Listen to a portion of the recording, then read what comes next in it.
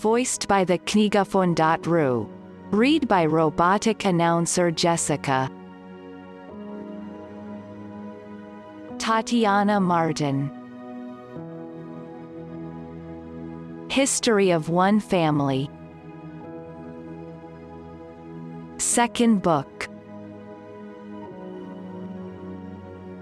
Chapter 1. 1.1. Flight across the ocean. So, I continue my story. Dash's departure to the USA has opened a new page in our life. Of course, I risked letting my 19-year-old daughter go so far alone. But fate was merciful to us. Dasha got into a good family, where she was surrounded by love and care. I remained in Ukraine so far, but it was only my physical shell. My soul was there, next to my daughter, in those distant lands. It has become almost my everyday ritual. Before falling asleep, I mentally traveled across the ocean. I tried to imagine the place where my daughter now lived, talked to her, hugged her, and fell asleep. It seemed to me that even so, I could be closer to my daughter and somehow protect her. December, I received a visa to the United States of the USA. It was fraught with some difficulties, but to my happiness, everything worked out. All preparations for departure completed, and on January 12, 1995, I began my long journey overseas. It was my first trip abroad. First by train from Donetsk to Moscow and then by plane from Sheremetyevo-2 to Houston with a change in Europe.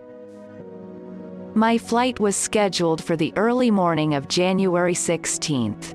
So I decided to go to the airport the night before. My sister and her husband took me on the subway to the bus stop. The bus went to the Sheremetyevo airport. I arrived safely to Sheremetyevo, apart from the drunken controllers and the purchase of extra tickets. They gave me at least 10 pieces. Someone helped me with my luggage to the waiting room at the airport. Surprisingly, all along the way, I came across kind people who themselves offered their help. At 7:30 a.m. the plane of the Lufthansa airline took off. Farewell Moscow. Long lives the meeting with the new. From the moment when I enter in this plane, I only heard German and English. And since I did not know German, and from the English remained only vague fragments of memories, so I did not understand anything from the information about the flight data of this plane. It is certainly a shame, but alas. The service was excellent. Flight attendants offered many different drinks, but my knowledge of the language allowed me to choose something familiar. I had to drink orange juice all the way because I only remembered its name. From Moscow to Frankfurt, we were in flight for 3 hours and 30 minutes. We ate delicious food. Everything was served in a beautiful package. The food seemed divine, considering the last time I ate the day before at 7 o'clock in the evening. The plane was a small size. The cabin was only 1/3 full, and so it was spacious in the plane. Time flew by. It was felt that the plane went down. It was overcast below us, and we couldn't see the ground.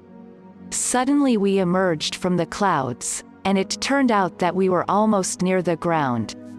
A few more minutes and the plane ran along the runway.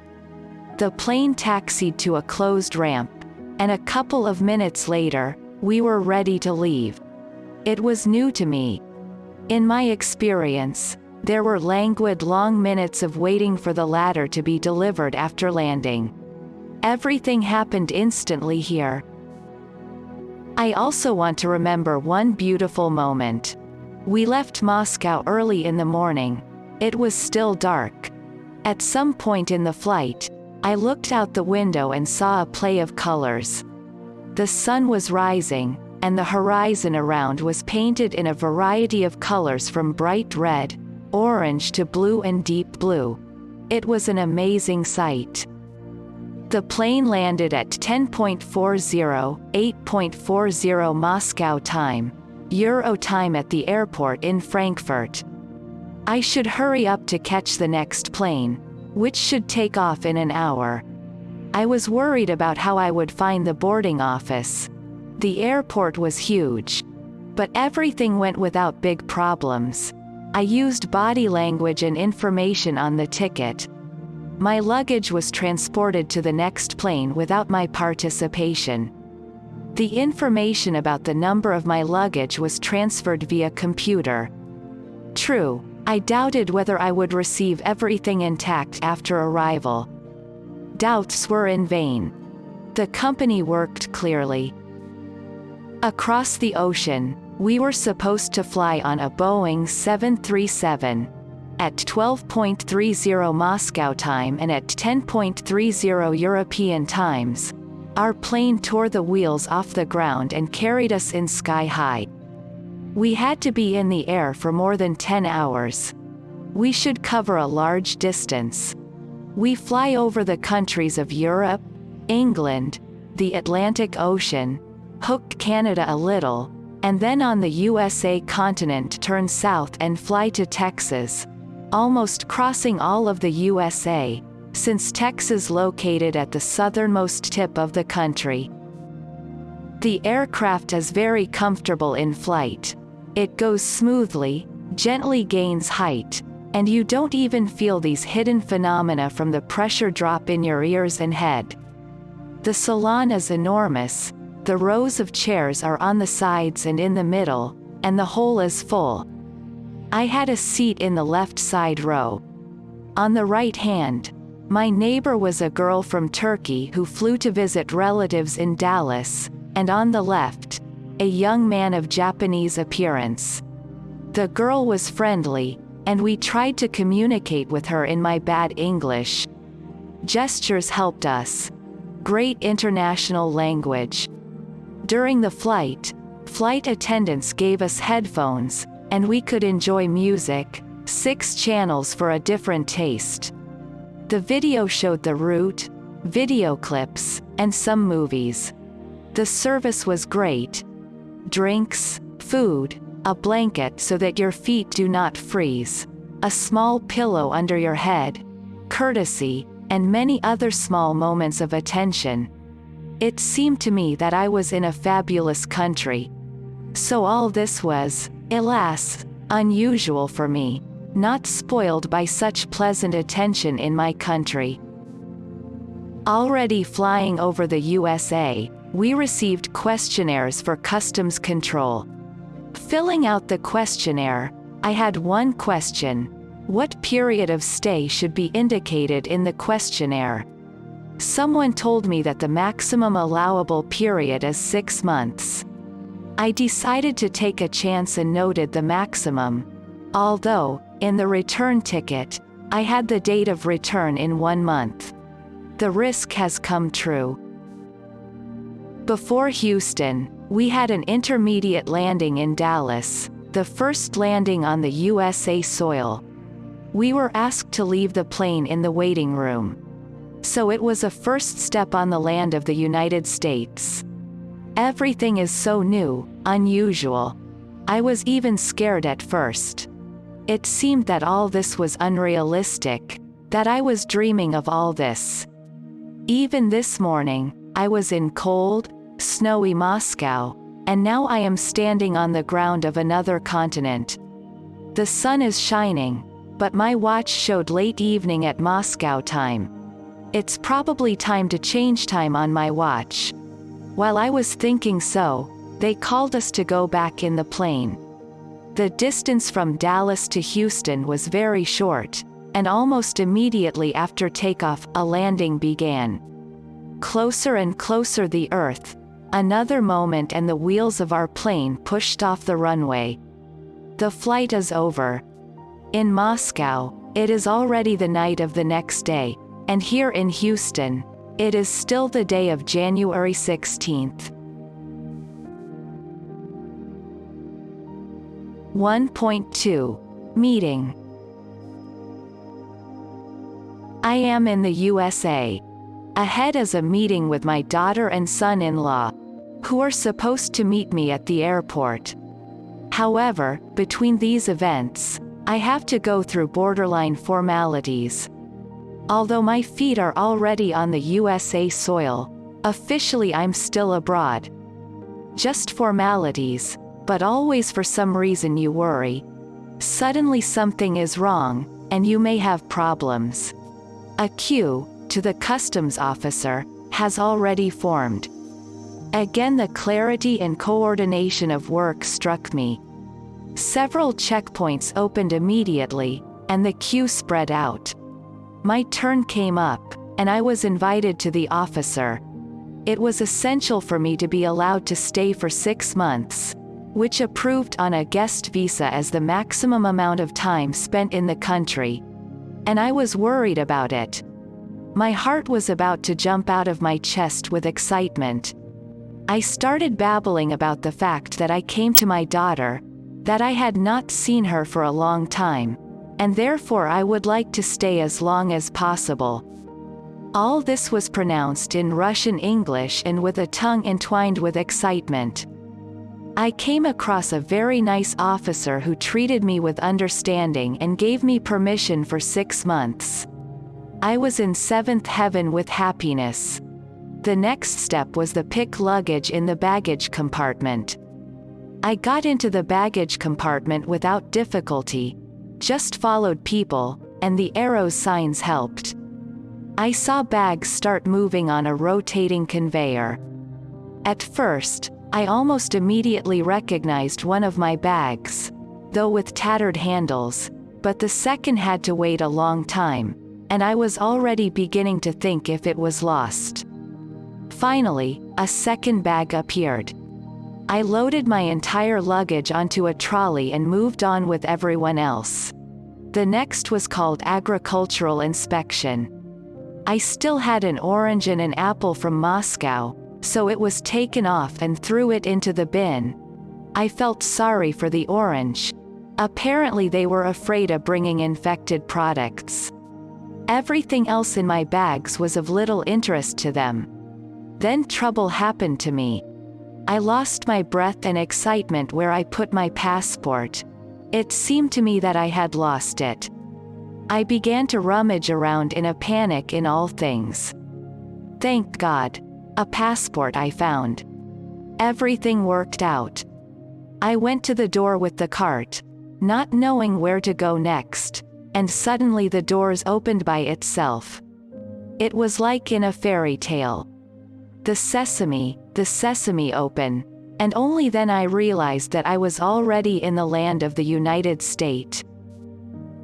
There was a crowd of people outside the doors. They were greeters. I was even a little confused as I find a daughter and a son-in-law in this crowd. But my fears were in vain. I heard Dasha's voice in the crowd and her joyful face. We hugged tightly, and tears of joy rolled down our cheeks. And then I saw my son-in-law with a big bouquet of roses. We went outside. The sun was shining out and was warm as the summer. My daughter and son-in-law were in short-sleeved clothes, and I was wearing warm boots and a warm jacket. I got straight from winter to summer, from the ship to the ball, as our classic would say. On the way home, I tried to look at the city, but I did not see the town in my understanding. We have ridden along the express road, and around were open spaces. In some places, the islands of 2-story complexes flashed, as it later explained to me the apartments for rent. In the distance, I have seen towered to the horizon the skyscrapers buildings in the center of the city, the so-called downtown in the center of the town. American mostly works but live in 1-story residential area. Texas and its cities are very different from other states and cities, such as New York. An hour and a half later, we were at home. Daughter and son-in-law rented 1-bedroom apartments. According to our concepts, this is a two-room apartment. The layout of the flats here is also different from our usual one. There is no entrance hall, separate kitchen, and a dining room. All this combined in one large space, the so-called living room, and only the bedrooms are fenced off by a wall and a door. The number of rooms in the apartment is considered the number of bedrooms. We spoke all evening. My daughter was an interpreter. She already spoke English. Time was later, eyes closed on their own. The big day of January 16th ended. My day stretched for as long as 33 hours. The first night on a new continent came. 1.3. First steps on another continent. The first night at a new place, I slept badly because of a long flight, excitement, a lot of new experiences, and the time difference affected. The night began in Texas, and at that time, it was already morning in Ukraine. It takes time for my internal clock also to be rebuilt in a new way. The next morning, the first thing that I began to get acquainted with was the kitchen. For a woman, a good organization of housework is important. When there is a lot of any small equipment that helps make this process more convenient, it is doubly better. In the kitchen, everything located very rationally. Along the entire wall, there were a lot of hanging cupboards, a gas stove, and a dishwasher. Of course, I was struck by the availability of automation in the kitchen. Matches or a lighter is not required to ignite the stove. Just turn the knob, and the stove ignites itself. I just have no words about controlling the oven. There is a device for self-cleaning, the timer, and automatic temperature control. Such a stove is the dream for our housewife in Ukraine. There is a microwave. If something needs to be heated quickly, it is convenient, especially for bachelors. Buy ready-made frozen food and just heat it. So the issue of diet is resolved.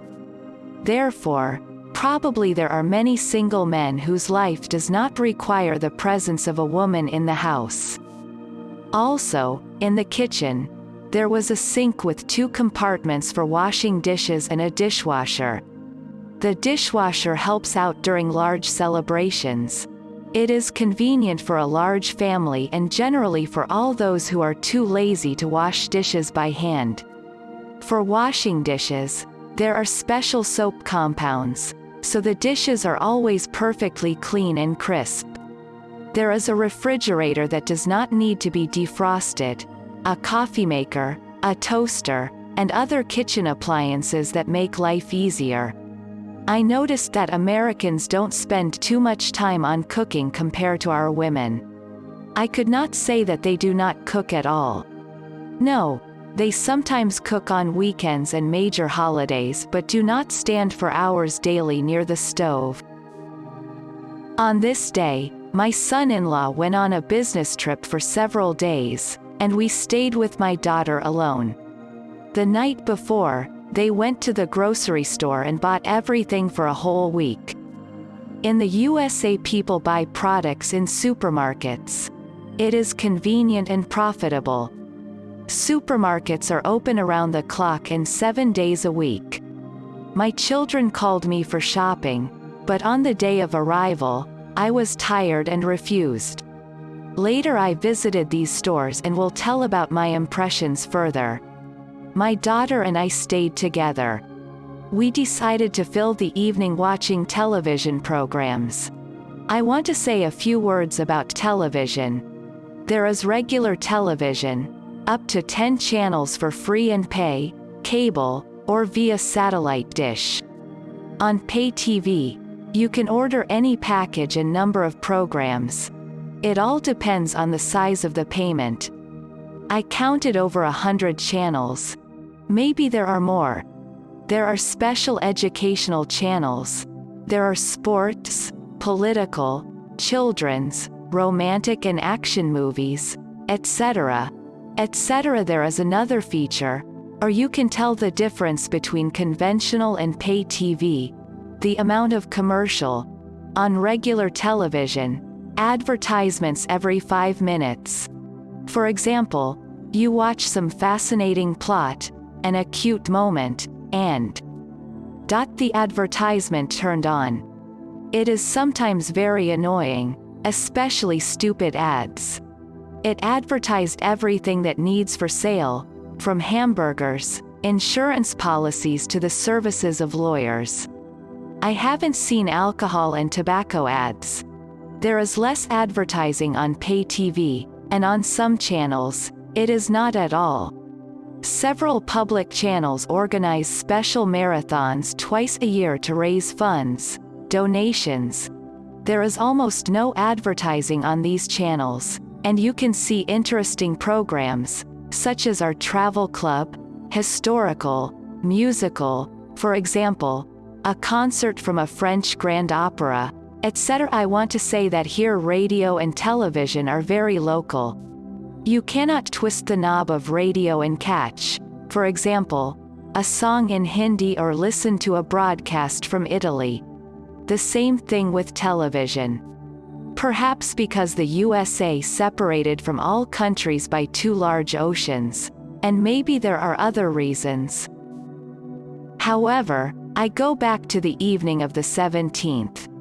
I tried to listen to attentively English speech but did not understand anything at all, although I studied English both at school and the institute. For me, everything merged into one long phrase. I tried to grab individual words from the context, recalled their translation. It took time, and I lost all meaning. My daughter said that watching television programs helps her learn English. She tries to perceive the language as children do without translating it. In the future, I took this technique into service. But for me, language acquisition is connected with the need to see how this word is spelled, and not just to hear. My visual memory dominates auditory.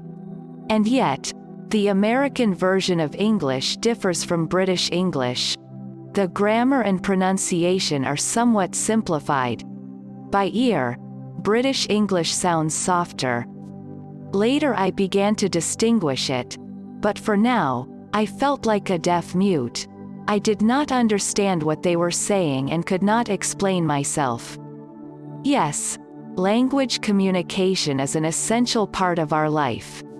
You begin to understand this when you find yourself in a foreign language environment. There is a feeling of loss, insecurity. You feel like a tree, torn from the roots of its native land and transplanted into a foreign environment. It can only be understood when you feel all this on yourself. The first stage of entering a new environment is painful and requires the mobilization of all your spiritual forces, so as not to break down and not become limp. I reassured myself that everything does not happen at once. It takes time and patience, and of course, a lot of work. The next morning, the morning of the 3rd day, I had the opportunity to get acquainted with the process of washing and drying clothes. In my home country, I spent all day washing clothes. It was a difficult process. It was necessary to pour water into the machine, wash, drain the water, rinse the laundry, unscrew it, and hang it to dry it, collect it, and then re-iron it all. As you see, a lot of work and more if you also need to soak laundry before this. Let's see how it all happens here. Since my daughter and son-in-law live in an apartment complex, there are also special rooms for washing clothes. But, if you do not want to use the public, you can buy or rent the washing and drying machines and put in your habitation. It is affordable, and it is found in every USA home regardless of where it is located, in a big city, or on a remote farm. We took our dirty laundry, put it in the washing machine. set the basic mode, poured washing powder, and pressed the button. Now we can be free. The machine will do everything itself. It will pour water, wash the laundry, drain the dirty, fill the rinse water, unscrew the laundry, and stop itself when the whole process is over. Our task: to pull out the linen and transfer it to the dryer. Here I did not see the clothes hanging and drying on the ropes. The washing machine has several different washing cycles. Therefore, before laying clothes, it was important to read the washing mode, which is on the tag on each garment. People here never cut these tags to know how to wash clothes. I had to learn this too. The time while washing and drying could be used for other works. It is very comfortable. At this time, my daughter was preparing dinner, and I took care of the letters.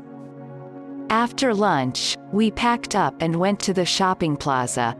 This plaza was 10 minutes walk from the apartments, and I was glad to have the opportunity to walk.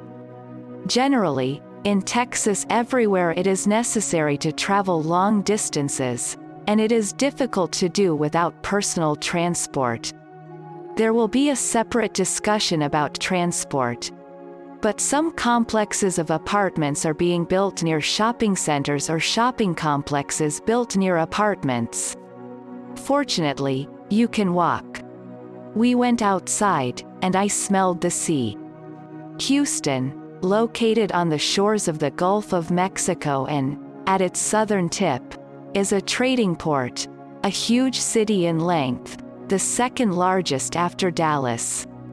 The air was fresh and filled with the scent of spring, although it was January at that time. I told Dasha that I have a feeling that I went to the resort. The weather during this period is very moody in Texas and depends on which side the wind blows. It's warm like summer, or it is raining, if the wind blowing from the south, from the tropics, and it is cold if blowing from the north. But there is usually no snow. Maybe it happened in rare years, and even for a few hours. There are almost no pedestrians on the street, mostly cars. The older women are not visible with seeds on the benches, and the children do not run around the streets. Even dogs and cats are not visible. It, of course, surprised me. First, we went to the post office and left letters there. There are many different types of postal services. There is official state mail, which works the same as our regular mail. But there are all kinds of expedited postal offices, such as UPS, Federal Express, Western Union, and others. There are many private forwarding agencies. All these organizations carry out the same operations. The difference in time, price, and security of delivery. For example, in Western Union, you can send dollars to anywhere in the world in almost 1 second, since operations performed through a computer network.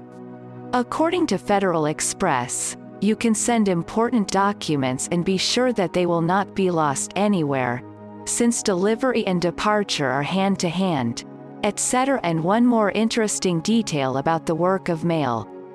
There are old quarters of private houses where there is a mailbox near each house.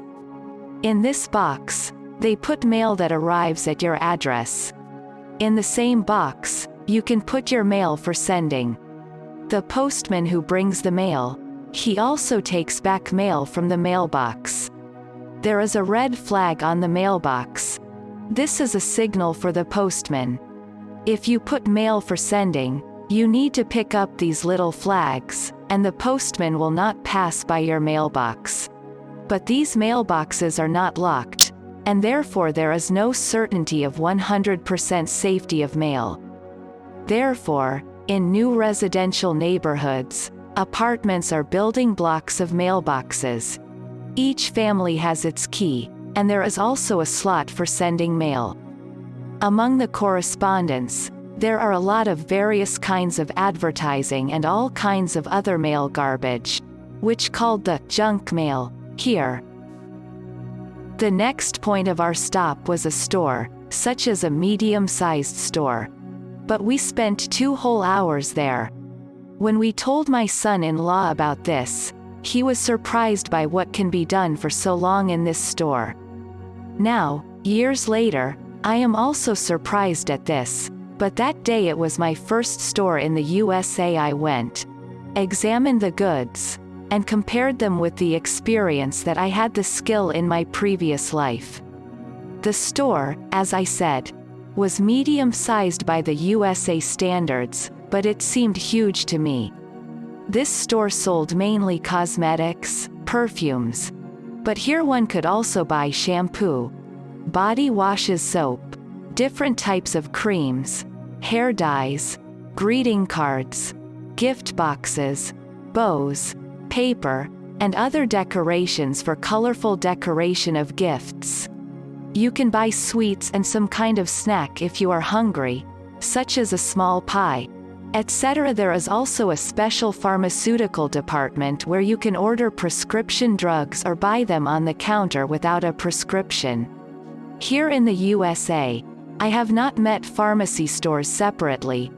There are pharmacy branches in many supermarkets. All products are neatly laid out on shelves. Each product has a price tag. Each company producing cosmetics and perfumes has its stand. For example, if you prefer L'Oreal products, you go to this booth and choose everything that you like. In general, I should mention, maximum comfort with minimum time. I struck by the wide variety of goods and free access to it. A few years later in Ukraine, there are a lot of all kinds of products, and you won't be surprised anymore. But then in 1994-1995, when I was leaving, in Donetsk, in the largest supermarket there were empty shelves. However, even now, when goods are offered there on every corner, I would say that trade and services are still in a wild state, and there is still a lot to learn to reach such a level as here. There is no jostling in the store at all, and there are no separate sections, as in our supermarkets, where you have to stand in a long queue just to go and look at the goods, and where there are several guards and look at you with suspicion, as a potential thief. It is my previous experience from Moscow supermarkets during the years of a significant shortage of goods. I do not want to say that there are no thieves in the USA. This phenomenon could found everywhere, such as human nature. However, here there is a needy eye of the guards, but this done very unobtrusively, the eye of the guard hidden in the video camera. We finished our journey by renting a few videos. On January 20th, on Friday, my son-in-law was returning from a business trip. In the evening, he and Dasha decided to show me another supermarket where you can buy clothes, shoes and everything you need for home. Walking there was a long way off, and we drove by car. This store was 10 times, or maybe more, larger than my first store. It was free to get lost in it. Enough land in Texas, and all supermarkets here are built one-story. There are also two- and multi-story malls, but the vast majority is single-story. Supermarkets are networked, that is, the same company has its stores in many cities and states, and the design of the stores of this company is the same everywhere so that the stores are immediately recognizable. This store that we went to belongs to one of the wealthiest companies in the United States because it supplies 80% of the people living in the United States, the entire lower stratum, and most of the middle class, and here are relatively the lowest prices. The name of this store is Walmart, by the name of its founder. Now living in the USA for a long time, my horizons have expanded. I do not visit this store very often, and I do not spend hours there, but that day it was like a fairy tale for me. There are times in life when you want to change everything, even your clothes. I brought some of my old clothes, but either such a dramatic change of scenery or the desire for everything new, I did not want to wear anything from my former wardrobe. Therefore, we took the cart and immediately went to the clothing department. What do people mostly wear here? Here in Texas, people are not very picky about clothes. The main thing should be the comfortable. Therefore, pants in winter and shorts in summer are an essential piece of clothing. Everyone wears shorts and jeans. Slender young girls and a quite impressive size and age of the ladies. The USA dress well if they go to church, to interviews for job placement, to the office, if the dress code written in the rules of the company. However, in everyday life, sometimes they are dressed even very sloppy. I think that this is a lack of education in culture and good manners, in contrast to the people in Europe. But back to the store, we put a bunch of clothes in the cart and went into the fitting room. Here is allowed to try everything, even underwear. It is a pure pleasure, especially for expensive evening dresses. We chose what suited and liked me, and went to pay at the cash register. It was also a new experience for me to see the work of a cashier. At the exit of the store are rows of cash registers, which equipped with an electronic reader and conveyor belts. Buyers place goods on conveyor belts.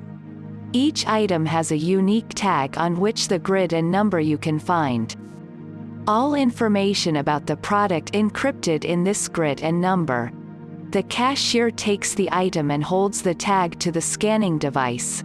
Data fed to a computer device, which is embedded in the cash register and issues a price.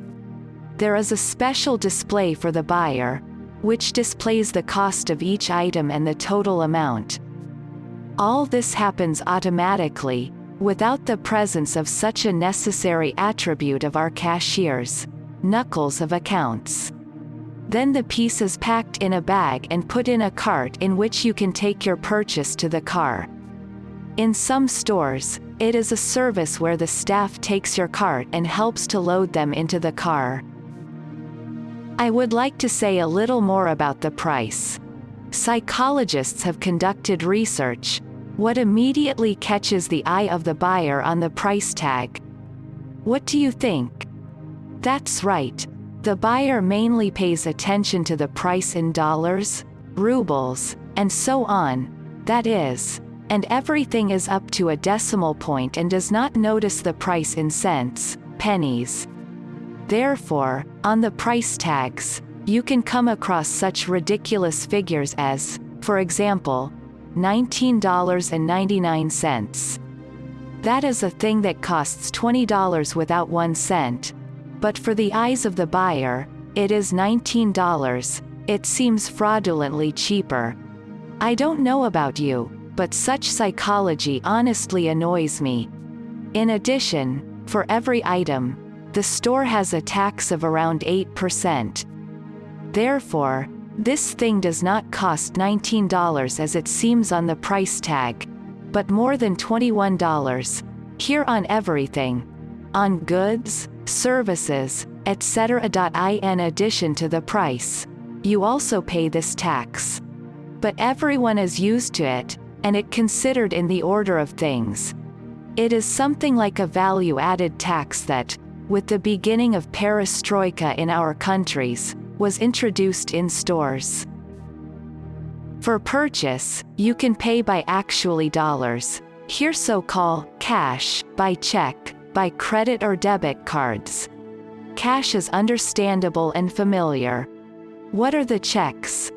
99% of the American keeps their money in banks, as all significant payments go through the bank. It is very convenient for the state.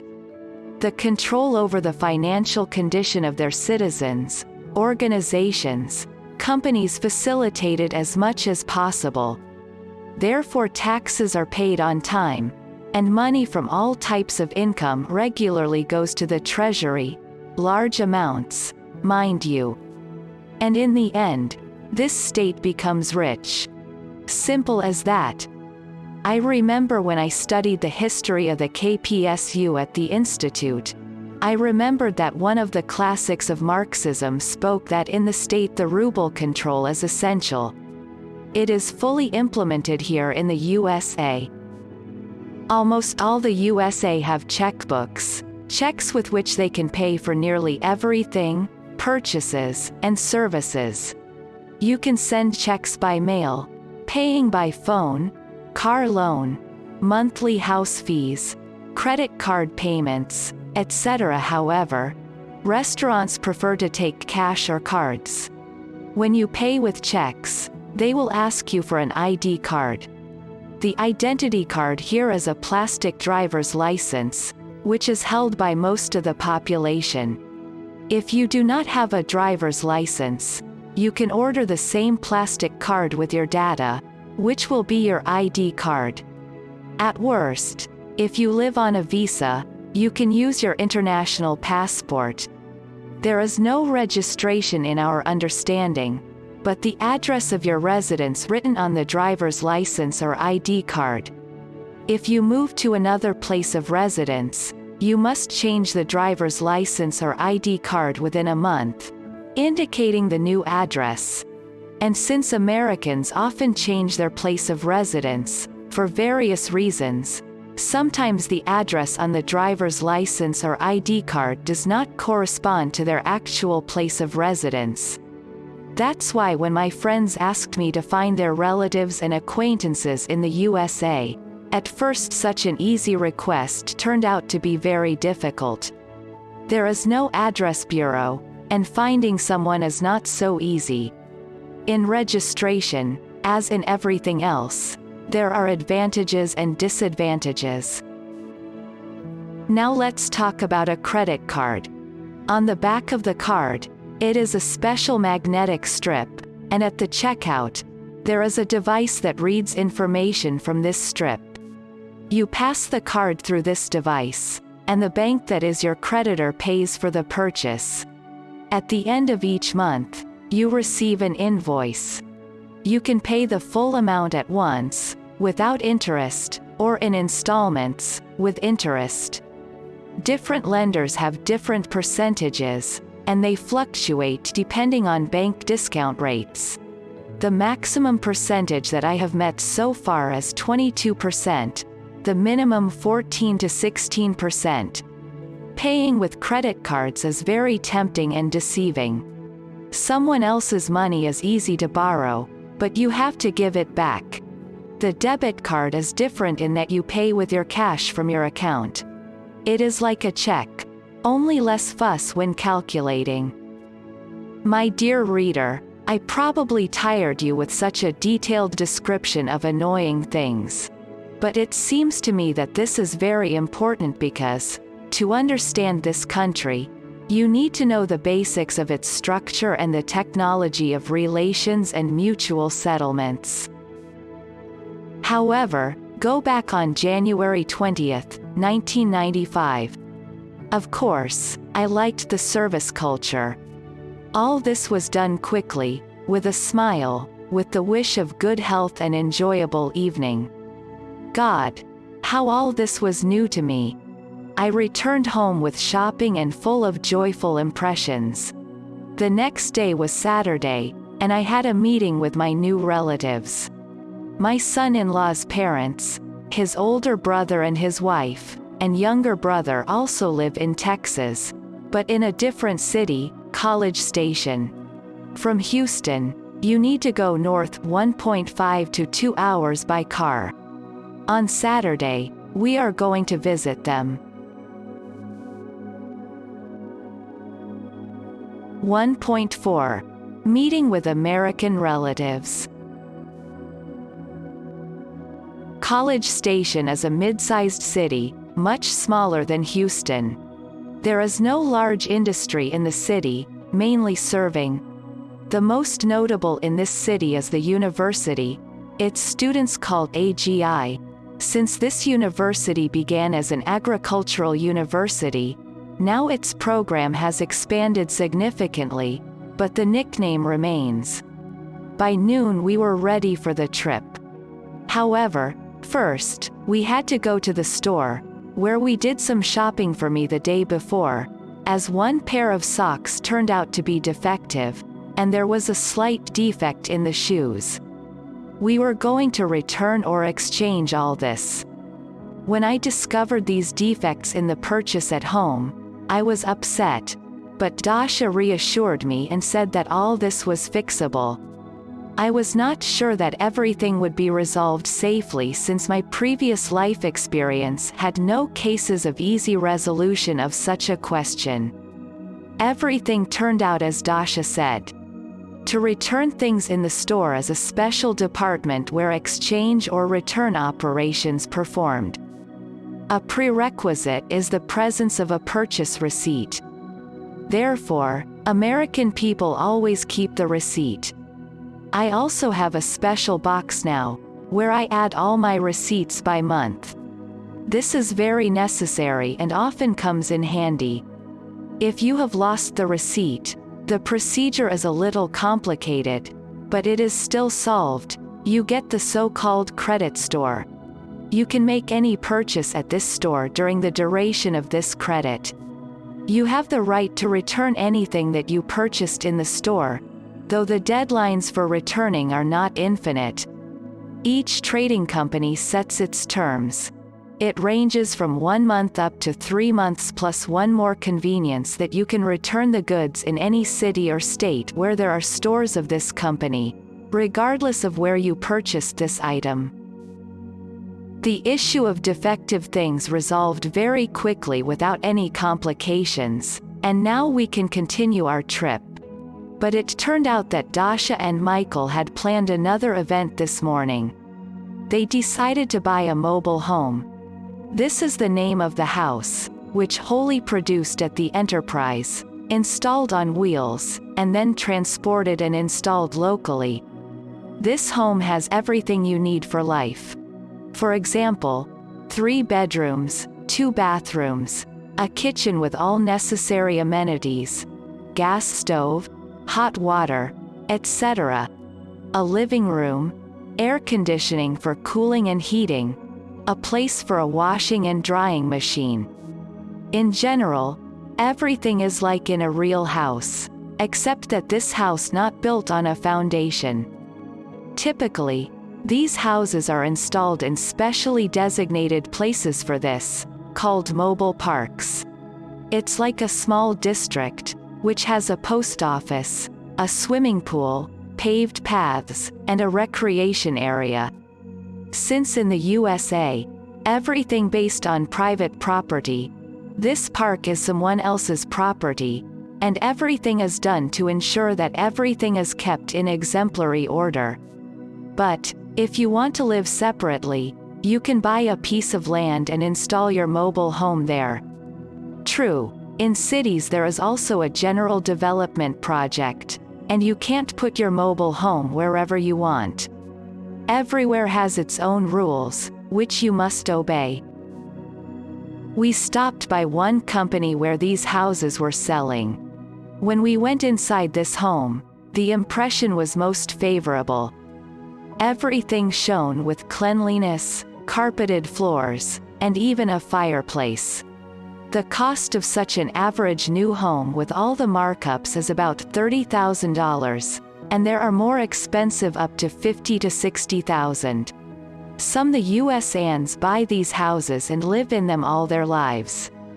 Housing in the United States is expensive, and not everyone has the opportunity to buy or build a real house. Renting apartments all the time means paying big money to someone else's uncle, and therefore buying a mobile home is economically beneficial for certain segments of the population or for a certain time. In the USA, people live in very different conditions. Some live in palaces, others live in buses. I saw a family who lived on a bus that used for outdoor recreation, which has sleeping places, amenities, all of the small size. So they slept on the bus, and the kitchen and the laundry were outside. Dasha and Michael were a young family. They only get on their own feet. They still cannot afford to buy a house, so they decided to stay on the mobile home option. But this option is temporary, and it makes no sense to pay that kind of money for a new mobile. Therefore, they thought and decided to find something cheaper, even already used. Therefore, our viewing did not end with a purchase, but only with information for reflection. All the preliminary affairs of this morning have ended, and finally, we can go to a meeting with relatives. Driving along the roads of the USA is a great pleasure.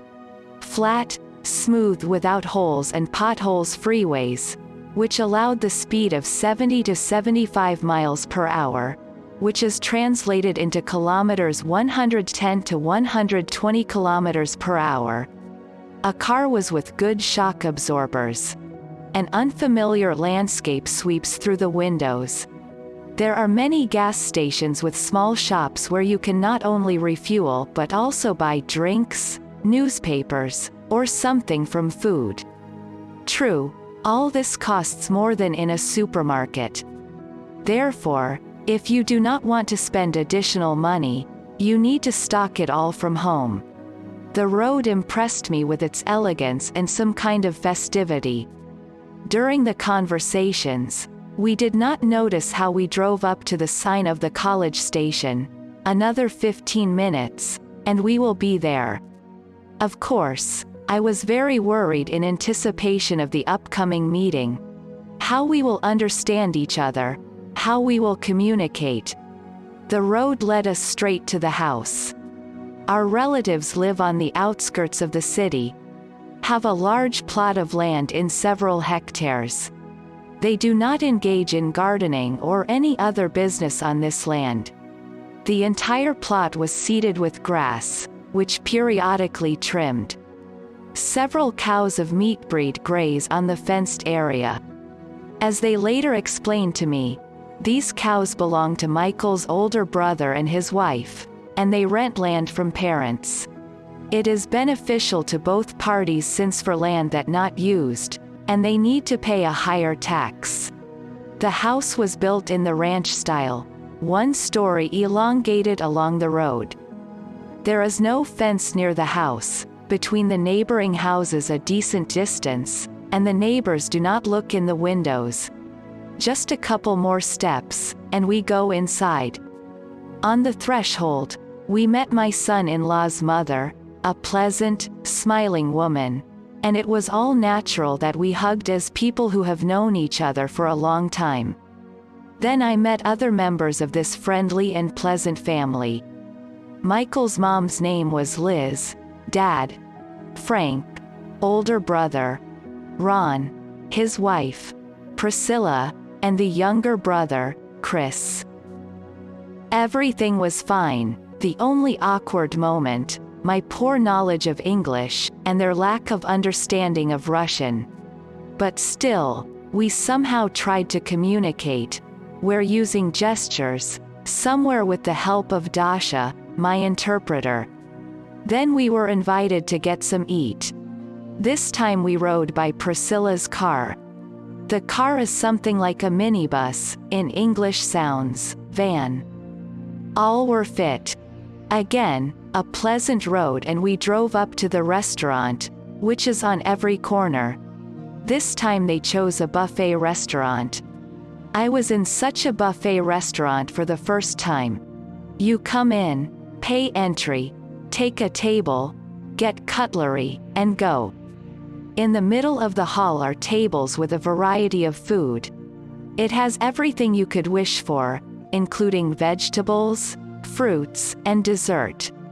You can eat plenty, but you cannot take anything with you, unlike a regular restaurant, where it is customary for the USA to take away the remnants of their food. This is not considered shameful. For these purposes, in all restaurants, you can get a box where you can put leftover food. People in the USA have no complex in this regard. There was a lot of food. Many dishes were not familiar to me by name, that I was even confused. I was surprised by the abundance of fresh vegetables and fruits in January. I think this buffet restaurant is something like a Swedish board. After lunch, we went to church. The American people are a religious people, and if someone not very much religious, it still follows the tradition. There are a lot of churches and various confessions. Sometimes it's just clubs for meetings with your friends and like-minded people. My son-in-law's family professes the Catholic faith. They attend the service every week, either on Saturdays or Sundays. Also, Liz works as a secretary in the church office. Before, she worked for 30 years in a telephone company until the company was downsized and laid off some employees. At the same time, the company paid a decent amount of its pension fund, which Liz invested in some funds until she reached a real retirement age. Partial retirement age here occurs for both men and women at 62 years old and full, after 65. I will try to tell more about retirement in the following sections. In the meantime, we go back to the church. I remember the Catholic Church in Lvov, where I grew up, but this local church was not like what I remembered. The church did not have the usual iconostasis. There was a kind of tribune from which the priest led the sermon. He read Bible chapters in English. A chant accompanied the sermon. There was a whole choir on stage, and all the parishioners sang along with the choir. The service ended with the sacrament. Those who wanted to lined up and received from the priest a sip of wine, the blood of Christ, and a piece of bread. This is similar to what is being done in our churches in Ukraine and Russia, but more democratic. The service lasts about an hour and a half. After the service, I was asked to sign a guest book.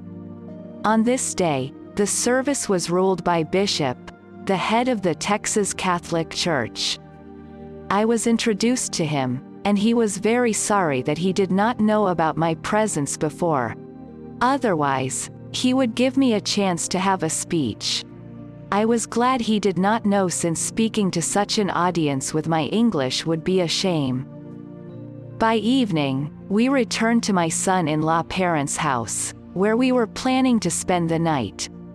Now I want to describe the internal structure of the middle society house in which Liz and Frank live. They bought this house in the years of their youth and only recently finished paying off the loan. The house has 3 bedrooms. In addition to the sleeping quarters, there is a large premise, which is named as the living room. The dining room and the kitchen adjoin this premise. There are no stationary partitions between these 3 rooms. Such a layout was not clear to me why the kitchen was not taken out to the fenced room. What about the smells? But then they explained to me that this was all done on purpose, so that the family, returning home after a hard day, could enjoy each other's company while doing some household chores in the kitchen, talking with children and watching TV shows. A good hood removes from the kitchen all smells. Bathrooms are with combined amenities, as we say, but unlike ours, the house has at least 2 bathrooms. One is next to the spouse's bedroom, and the second is for the rest of the family members and guests. The bathrooms are kept in perfect order. On the washstand are all kinds of figurines, boxes, bottles with pleasant smells, paintings, flowers, scented candles are burning. In retreat, I want to say that I have never seen dirty toilets anywhere in the USA, even at bus stops, in recreation areas, etc. Everywhere is clean, well-groomed, with the presence of toilet paper and without the aroma inherent in our common areas. I think the lack of smell because, in the design of the toilets used here, there is a cork stopper that prevents sewer gas from escaping to inside. Why don't we borrow this design? Yes, You can write a poem about the cleanliness of the toilet rooms. I even specially made photographs to show how unlike our public toilets are. And besides, notice, the toilets are free. Somehow I exclaimed in a fit that enriched the USA. It's free, and in poor Ukraine, you have to pay for need. In the decor of the rooms, there is also a difference. There is no large furniture along walls with mezzanines in full length. Each of the bedrooms has built-in wardrobes, some of which allow you to walk in them. In the dining room, there is a large table with chairs and a cabinet, and in the living room, there is only upholstered furniture, minimum furniture, and maximum living space. The next day was Sunday. The weather turned bad, it was cold, and the wind was blowing. In winter, the weather in Texas is unstable. It all depends on the direction of the wind. Texas lies on the path between the equator and the north, where in January, there is frost and snow. We stayed at College Station until 7 p.m., and then returned home to Houston. This is now my home. The first meeting with relatives left the best memories. Liz is a very cheerful and sociable woman. Frank is a youthful man until recently he sang and played in the orchestra of the local country club. They met each other since school years, and then they got married and have been happily living for many years. They gave birth to 3 sons. Older, Ron, married. His wife is a woman with character and holds her husband in hedgehogs. They live separately. They have their own house. But they don't have children. Michael is the middle son, Dasha's husband, and the youngest Chris is not yet married and is still living with his parents. On the way back to Houston, we stopped at a large farm market.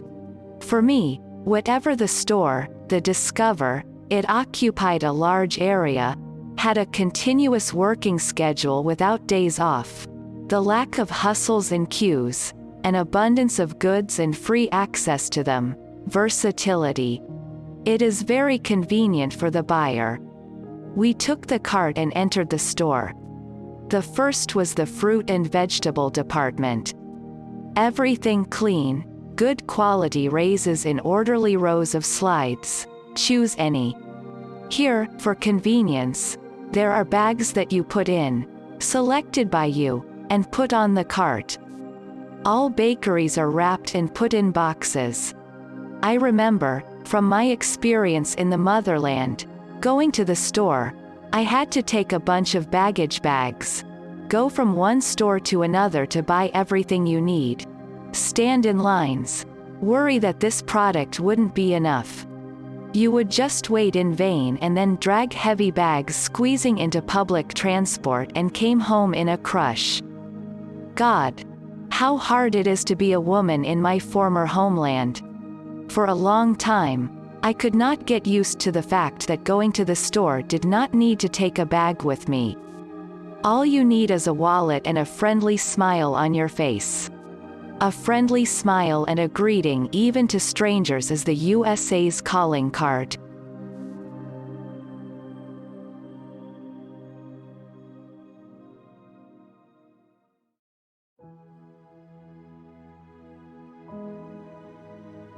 Chapter 2 2.1 Houston.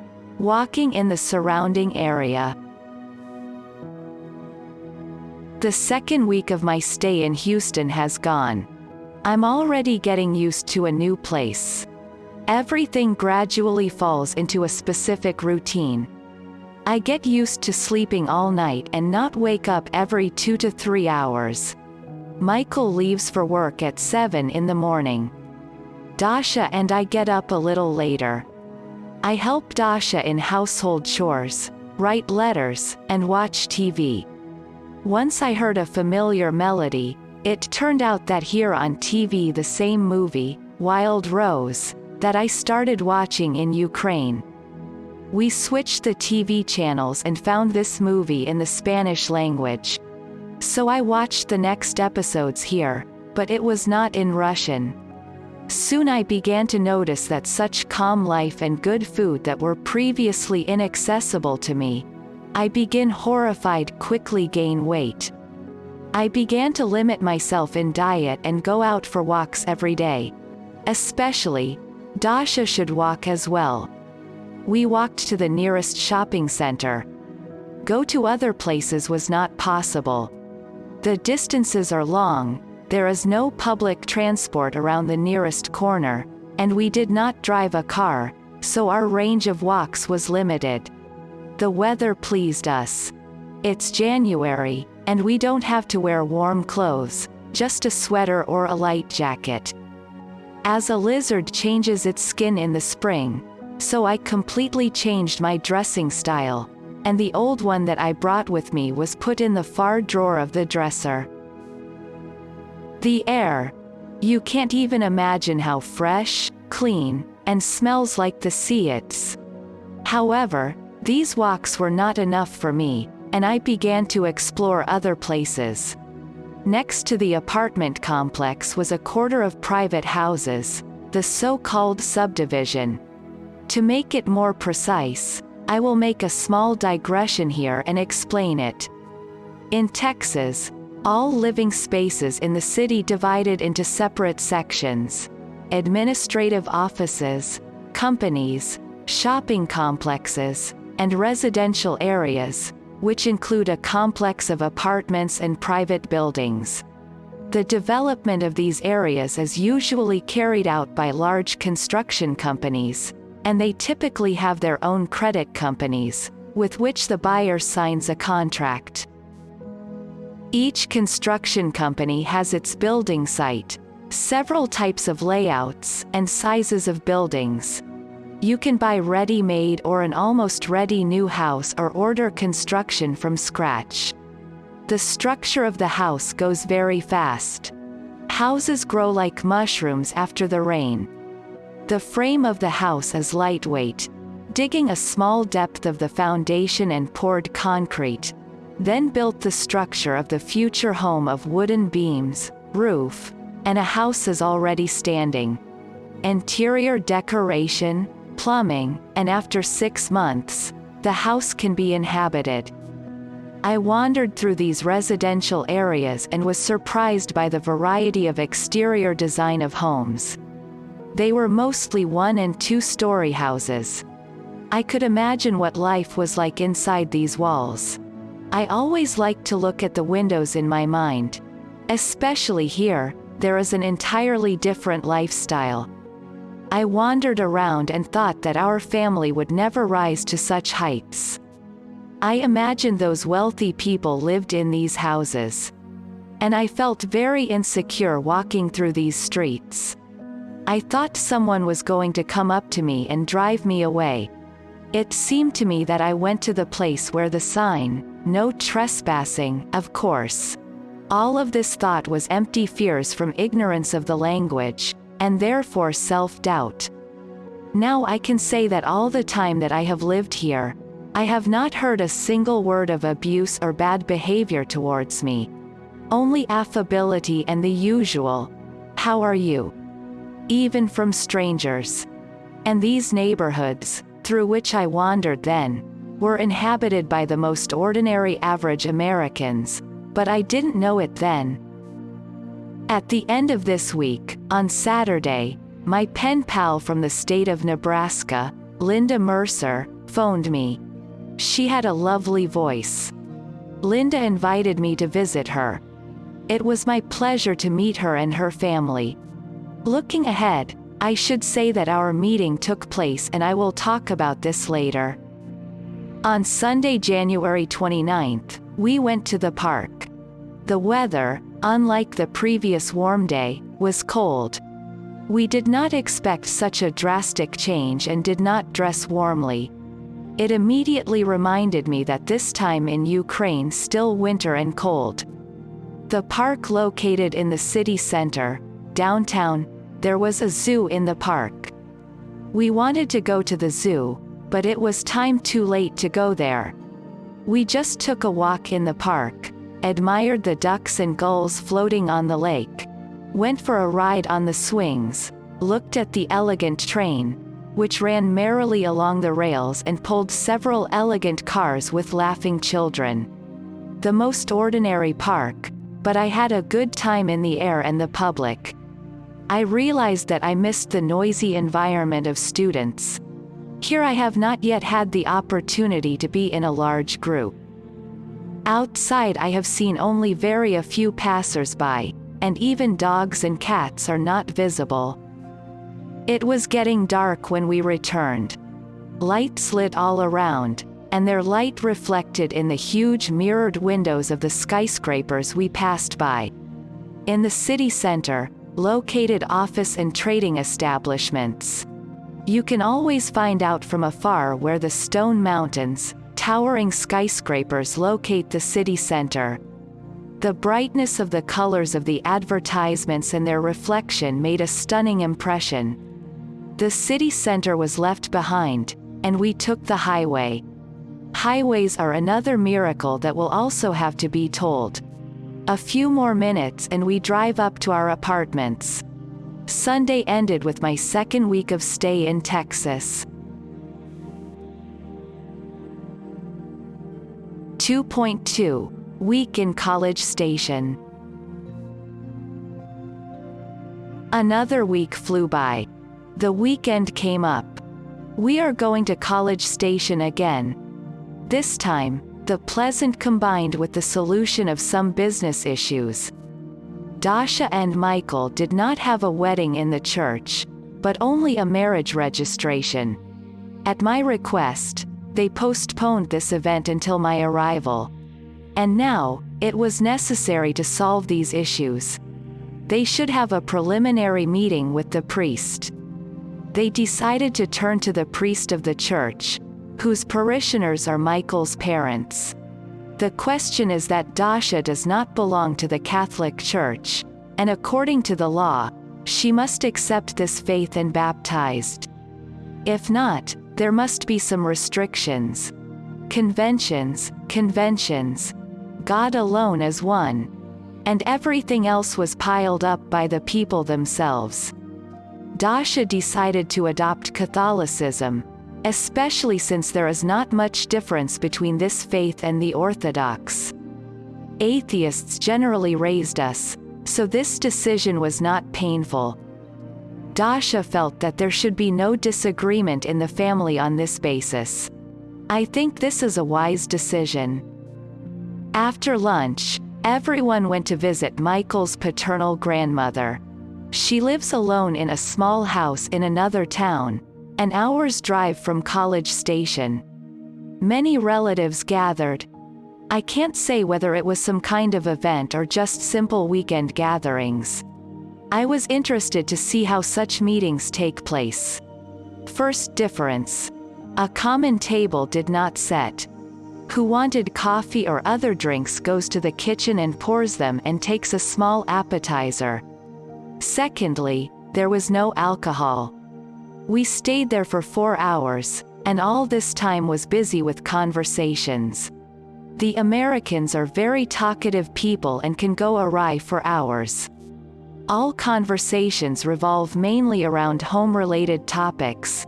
Much less, they talk about politics and food prices, etc., are hot topics. All conversations were in English. I tried to understand at least a little what was going on, but it was given to me with difficulty.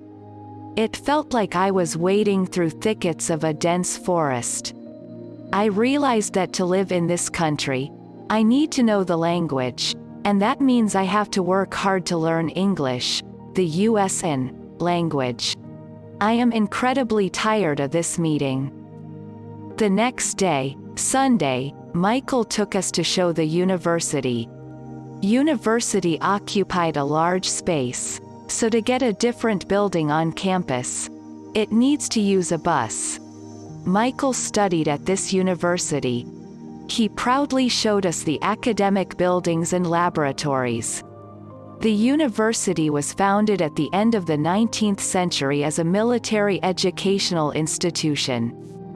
Only in the mid-50s it was transformed into a public university. Since 1952 it began to intake of black students, and since 1956 female students. The main specialties are engineering, mainly in the electronics industry.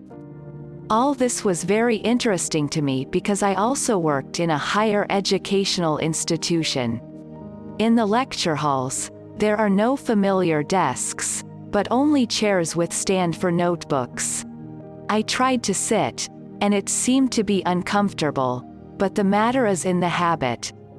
We went into the laboratory rooms, all training places equipped with computers and the necessary devices. All buildings are large, bright. Everything around is clean, cigarette butts, paper or other rubbish are not lying anywhere, and most importantly, the complete absence of the smell of the toilet, which is inherent in our educational institutions. There are halls with soft sofas for students, but an interesting feature I saw was a lot of students sitting directly on the floor in front of classrooms or on stairs. This is another feature. The people here do not feel the complexes and do not consider it shameful to sit on the floor, on the ground in all public places, whether it is an educational institution, whether it is an airport or an open-air concert venue. This feature has been brought up since kindergarten. I can't get used to it and make my girls not sit on the floor. Or maybe this makes special sense. It was with great pleasure that I walked around the university. Of course, as a teacher of a higher school, I wanted to learn more about the educational process, about teaching methods, about programs, tests, and exams, etc. But alas, it was not yet available. Let's not lose heart. This time will come. Thanks to my son-in-law for this pleasant tour. On the way back, we went to the university library. The library was stunned by its huge space, an abundance of books and computer equipment. Even though it was Sunday, was crowded there. It can see that students were preparing some of their assignments for the coming week. I had a thought. Maybe the library has telephone directories of other states. The fact is that when I went to the USA, my Armenian friends from Donetsk asked me to find their relatives who emigrated here after the terrible Armenian pogrom in Baku in the late 80s. I did not know where to start the search, because apart from the names and their approximate place of stay, I did not have any other information.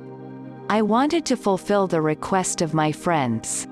I thought that using the telephone directories, I would find their numbers by phone and call. I told Dasha about this, and she told Michael. Michael went to the registration desk, talked to the woman sitting there, and she found the necessary reference books. We looked through them, found the addresses of Armenian organizations to which I thought to turn for help. Immediately we made copies of the necessary pages. Looking ahead, I want to say that I managed to find the relatives of my Armenian friends, though not as soon as I would like. Alas, this search was in vain. Relatives in the USA were deaf to their distressed relatives in Ukraine. Your shirt is closer to the body, as say. In the evening, my daughter and son-in-law returned to Houston. I decided to stay with relatives at College Station for the whole week, as agreed on the previous day. I wanted to live in a fully English-speaking environment. To learn how to swim, you need to get into the water. To learn a language, you need to communicate. The next morning, everyone runs away to their work. I stayed at the house by myself, but I did not get bored. The weather was sunny and warm, and I enjoyed being outside. By the time my relatives arrived, I had decided to treat them to our specialty, borscht. The day before, Liz bought all the necessary products to make borscht. In their refrigerators, I saw such a number and variety of products, which in my home in Ukraine could probably be accumulated only within a year. No wonder the USA is considered a country of fat people.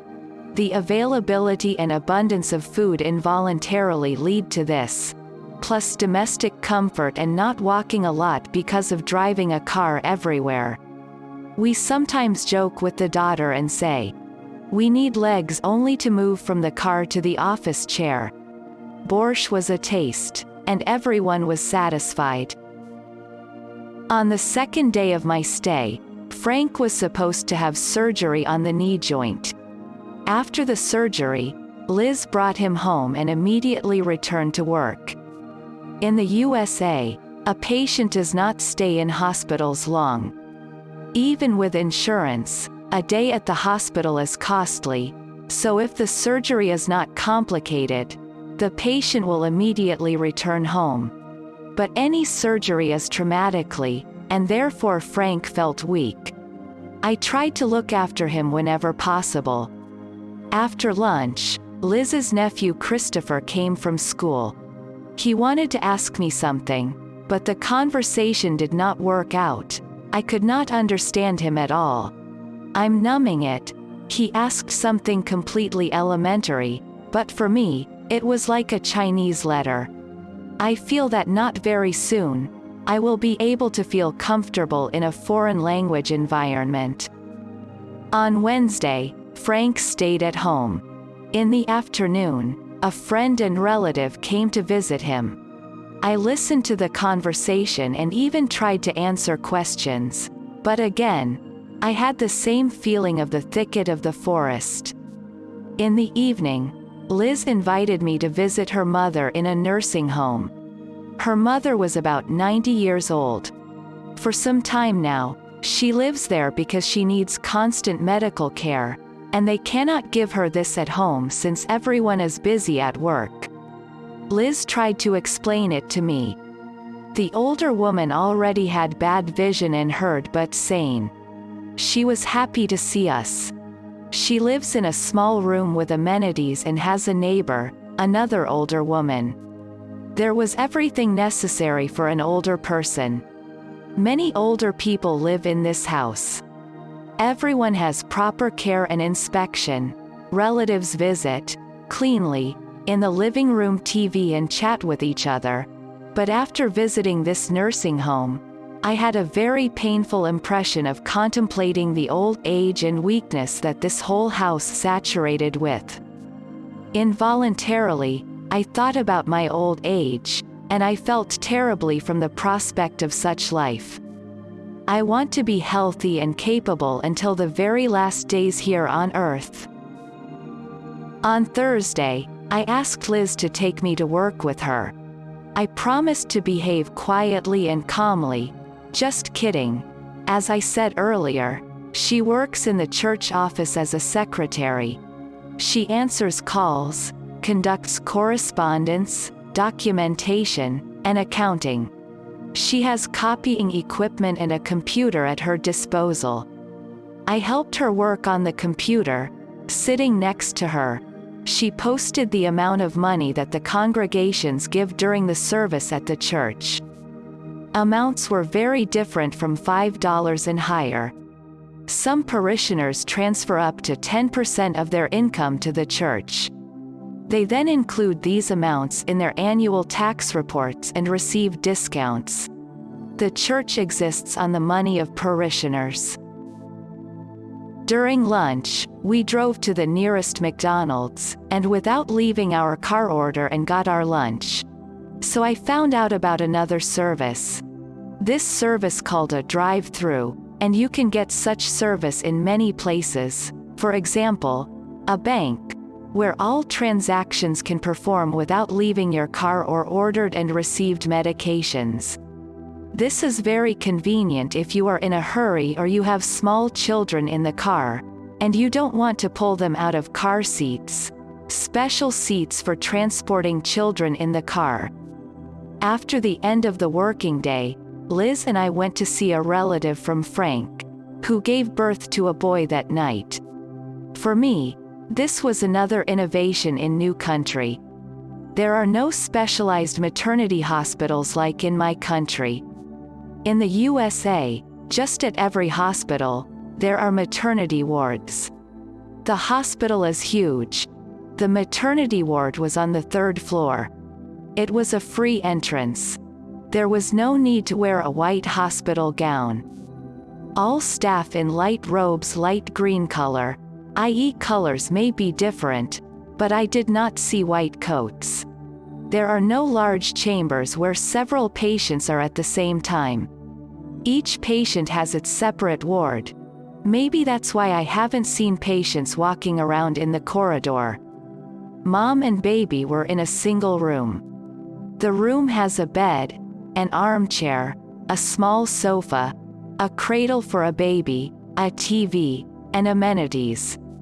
In the same ward, childbirth takes place, at which the husband and relatives may be present.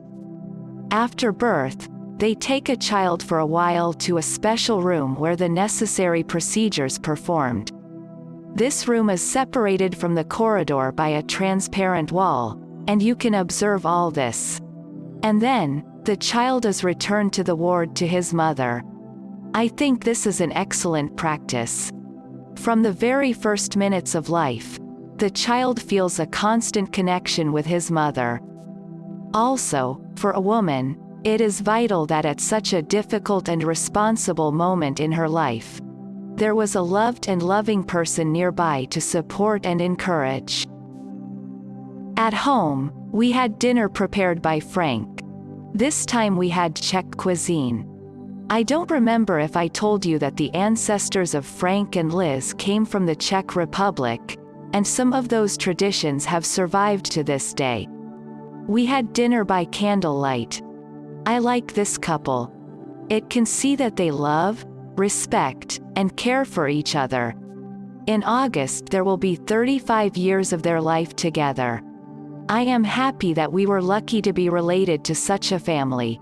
I'm even a little bit envious. On Friday night, Michael and Dasha arrived. The weather turned bad. It became cold, and so all of us sat at home near the TV all Saturday. On Sunday, immediately after breakfast, we drove home to Houston. Away was very good, but, as the saying goes, home is better. 2.3 Ukrainian Church. It's been almost a month since I was in the USA. There are 5 left. Time will run fast, and I should think about how to stay here longer or forever. Today, Michael went to a lawyer and consulted about this. My guest visa can be extended for another 6 months, and also another option to get a working or student visa. Age for a student visa is not a hindrance because here, people study at college at any age. However, for a work or student visa, you need to speak English to pass the interview. Other hand, I should return home to Ukraine and wait until Dasha becomes a citizen and does paperwork for reunion family, but it could not happen soon. This can happen only after a few very long years of a lonely life. Also, the years will pass, and it will be more difficult to make up for a lost time. True, there is another quickest way: married to the USA citizen.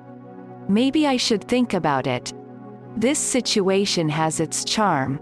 I gain personal life, and from the category of mother-in-law I turn into the category of a wife. I will get all the legal to live here. Besides, I have a lot to learn. My son-in-law is a good man, but he is busy with work, his wife, his young family, and here I am with my problems. He simply does not have time and energy for all this. I understand him perfectly and do not take offense. And I need help to become an independent person in a new country. That's why, a husband, on my opinion, will not be a luxury now. He will be need for survival or getting used to a new environment. Say blasphemy against the future companion. But why hide the sin? I am not first to decide to do so. It remains a small matter to find a man who, in such a short time, could marry a foreigner. I urgently need to expand my social life. I rummaged through the telephone directory and found that there is a Ukrainian Catholic church in Houston, which means I can meet my countrymen there and make new friends. We called this church and found out when they have a service. The priest promised to introduce us to his parishioners. Today is Sunday. Michael and I are going to the service. Dasha was a little sick and stayed home. It rained at night, and it was damp on the street. The trip took 35 minutes. Michael knows Houston well, so we easily found a church. Going up to the church, I saw older women going to church. Their clothes immediately reminded me of Ukraine, and I got the feeling that I was in my natural environment. The service was conducted in Ukrainian and English languages and lasted 1.5 hours. There were about 40 people. After the service, we turned to the priest. A small group of people crowded around him. He introduced us to these people, and they invited us to stay at a church council meeting. There I met the Gulich family. His name was Vasily, and his wife, Elizabeth. Elizabeth was the daughter of a Ukrainian priest who, in the 1940s, immigrated first to Europe and then to Canada. Vasily turned out to be my countryman. Also, we even studied at the same university in Lvov but in different years. He has been here in the USA for 5 years. He arrived during Soviet times on a guest visa, and he stayed. He lived and worked in Chicago, received a work visa, and continued it many times, and then it was easier. But the time came when he was told that this was the last time, and then he found a way out. He married Elizabeth. Therefore, when I opened up with him about my problems, he immediately understood me and set about helping to introduce someone. His wife was also very kind to me. We talked in the Ukrainian language. Here I realized what happiness means. It is when you are so free to speak and understand everything without much effort. A little more words I should tell about the Ukrainian diaspora. The Houston diaspora is not as large as in other cities, but very friendly. They support and take care of each other, help to take the first steps, get a job. They have a Sunday school where children are taught the Ukrainian language and culture, etc. I was very pleased to meet them. Far from the motherland, a person speaking your native language perceived as the closest relative. I returned home in the finest mood. The sun was shining, and my soul was light from communication with my countrymen. On Wednesday, April 5th, I received a call from Elizabeth, my new acquainted from the Ukrainian church. She invited me to come to the Ukrainian Bazaar over the weekend, which they organize every year on Sunday a week before Easter. Dasha and Michael left for College Station that weekend. They had business there. Therefore, we agreed that I would spend the night with my new friends Gulich. By 9 o'clock Saturday morning, Michael and Dasha drove me to the Ukrainian church and transferred me to the guardianship of the Gulich. By 10 o'clock people began gathering. They, voluntarily, helped prepare for the Sunday bazaar. The bazaar was to take place in the parish hall of the church located in a separate building near the church. Everyone was busy with his own business. Someone decorated the hall, others arranged the tables, and someone helped in the kitchen. For food, they prepared dishes of Ukrainian cuisine: dumplings with potatoes and cheese, cabbage rolls, stewed cabbage, borscht, a lot of all kinds of pastries. All this will be put up for sale tomorrow. In addition to food, some items could prepare for sale. For example, I saw a lot of embroidered shirts, towels, and colored eggs. The revenue will go to the treasury of the Union of Ukrainian Women, which were the organizers of this event. I was called to help in the kitchen. I gladly wrapped cabbage rolls and was praised for my efforts. I met many women and listened to many useful tips. Each of them has its own story of coming here. I asked them about the possibility of a job here. Many mainly work as a babysitter or take care of the elderly. Someone promised to help me find a similar job. Maybe for a start, it would be nice. The fact that the Ukrainian bazaar will be advertised in the local newspaper, and on Sunday the hall was full of people. The audience in the hall was the most diverse.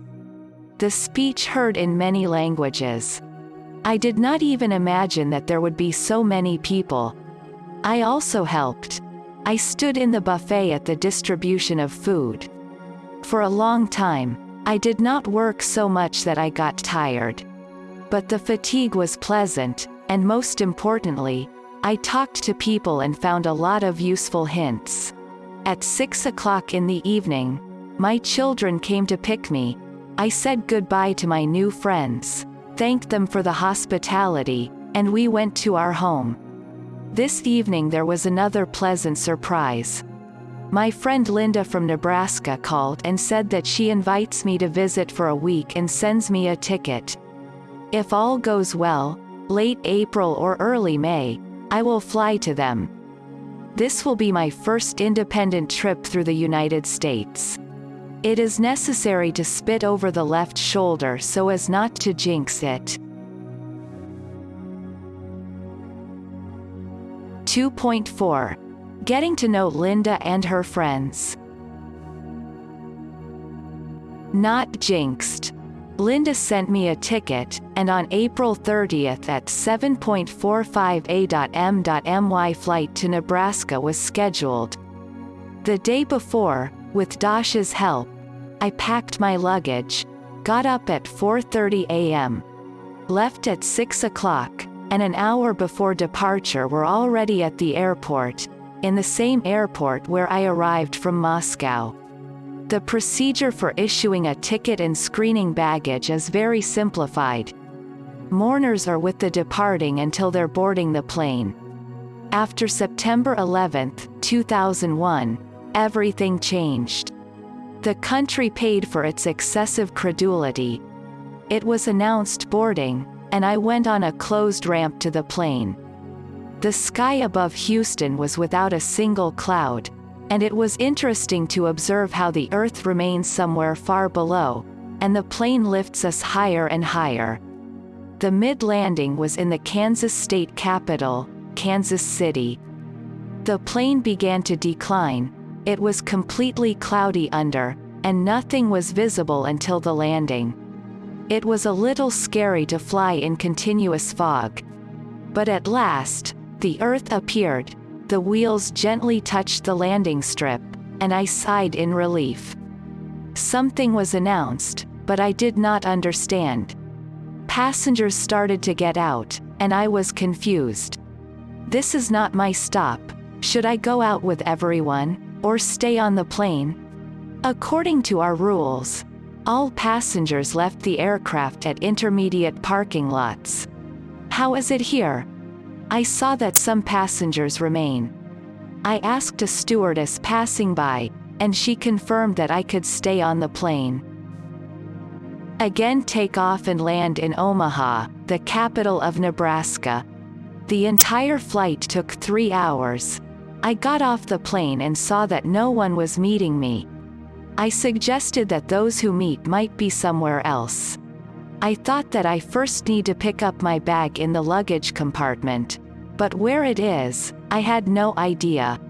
I went to the attendant and asked, of course, in English. We understood each other, and I was glad that my English improved slightly. I found the luggage compartment, and there it is empty. There are no things, no passengers. I began to doubt whether I understood correctly. But then the scoreboard with the number of our flight lit up. The conveyor started, and luggage started to appear. I saw my bag and took it off the conveyor belt. So, the bag was in my hands, and now I need to find Linda. There was an exit from the luggage compartment directly to the street. There were no people there, and I decided to go back to the hall. As soon as I started to climb the stairs, when I saw that a woman was coming down to meet me, something pushed me to turn after her.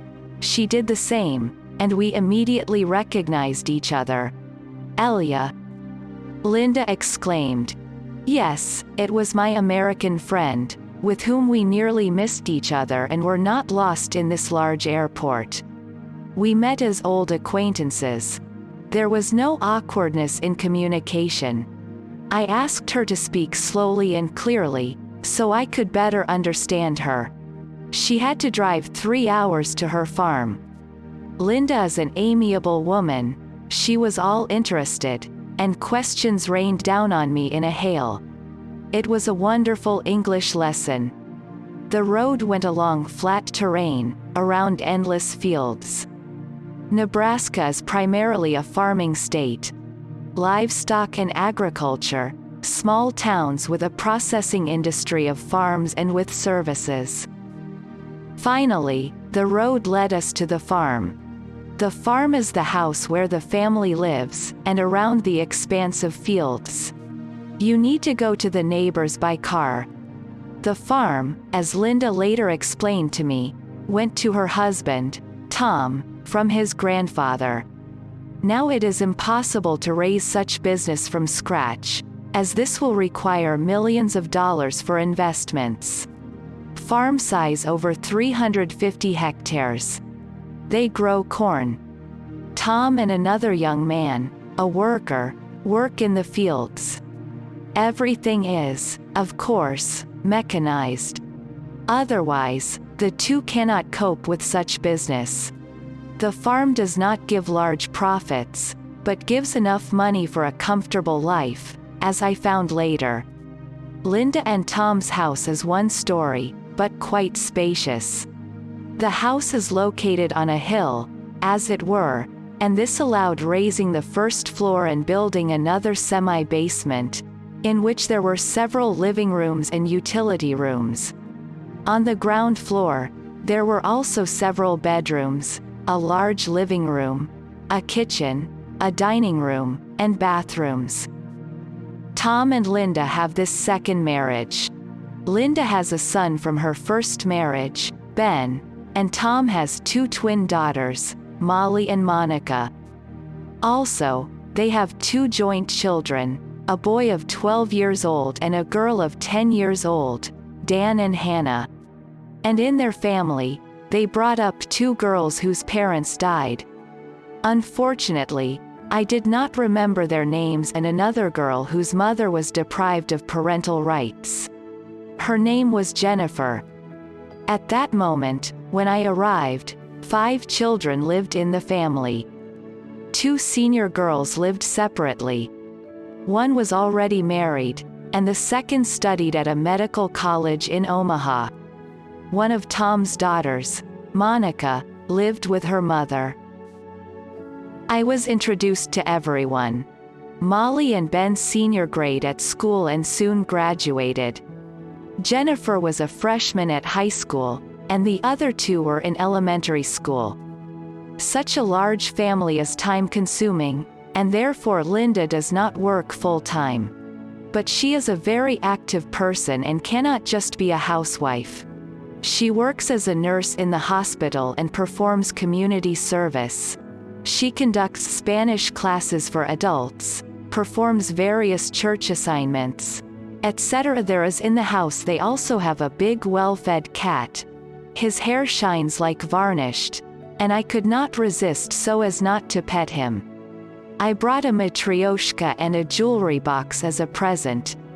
It was a lot of sincere joy, especially the youngest daughter, when she disassembled and collected this toy. She even took it with her the next day to school to show such a curiosity. I was glad that I gave people pleasure with my gifts. The American, like children, can sincerely rejoice at the plainest and simple gifts. I was settled in the room of Hannah, the youngest in the family. When I turned off the light and went to bed, I saw that the entire ceiling dotted with luminous stars. It was so unusual. There was a clear night sky above me. In the evening, Linda introduced me to my daily program of stay. It was lovely and unusual. I was expected here as a welcome guest. The next day was famous for the fact that it was May 1st. A day for many years was a holiday in the Soviet Union. Music was playing everywhere in cities, and a demonstration of the achievements of the national economy was striding. Now, with the collapse of the Soviet Union, it has already gone down in history. There are no demonstrations, and there are no significant achievements either. And for me it was the first bell that time is passing very quickly. My stay in this country has already exceeded more than half, and I have to think about what to do and how to be. The eternal question. Upon returning from this journey, it will be necessary to deal with this issue. In the meantime, I will enjoy staying in this hospitable family.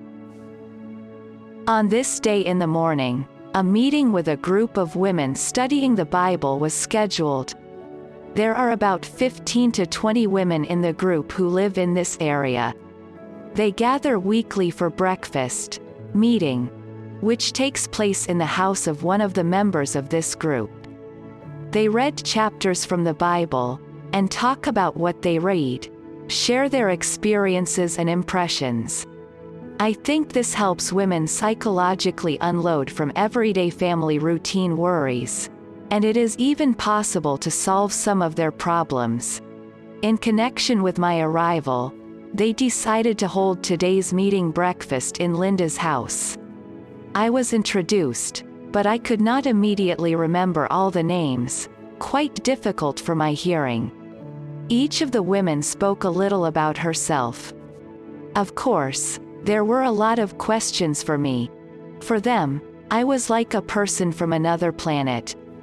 They were interested in my life in Ukraine and, of course, my impressions of the USA. I tried to satisfy their curiosity and, at the same time, practiced English. The time spent in the circle of these women was enjoyable. After breakfast, Linda asked me to cook something from Russian cuisine. I thought what to cook. Dumplings are long and troublesome, but borscht will be just what I do. We needed ingredients. Linda and I went to the nearest town to the supermarket. I saw that Linda very carefully chooses products for the price. For example, green pepper for borscht was a little expensive for her budget, and I said that I could do without it. Still, Linda, after calculating her resources, nevertheless bought this vegetable. When calculating at the checkout, she pulled out a handbag with coupons and chose those that fit the groceries. Coupons made discount for a price of several dollars. I realized that the family lives in the strictest economy. My new friends were liked borscht. Everyone ate with appetite and even asked more additional. In the evening, Linda, Tom and I went to the school stadium to cheer on Ben, the eldest son of Linda. He participated in track and field events. Déjà vu happened. These competitions reminded me of the competitions in which I participated in my school years. On the third day, Linda planned an interview with me for the local newspaper and a visit to the hospital where she worked. The interview was supposed to take place at 12:30. We left the house a little earlier to stop at a discounted goods store. I did not imagine that in the USA there are such stores and someone is buying things there.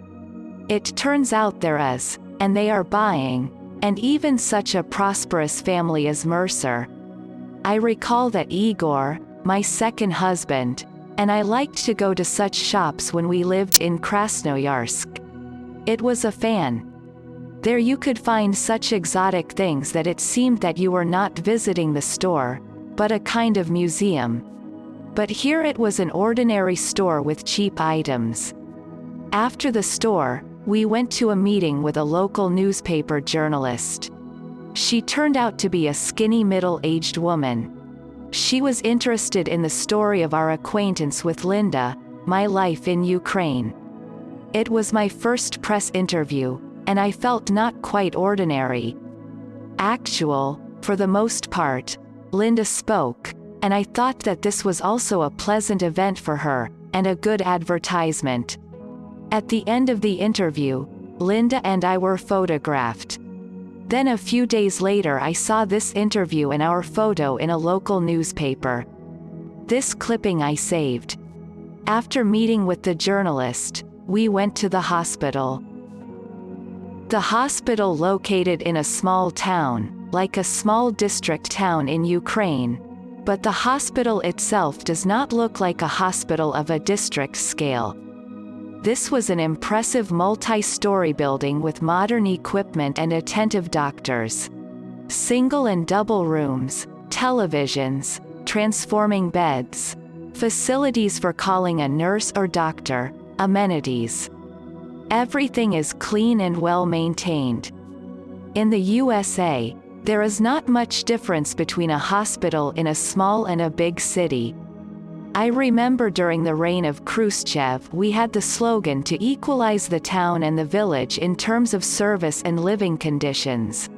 But this remained the slogan. Now I had the opportunity to compare, and I saw that in the USA there isn't much difference if you live in a big city or on the most remote farm. Living conditions are equally comfortable. Linda gave me a short tour of the hospital and introduced me to her staff. On this day, nurses had classes on the use of a particular computer program necessary for work. Linda asked, and I was allowed to attend too. I tried to understand something, but only certain phrases reached my mind. But there was no general picture. I don't even mean the program and the computer, but just an understanding of what is happening, and this plunged me into some despair if I could ever get comfortable with all this. During a hospital tour, I asked if a medical treatment in the USA was expensive and found that medicine very expensive, incomparably valuable with the income of an average person. Let's just say one day in a hospital costs more than $1,000.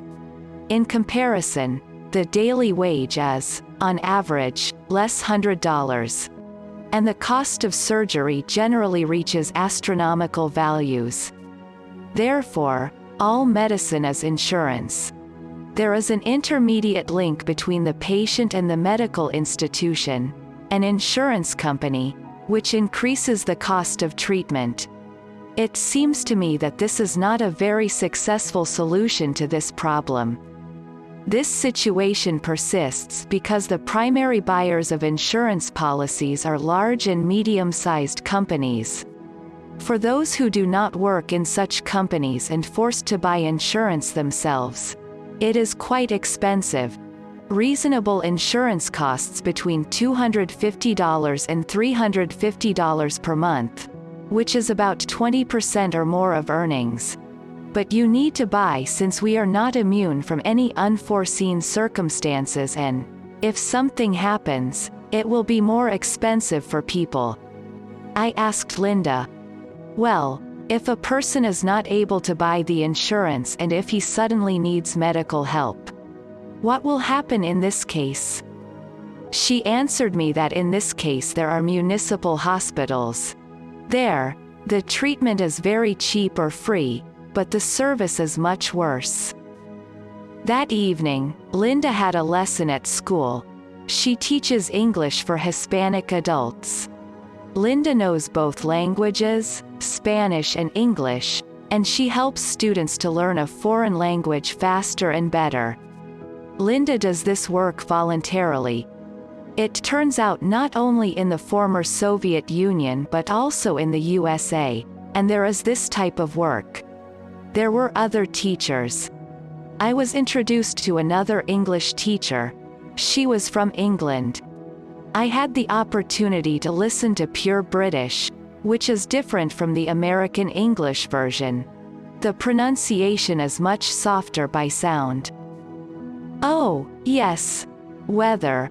Unlike Texas, it was quite chilly here in Nebraska, and it rained occasionally.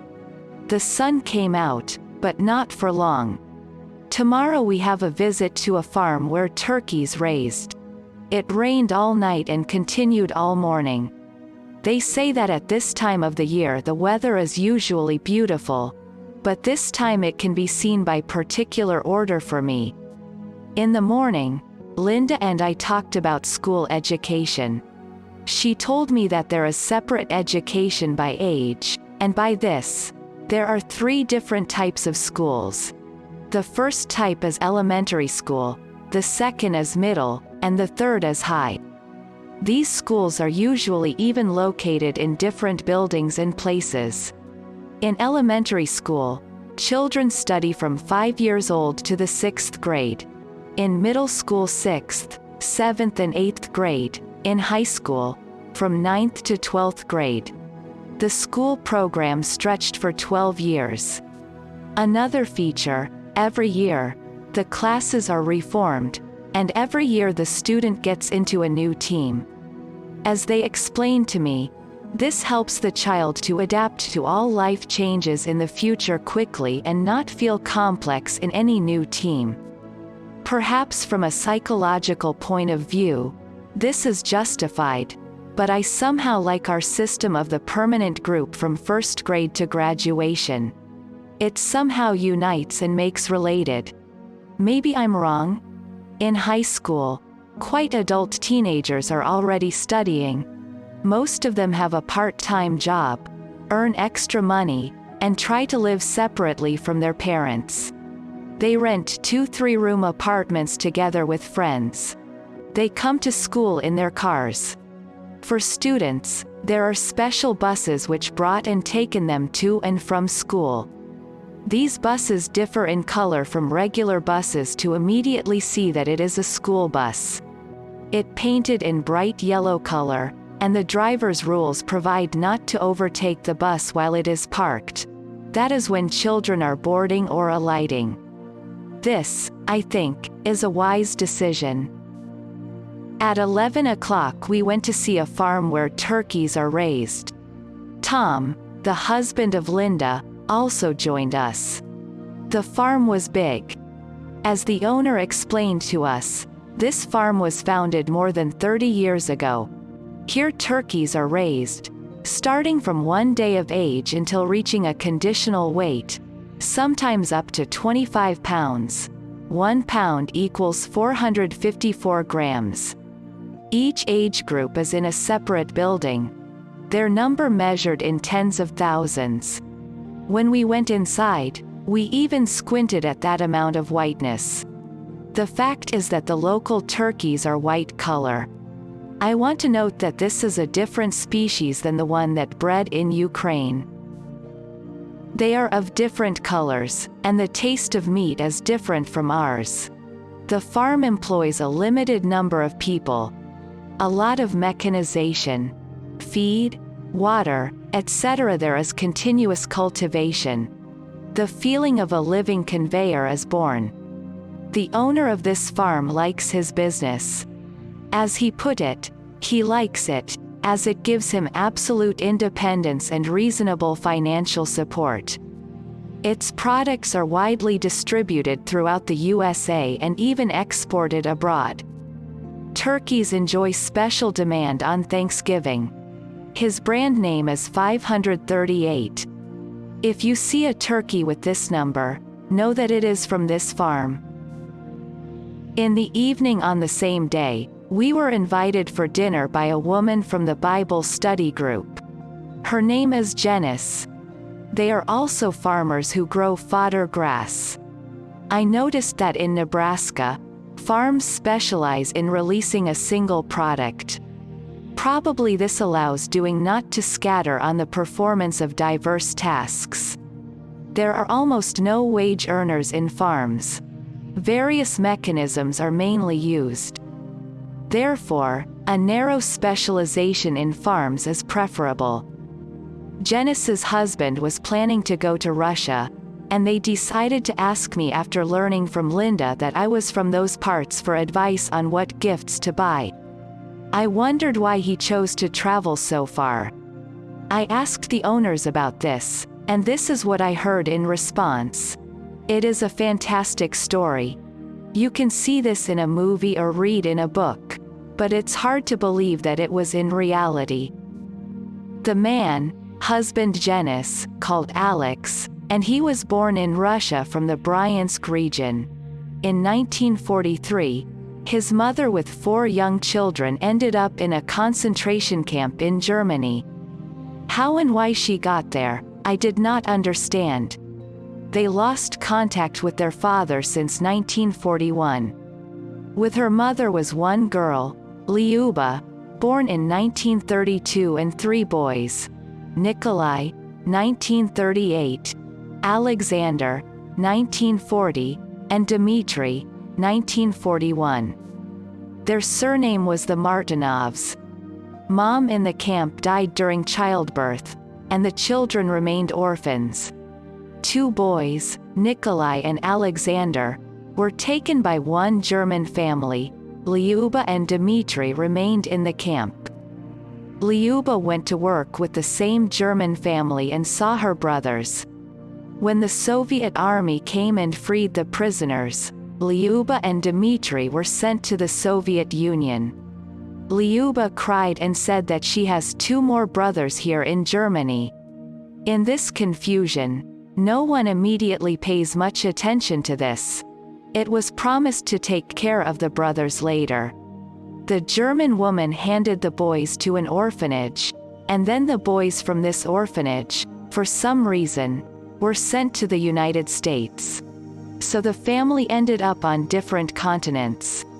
A family adopted Alexander from Nebraska, where he grew up and lives to this day. Another family took brother Nikolai to another state. The brothers grew up not knowing anything about each other and their relatives on another continent. A long time has passed, almost a lifetime. Lyuba grew up and left for Moscow, got married, raised a daughter. Dmitry also became an adult and went to live in Krasnoyarsk. He actually did not remember the brothers, since, at that far time, he was a baby. Lyuba, all the time, tried to learn at least something about the missing brothers. And only in the last 1994, thanks to the Red Cross Society, Lyuba managed to find information about her brothers and find out that they live in the United States. Thanks to the same Red Cross, a year earlier, Nikolai and Alexander found out about each other and met. I did not catch the details because of my English. The conversation was conducted in English because Alex no longer remembered his native Russian language. Now Alexander, and his wife are going to go to Russia in June to meet with their relatives. Alex brought with him an album in which his story, documents, letters, photographs stored. I had a chance to read 2 letters written by Lyuba. These are very touching letters. Alex grew up a real American. Nothing resembles in it Russian origin. He has his own life here. Wife, 3 adult daughters, a farm. But the voice of blood calls him to a meeting with his sister and other relatives. He bought an English, Russian phrasebook and tried to learn Russian phrases. He asked me if his pronunciation sounds right, and it was wonderful to me to hear this born in Russia speak with an accent of Russian words. He asked me about life in Russia, what they wear, and what to bring as a gift. I can imagine what a touching and challenging meeting will be. I wished them to have a pleasant journey and a good meeting. The evening passed very quickly with this exciting conversation and the Italian food that was served by Janice. On the fourth day of my stay in the pleasant house of my acquaintances, we have a visit to the local school. This is the school where the youngest son and daughter of Linda and Tom study. I was the first time in the USA school, and I was struck by the lack of the usual gamut and crowds of schoolchildren in the corridors. All children are either in the classroom or outside. Running along the corridors of the school is not allowed. Children are everywhere under the supervision of a teacher. I was amazed by the presence of a large number of computers in classrooms. The computer so firmly embedded in the routine life here even from childhood. The teacher of the class, where the youngest Linda's daughter has been studied, asked me to talk with the students and tell them a little about Russia and Ukraine. I did not expect such small children to ask a lot of questions. To my surprise, I passed this English exam. I understood the content of the questions and could answer them. True, the back was all wet, but this is a small victory. A trusting relationship has been established between the students and me. They asked me to write a few words in Russian, and then at a break, they ran up and asked how to say a particular word in Russian. We learned how to say goodbye to them. And when we left the class, I heard the Russian goodbye in pursuit. That was nice. We attended an English lesson in another class. I was interested in the methodology for conducting class. The teacher read a chapter from the book, and then they began to parse the text. The lesson was held in the form of a conversation. At the end of the lesson, each student received questionnaires on this topic. According to the answers, the teacher gave the grades. The USA has adopted a 100% grading system. 90 to 100 points are excellent, or A 80 to 90 is good, or B, and so on. That is more room for varying grades. There are all classrooms without the usual school desks. Each student has a separate table. All this is a bright color. There are no more than 15 students in a class, and the situation is the most laid back not only in the relationship between students but also between students and the teacher. After the lesson ended, I was invited to lunch in the school cafeteria. On this day, as in the previous ones, there were again many new acquaintances. I barely had time to answer the obligatory in these cases, "Nice to meet you." Linda introduced me to everyone as her pen friend and that I am a mechanical engineer by profession, which I teach at the institute. At the same time, the magic word mechanical engineer evoked an attentive and respectful look. Based on this, I realized that education valued in the USA I compared with our attitude to engineering education, where the word engineer is adequate to the poor. There was no proper attitude to education, and there was no sufficient level of development of production, although the general mass of the Russian people educated and cultural. But something is still missing. In the evening we were at school again.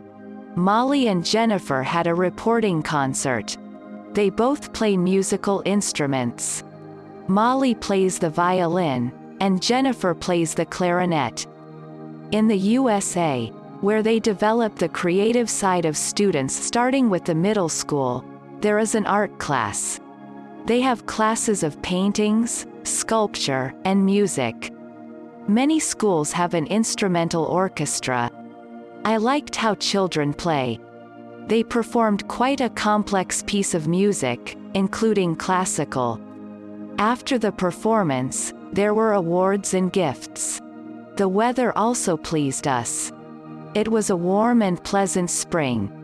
It especially felt when I went out on the porch of the house. Around me were open spaces of fields, separate islands of trees, Silence, and only birds singing disturbed this calm.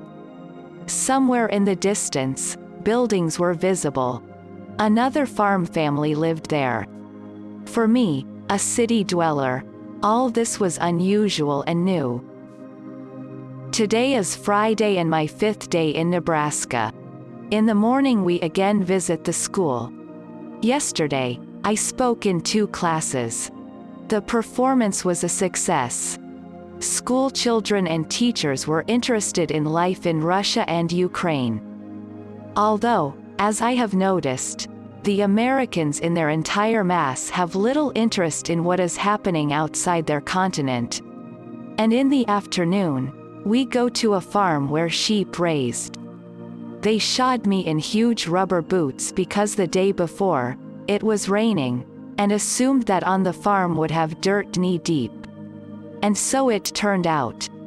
Sheep stirred the whole earth, turning it into the dirt. In contrast to the model turkey farm, everything here was somehow unkempt, unsettled. By the face of the owner of the farm, it was clear that he was tired of this whole farm, and with what pleasure he would have taken up some other favorite business. As Linda told me later, the man worked as a teacher at school. This farm belongs to his father. His father became old and very sick and could no longer work on the farm. That is why this man had to take the care by himself, although it felt that he was not doing what he loved. In my opinion, this is an axiom. Wherever you live, if the business that you are doing is not a joy for you, then this business will be worthless. The same evening there was a gala dinner at Janet's house. Her husband and Tom are cousins. A gala dinner was prepared in the style of traditional the American cuisine. Also, there was another reason. Tom had a birthday. The house in which Janet lives with a family is an ancient building. It is more than 100 years old. It has got to them by inheritance. Inside, the house is restored and adapted to modern needs, but the style and spirit of antiquity preserved. The house is a large 2-story. I counted more than 10 living quarters, inside with columns, wood carving, beautiful furniture, and wealth is felt. Janet's husband, David, like Tom, grows corn, but besides, he has a large herd of beef cows. After dinner, David invited us to see his household. I was supposed to see the cowsheds, but it turned out that these cows kept outside all year round. For their maintenance, a vast territory of the earth was allocated, fenced from all sides. In this territory, there is a natural water reservoir and food, i.e., maximum use of natural conditions. The area is so large that you can't get around on foot. We got in David's truck. The terrain was very hilly and sometimes breathtaking when David drove up to the very edge of a cliff and masterfully turned his car around. At that moment, I frankly had no time to inspect the farm and the cows. I only thought about which way we would tumble and whether we would ever get out on a flat road. David drove the car very famously on all these descents and ascents, and he even managed to turn to us with Linda and explain something about running his farm. I got the feeling that for today's farmers, a car is like a horse for those cowboys who, in ancient times, rode across the prairies of the USA. Dusk was already descending, but we were still making a tour. We stumbled upon a dead coyote, which was shot yesterday by David. Finally, to my pleasure, the tour ended, and we returned to the holiday cake. They sang happy birthday to Tom, and he, in one breath, extinguished all the candles on his birthday cake. It is a good sign that means everything that has been conceived will come true. I wonder what Tom made up. Probably he wished a good harvest. The evening passed in a pleasant conversation. What surprised me was the absence of any alcohol. I noticed that as a rule, the Americans drink much less than the Russians, Ukrainians, and other nationalities of our big Soviet Union. Janet showed us today's local newspaper, where our interview and photograph had already printed. She cut out this article and gave it to me. In all these social events, a week passed unnoticed. The weather yesterday and today is cloudy, rain and pretty cool. Linda and I stayed home this morning.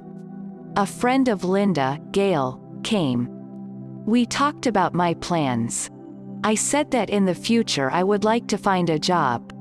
And Gail offered to help me to write and edit my resume. Here in the USA, a resume is a basis when applying for a job. Almost all companies adhere to this rule.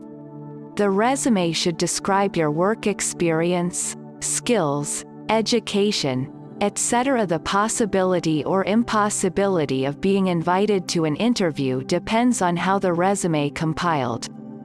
This is not entirely clear to me, because the main factor in hiring is the human factor, and everything else can be acquired in the process.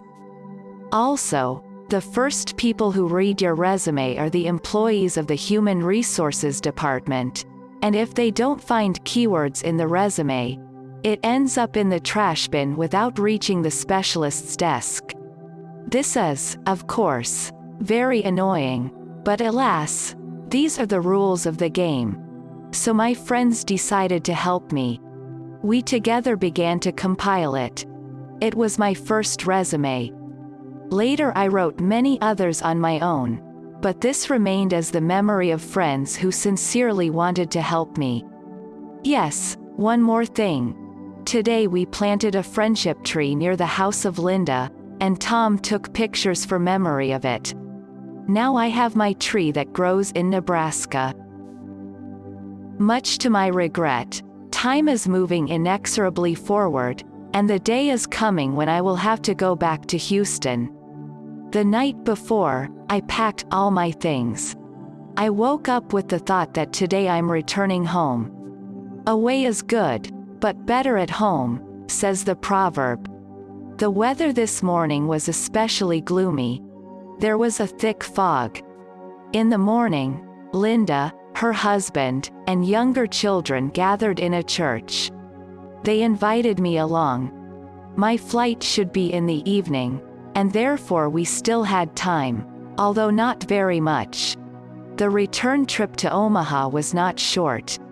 In the country, there are a lot of churches of various denominations. This church, which my friends attend, is called Methodical. Children have a Sunday school, where they taught the law of God. Adults have a conversation about love, relationship, and God. Some citizens of this town already knew about me because of a printed interview in a local newspaper.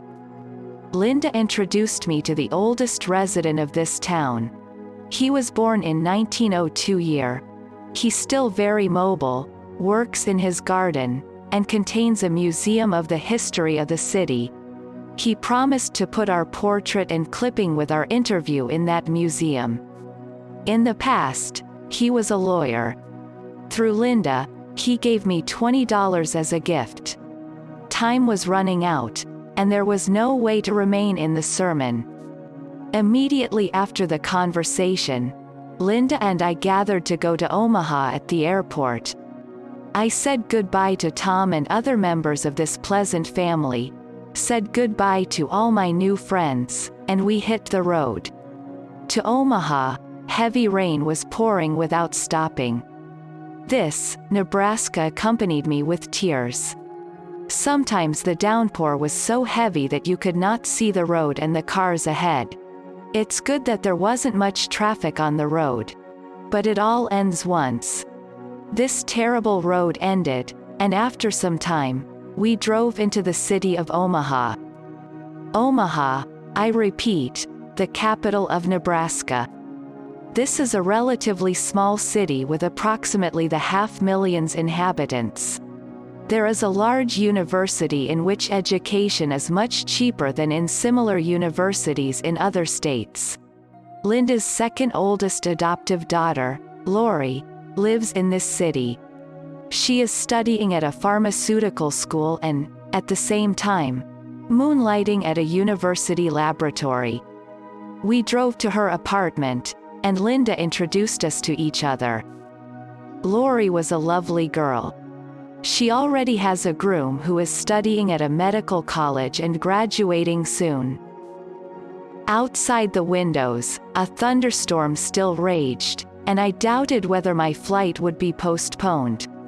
Linda called to the airport and found out that there would be no cancellation of the flight, and the plane should fly at the appointed time. Before the flight, I had a little more than 2 hours and my friends invited me to a restaurant for lunch. The restaurant was called Old Spaghetti. Visiting restaurants is an ordinary thing here. In the restaurant, unlike us, they just come to eat. This is something akin to our dining rooms, only with a higher level of service and decor. In the restaurant, I sat as on needles, afraid to be late for the flight. Linda assured me that we would be on time. Finally, we got to the airport. I registered a ticket, checked my luggage, and we began to wait for boarding. Announced boarding and parting time has come. Parting is always hard, especially with people who are dear to your heart. Linda and I had tears in our eyes. We hugged tightly. Hopefully, we will meet again. The plane roared with engines and headed for Texas. I was sitting near the window, and I could see the wing of the aircraft. The plane was moving in a thick cloud, shaking and throwing in different directions. The wing fluttered like the wing of a giant butterfly. It seemed that at some point, it could not bear this weight and would break. I averted my eyes and tried to drive away from this vision. But as a magnet, I was drawn to look in that direction. Through the noise of the engines, I heard the commander's voice. At 6:18, we arrive in Houston. I looked at my watch. It was 6 minutes to 6. So soon we will go down. The plane left the cloudy zone. The sun shone, and the plane stopped shaking. On approaching Houston, it was again cloudy, and we sat in continuous fog. But finally, the wheels touched the ground. The flight is over. No need to go through customs formalities. This is an internal flight. Right at the entrance to the hall from a closed ramp, Dasha and Michael met me. I shared my impressions of the trip all the way home. We arrived at the apartment, opened the door. I felt a familiar look, a familiar smell. I'm backing home.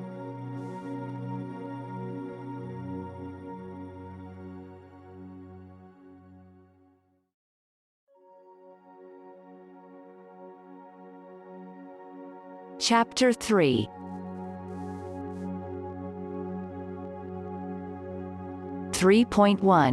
Meet Greg. Time is approaching mid-May. Almost 4 months have passed from my authorized 6 in the USA in early March. I sent my profile and photo to a dating agency. The agency was in California. I received an answer that my ad already printed in their catalog. It remained to wait. Just before going to Linda, I received a letter from a man from Oklahoma. His name was Greg. He was 59 years old, has his farm, breeds, and trains dogs. Greyhound. There were several photographs in the letter. A pretty handsome man in a cowboy hat and boots was looking at me from it. In the letter, he wrote a phone number and asked to call him. Well, Mom will call him. Look, on the photo, he looks pretty attractive. And Oklahoma is nearby, 8 hours by car. For the USA, it is not so far. Daughter, I think that is my chance to stay in the USA in Ukraine. I have nothing to do without you. Remember, I told you about my night dream that I saw last week. I saw that I was as if standing at the trolleybus stop on the corner of our street and Lublinskaya in Lvov. It's like an open sewer hatch in front of me, and a man in a yellow raincoat jumps out of it. I did not see the face. It covered with a hood. Maybe this is Greg, who was sent to me to help stay in the USA. By the way, looking ahead, I want to say that Greg had a raincoat of this color. We called Greg. His voice showed that he was delighted with our call. I liked him in the photo. He was ready to come at least tomorrow. On my picture, which I sent to a dating agency, I was with our dog Tressie, and I think that it turned Greg out to be decisive in his choice. He thought, since I love dogs, then I will also be kind to dogs on his farm. With Dasha's help, we agreed that our meeting would happen after I returned to Houston. Greg arrived on May 11th, late in the evening. He stayed at a motel near our apartments and informed us by phone of his arrival. We agreed that he would come to us on the morning of the next day. When the following day someone knocked at the door, we realized that it was Greg. "Mom, go to open, this is for you." Excited, I went to open the door. On the threshold stood Greg with a large bouquet of roses. I recognized him right away.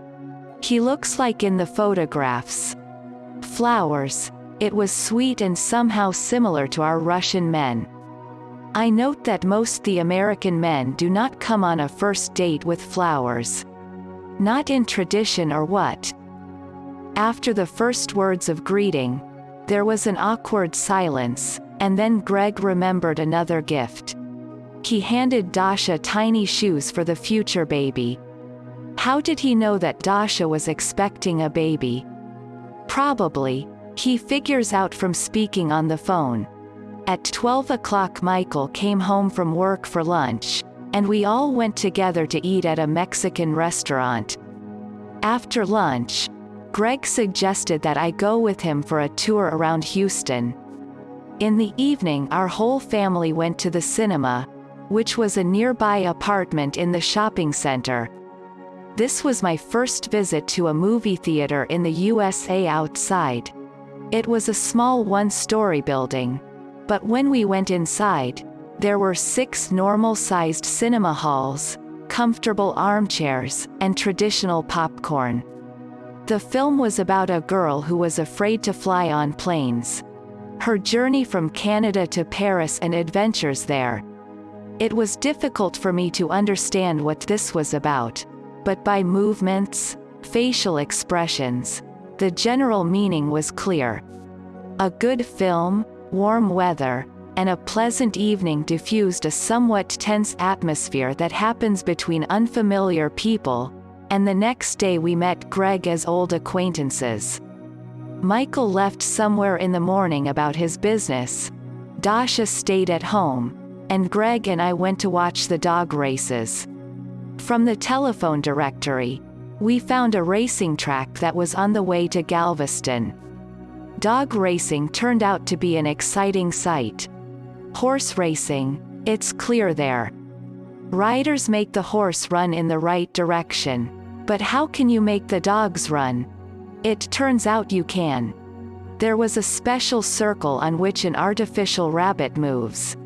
And since dogs trained on a live rabbit, then later they run with the same excitement for an artificial one. 8 dogs participate in each race. There is a tote, spectators bid.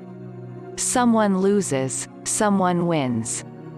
Greg, seeing how I react with interest to this view, became even more firmly established in his intention to make me an offer to be his wife. I think that he deliberately took me to these races so that I understood what could expect on the farm. On the way back home, he unexpectedly offered me to go to his farm, so that I would decide on the spot whether I want to be with him.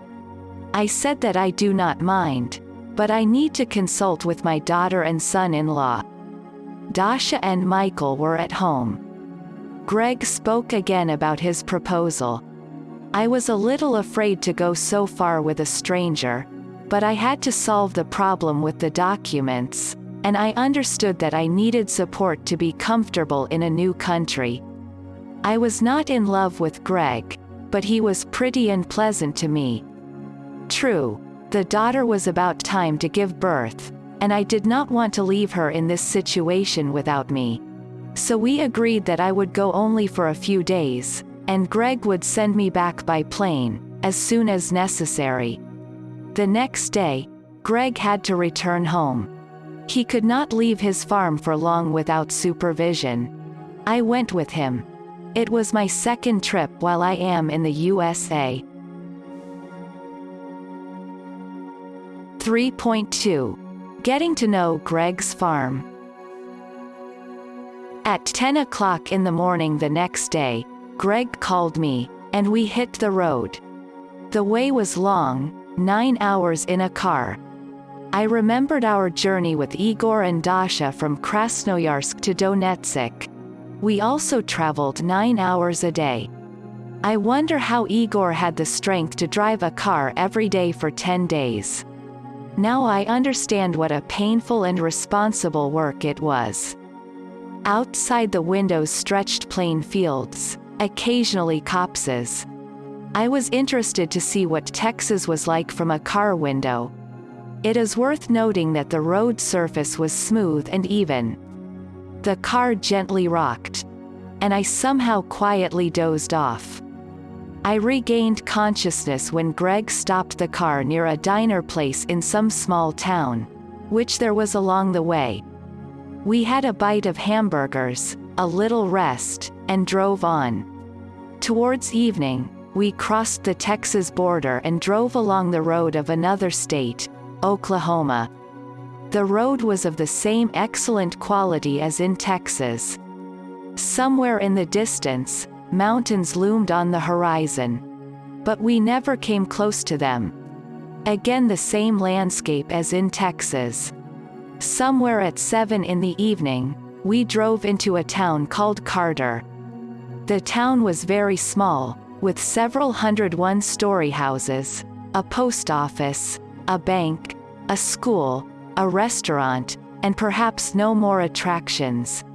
It was the closest town to Greg's farm, a 30-minute walk.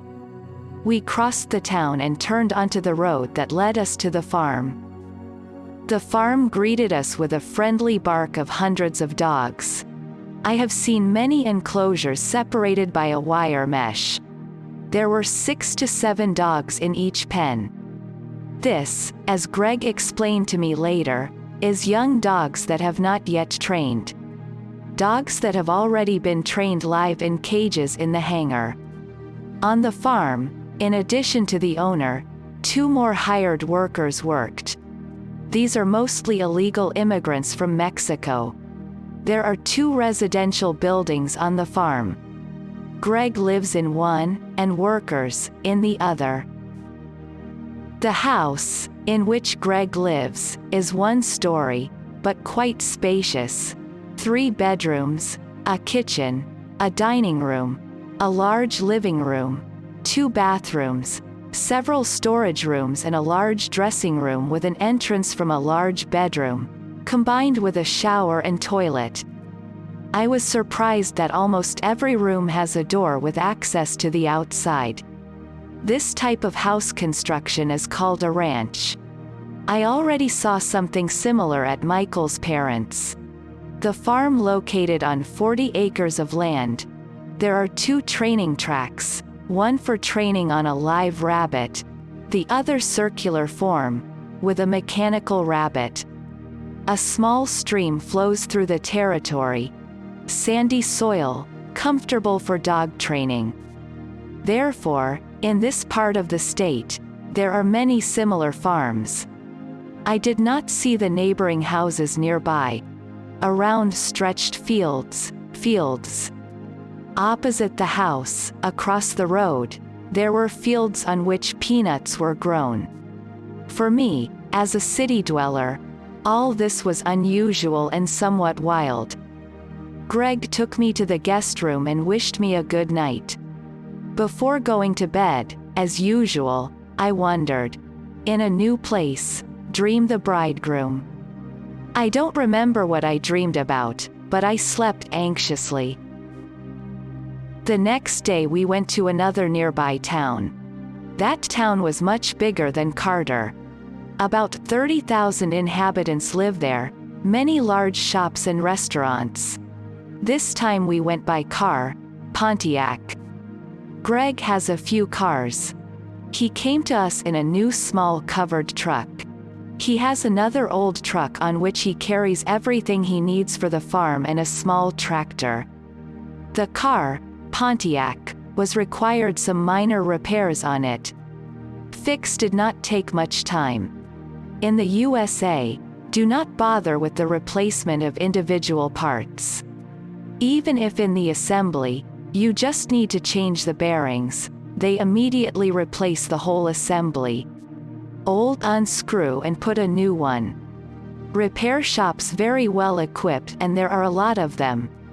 This is a lucrative business because they mostly drive cars that require repairs from time to time. After the repair shop, Greg took me to a sports club. It is also popular here. All who monitor their health go to such clubs. In the club, we had an excursion. They showed an exercise room, swimming pool, sauna, and steam room. I still don't understand why Greg showed me this club. As it turned out later, he never signed up for the club, and we never revisited this club. After visiting the club, we went shopping. First, Greg had to buy something for the farm, some part for a large fan. This was not in the store, but the manager promised to order. He took a phone number from Greg, and by the evening of the same day, he called back and said that this part had already delivered, and Greg could pick it up. Now that's what I call service. Yes, I forgot to mention that Greg bought me a return ticket to Houston next Sunday, a departure from Oklahoma City. Oklahoma City is the capital of this state. Oklahoma State has only two large cities, Oklahoma City and Tulsa. All the rest are small, with a population of no more than 50,000. Later in the evening, I called Dasha and made sure that she was doing well. It reassured me. The evening of this day ended with watching a good movie on TV and champagne in honor of our acquaintance. The film and the champagne brought us intimacy together, and I spent all the following nights in Greg's bedroom. The next day was devoted to dog training on the track. The scene I had seen in Houston repeated. Training dogs for running on the track takes about a year and a half. Greg has about 25 of his dogs on the farm. The rest are strangers. For the fact that he grows and trains, the dog owners pay him money. They bring young animals, or this process begins right from the birth of the puppies. After the dog is ready for the show, the dog moved to the running track. Dog owners receive dividends on the run. The better the dog runs, the more profit it brings to the owner. It's hard to say how profitable this business is, but people are doing it. On the Greg's farm, I counted more than 100 dogs. By the way, that day was exactly 4 months since I arrived in the USA, only 4 months, but it seemed that years had passed. My previous life in Ukraine, work at the institute, moved very far away somewhere. I plunged into a new life with my head. The only thing that bothered me was the house in Donetsk that I left to strangers. On Friday, the local school had graduation ceremonial of students who graduated from the 12th grade. Greg was invited to this celebration, and he took me with him. The town is small, Therefore there were only 9 graduates. And now I will describe everything in order. We arrived at about 8 in the evening. At the entrance to the school, we were met by dressing up a young boy and girl. They handed us a booklet with the contents of this evening and conducted to the places reserved for us. At exactly 8 o'clock, the music began. Girls and boys dressed in the traditional clothes of the American graduates entered the hall. Then there was a prayer. In the USA, prayer is an essential attribute of all celebrations. After prayer, the word was given to graduates. It was felt that this was a very touching and crucial moment for them. It was like a transition through a certain life milestone. They spoke, and there were hardly restrained tears in the voice. The graduation party continues by speeches of teachers, the presentation of diplomas, and a few musical performances. The celebration ended unusually. A large candle was lit, and in the hands of each graduate was a small candle that she lit from a large candle. The light was dimmed in the hall, it was dark, and only small lights moved along the aisle lit from a large candle of knowledge. Saturday was a big day at the farm. I also participated in this work. At first, Greg gave injected protective medication to the puppies. They were a little more than a week from birth. Such funny little ones. Then we labeled the collars and muzzles for the dogs, which we will begin to train from next week. These dogs were transferred to the cages in the hangar. The dogs were fed at 3 o'clock. Adult dogs are fed once a day. They are fed with dry food mixed with fresh minced meat. Dogs, like people, each with their character. Some pounced on food, and after a moment, the bowl was empty. Others ate lazily and underfed to the end. Some of those who transferred recently from the enclosure to the cage did not touch food at all. They were hard-pressed to move from freedom to bondage. The smartest dogs were those who ate, despite any changes in their existence. The vitality must always be maintained, not looking at any circumstances. It will always come in handy. I tried to delve into the technology of this business. I asked Greg, sought to analyze to get the full picture from half-understandable and fragmentary stories.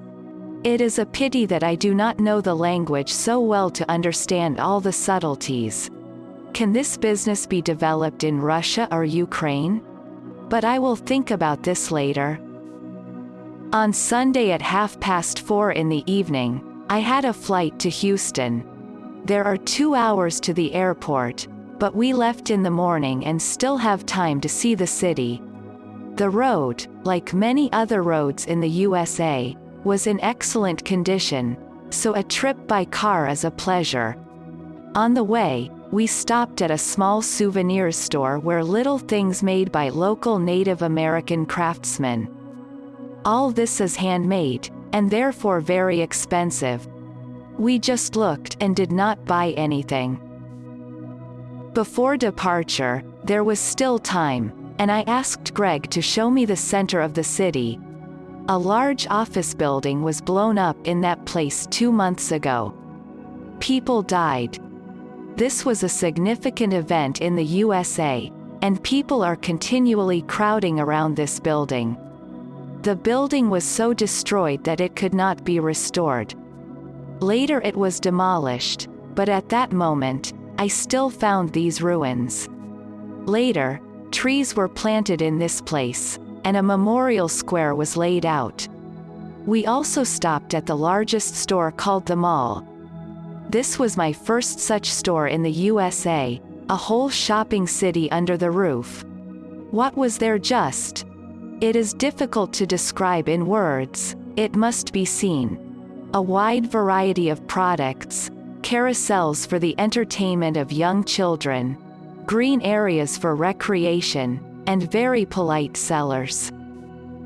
To the airport, we arrived on time. Greg escorted me to the exit to the indoor gangway. In parting, we hugged. There was a dumb question in his eyes. Will I return to him? Yes, I'll be back, sure. I want to be with my daughter until she gives birth to a baby, and then I will come to you. Do not worry, everything will be fine. An hour later, our plane flew up to Houston. The sky was clear, and the earth was visible. Dasha and Michael were already waiting for me at the airport. The apartments were crowded with boxes that occupied almost half of the living room. All these things were presented to them for the future baby at the baby shower party. There is such a tradition in the USA. 3.3. The birth of Evelyn. It was the last week of waiting for a new person to appear in our family. On May 26th, early in the morning, Dasha woke up from the fact that she felt some pulling pain in the lower abdomen. Michael was just about to work. I also woke up, but still lay in bed. The apartments are small, and I tried not to get up while Michael was going to work. But today was a special case. We realized that this day has come. Michael called to work and took a day off. We quickly packed up and went to the hospital, where Dasha was observed all the time during pregnancy. In the USA, there are no separate maternity hospitals, only a maternity ward at hospitals. However, for each future mother, there is a separate chamber. When we arrived at the hospital, there was no room. We should wait in the lobby while preparing the room. Dasha courageously nursed along the hall and breathed, as she was taught in pregnancy classes. Finally, we got a place. As soon as we entered in the room, Dasha began giving birth. I witnessed how well the medical staff works. All the necessary equipment was brought into the room in minutes. At 11 and 15 minutes o'clock, our baby girl was born. The birth of a new person is a genuinely touching moment. You cannot look at it without tears. Immediately, after the birth, the baby was placed on the mother's chest, probably so that the connection with the mother was not interrupted with the cutting of the umbilical cord. Then, after the necessary manipulations, she was wrapped up and given to hold Michael and then me. So I became a grandmother. In the American manner, it sounds like an older mother. I like it more than Russian babushka. On the same day, a little later, Michael's older brother arrived with his wife, and then the younger brother. Everyone rejoiced at the appearance of the baby. She was the first child in this family. The older brother and his wife did not have children, although they had been married for many years. This night I stayed overnight with my daughter and granddaughter. The night was sleepless. And how can you fall asleep after such an event? The next morning, after a medical examination, we were released home. In the USA, to stay in the hospital for a long time is very expensive. The medicine here is at a high level, proper equipment. It's true. But at cost, it's not commensurate with the average salary of an ordinary people. Therefore, people do not go to doctor's office often. Also, it is vital to have an insurance policy. I asked what to do for those who do not have health insurance. What do they not treat? It turns out that there are hospitals that are subsidized by the city budget, which treat cheaper or free of charge. I think that in this country, not everything is so simple, arranged with medicine. Why do these insurance companies, this intermediate link between the patient and the doctor? These companies are grown like mushrooms in the forest. They do not create anything but only parasitize on medicine. thereby increasing the cost of treatment services. Insurance companies even manage to dictate how to treat the patient, which medications to prescribe. Real insanity. It's just that information for consideration. We returned home with our girl. Now we have more worries. On the very first night, I was awakened by the crying of the child and the excited voice of Dasha. "Mom, help us. Otherwise, Michael and I will quarrel. We lost a pacifier somewhere and cannot find it in any way." Evelyn cries incessantly. Take her to you, and we turn the light in the bedroom and look. Our girl was named Evelyn, her middle name, Diana. Documents for the child are issued even upon discharge from the hospital. Therefore, thinking about the name of the baby after birth does not have much time. Dasha and Michael pre-selected a name for the girl. They were sure that it would be a girl, although the ultrasound did not determine the sex of the child. They found a pacifier, Evelyn calmed down, and the rest of the night went fine. A few days later, we went to the children's doctor. Michael and Dasha choose children's doctor according to the list provided by Michael and his family insurance company. The observation went fine. The girl was born healthy and very pretty. God grant that it will grow like this all the time. Now our apartments were small for our enlarged family. For Evelyn, there was even nowhere to put a crib. So she slept on the dressing table. It was necessary to think about a larger living space. It turns out that week while I was in Oklahoma, Dasha and Michael bought a mobile home and even found a place to put it. It was a mobile home park, in which there were about 50 similar motor homes, many green spaces, a swimming pool, a place for walking. This mobile home park was not very far where we rented apartments. For Michael, it's even closer to work. There was more space in the mobile home than in the apartments. 3 bedrooms, 2 bathrooms, a large living room, and a kitchen. And all the amenities like in a real house. Evelyn now had her room and comfortable bed. The only drawback of this type of home, it's a very noisy air conditioner. Also, there is a danger of being overturned or even demolished during a severe hurricane, because the house is not on the foundation. A severe hurricane was quite common in the USA. Our mobile home has already been installed locally on the poles, connected to all communications. We packed and were ready to move. On the morning of the appointed day, Michael's parents and younger brother arrived and helped to take things out of the apartments and loaded it all into the truck and trailer. All this was successfully delivered to a new place of residence, introduced and placed in our new home. After much work, everyone was hungry. We ordered food, as there was no time to cook. Interestingly, I noticed that in the USA people drink little alcohol.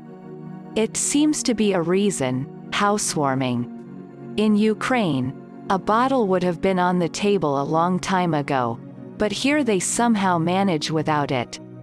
However, I think that a small amount of alcohol at the festive table outweighs the unique flavor of relaxation and soulfulness. The second week has passed since the birth of our girl. There is a lot of work with the child, and even though you do not need to wash the dirty diapers, they replaced with a clean one. It is very convenient for Mom. Mom took off the used diapers, threw it into a particular container, put on a new one and all the business. Children are not clothed, and sliders immediately put on. Kids grow up with free legs and arms. Dasha is breastfeeding her daughter. This is very important for the health of the child for at least 3 months. In the evenings we go out for a walk. It is hot outside during the day. I try to help Dasha so that she has the opportunity to at least a little rest. So gradually in cares, the middle of June came, which means that 5 months have passed since I arrived in the USA. Frankly, I already missed my home in Donetsk, my beloved dog, and cats. During this time, I received only one letter from my Armenian friends and once spoke on the phone with them. They assured me that everything is in order. It was a little reassuring. I liked our house in Donetsk because a lot of our work with Igor was invested in it. We so lovingly equipped it. There was regret in the soul for the time when we lived there with my daughter. It was difficult for us, but we were together. I really love my daughter, but now she is married, and she is already a mother. Life is so fleeting. You do not have time to look around as children become adults and leave their parents in their independent lives.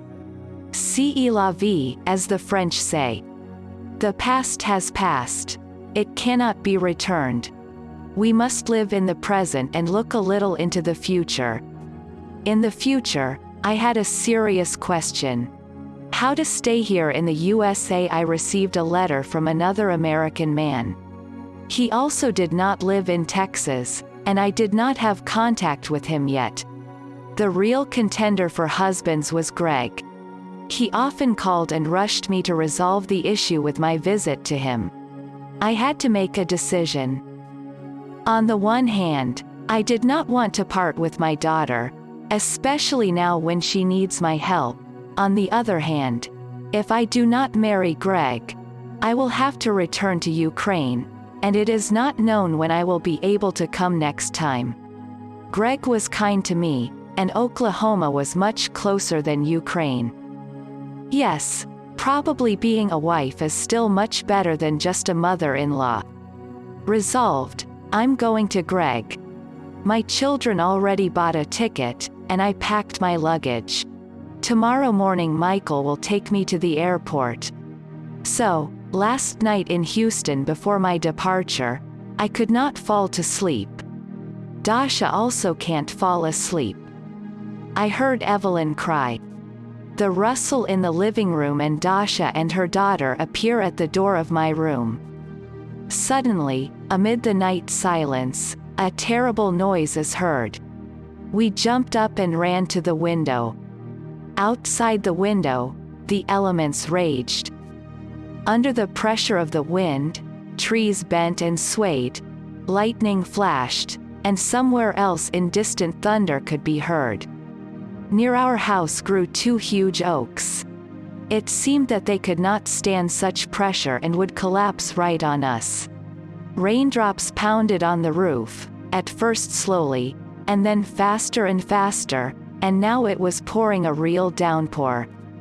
The wind began to calm down a little. It seemed it gave all its strength to the rain. Flashes of lightning did not cease to sparkle, and thunder rumbled closer and closer. And now a thunderstorm is booming right above our roof. But gradually, the storm goes further. Not so lightning sparkles and thunder heard farther and farther. Yes, the human is powerless before the greatness of nature, before the pressure of the storm. What power! In the morning, Michael drove me to the airport.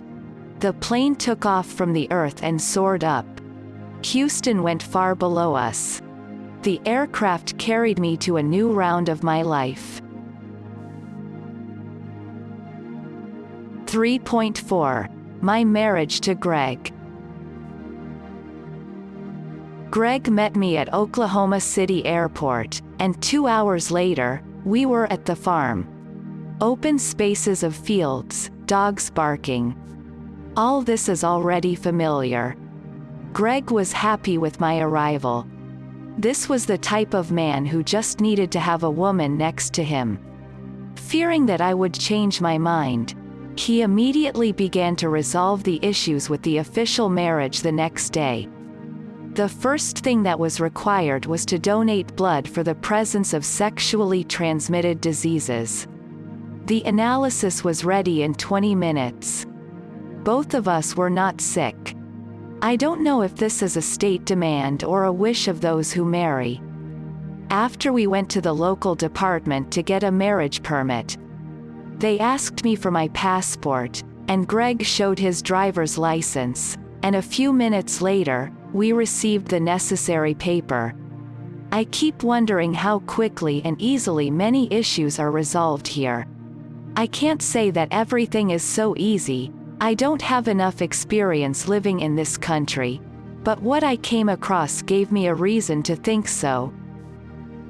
The next was a visit to the optometrist. Even then, when we were driving in the car for the first time to his farm, I told Greg that in general, I am a healthy person, but there are two problems: eyes and teeth. I suffered from poor eyesight since childhood. The right eye especially let me down. From time to time, I wore glasses, sometimes constantly, or wore only when looking into the distance. I hoped that in the USA, they would offer me some other method of improving vision, but to my disappointment, the doctor did not offer anything else except glasses. Well, maybe he can pick me up glasses that will correct my vision to perfection. Alas, the miracle did not happen. In the USA, a good vision important because almost everywhere you should drive a car.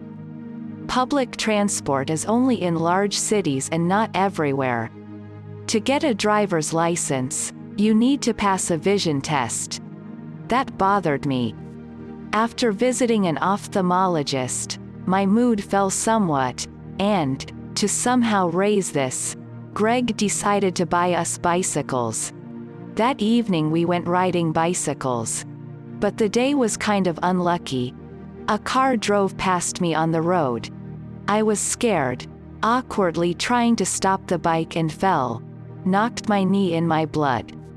But everything as they say before the wedding heals.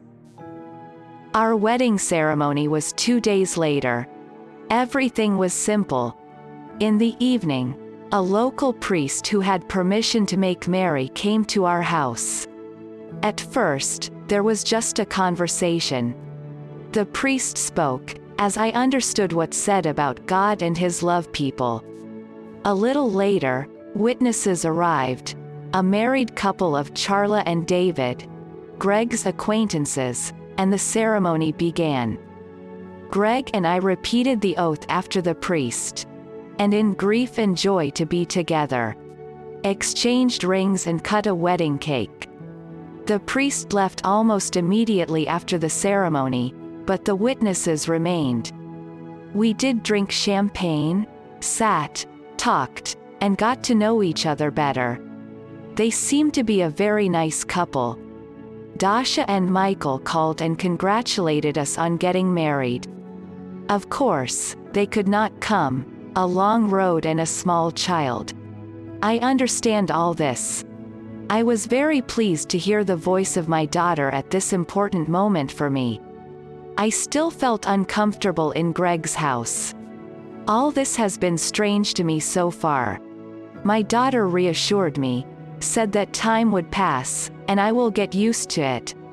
I missed them, my beloved, and even those small apartments in which we lived together since the day I arrived in the USA. It would be good if we lived close to each other and then we could see each other more often. But rely on time. There are all sorts of changes in life that you don't even expect. How to know? After the official marriage with Greg Martin, it was possible to undertake to fill out the necessary papers for the immigration department to obtain the status of a permanent resident, i.e., green cards. A lot of papers had to be filled. It took us a whole Sunday. Also, it needs to take fingerprints and go through a medical examination. To take fingerprints, we went to the police department in Elk City, a city that was 20 kilometers from our farm. In this city, we usually go shopping. The whole procedure took 15 minutes. After the police department, we went to see a doctor. The immigration department had its own trusted doctors. From the list, we chose the one that was in the same city where we took fingerprints and pre-set the time for our visit. My health was normal, but for the conclusion, I needed the results of blood and a tuberculosis test. They promised that the results would be ready within a week. In the meantime, in anticipation of all these results, we were busy with chores on the farm. Greg and his assistants took care of dogs every day, and I gradually began to enter the duties of the mistress of this farm. I reviewed all the pantries and cabinets and put things in order there. Greg took one of the bedrooms to the office. There was already a table, a cabinet for documents, and a large copy machine. For me, Greg bought exactly the same table and cabinet. Now I also had my place in the office. A thought occurred to me. I saw that Greg was somehow irrationally conducting his business paper. He takes notes of vaccinations, dog training, and other information on scraps of paper and fastens it on a stand that hangs in the hangar. I thought that it should organize everything differently somehow. Not without reason. Once in my youth, I was engaged in the Factory Scientific Organization of Labor. I suggested Greg make a passport for each dog and write down all the information there, starting with dog's name, age, owner's name, all vaccinations, and training. From these records, one could see the development and progress of each dog. Greg liked the idea, and I took up this work. Now everything was registered and very easily and quickly. It was possible to find all the information for each specific dog. Last week we went to the city department and registered a marriage certificate, and then we stopped at the office of an insurance company and bought me medical insurance. Now we have to pay $200 a month for my insurance. But alas, this is a necessary thing here. I called Donetsk to my friends and reported on the changes that had taken place in my life. I was worried that I was kind of agreeing with them about 2 months to look after the house and the pets. Now 5 months have passed, and I still unknown when I will receive the green card, return to Donetsk, and solve the problem with the house. I talked with Anatoly, the husband of Lily. His voice was quite vigorous. He told me not to worry about coming. They don't mind it. So I could calmly decide my questions. He was heartily glad for me that I had decided to stay in the USA also. He reminds me to try to find his relatives. One good turn deserves another. I understand. I promised that I would try to do this shortly. I wrote a statement to the personnel department of the institute so that I would be resigning from my job. Early, I asked for leave at my own expense. Now, I understood that I would not return to work at the institute. I asked to leave my employment record book for the time being in the personnel department until I arrive in Donetsk and pick it up. After a week, the results of all the tests were ready, and Greg and I went to the immigration department in Oklahoma City. We went the night before, stay in a motel. The immigration department was open from 8 in the morning and only until noon. Early morning, we were already in the department. It was a full hall of people. At the entrance, we tear off the number. According to this number, we were invited to the window of the next free officer. There were many windows, but the line was moving slowly. Our turn came closer to noon. The officer was a woman, carefully looked through all our papers, and forced me to fill out another questionnaire. It turned out that I needed to translate some of my documents from Russian into English. Besides, my photographs didn't fit.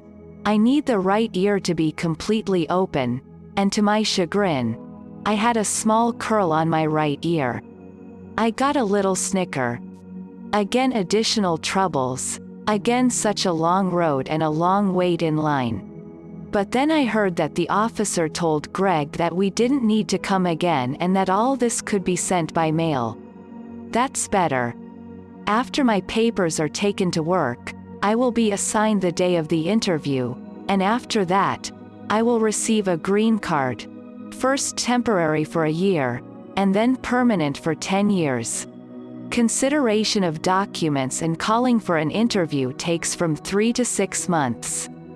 Greg and I counted that it would be somewhere not earlier than the end of this year.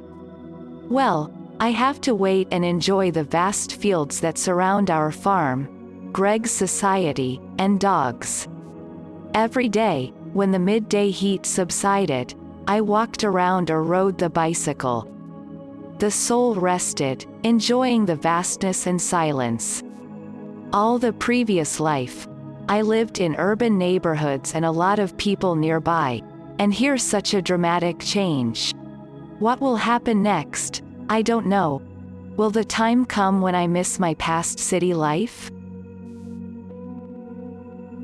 3.5. Greg in depression. I looked at the calendar today and surprised. It was already the beginning of July. It'd been almost 6 months since I arrived in this country. Gradually I learned more and more about this country, and I liked living here more and more. I wondered with regret why I had not been born here or why I had not come here in my younger years. It's hard to start a new life to be the 50s. But I will try.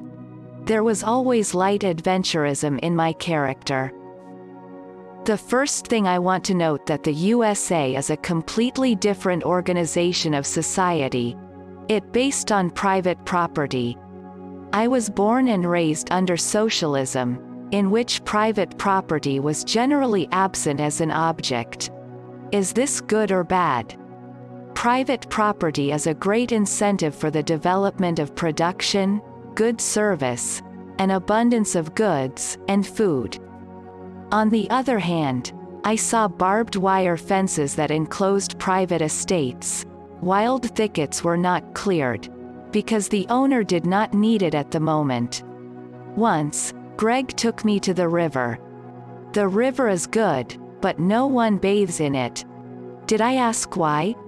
It turns out that on both sides of the river there are private estates, overgrown with wild shrubs, and therefore there is no good access to the river. Everything in this world is dualistic. At sunset, I liked to sit facing west, watch the sun go down, and imagine that my other home was far below me on the other side of the earth.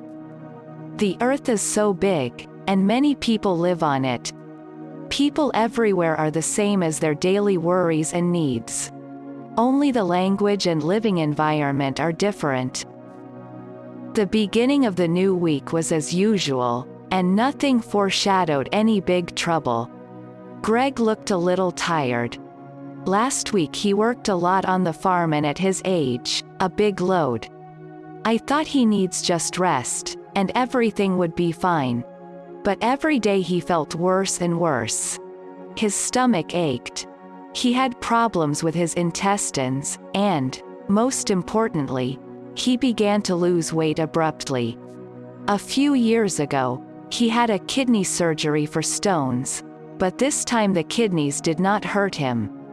Many of his close relatives died of cancer, and he began to suspect that he also has cancer.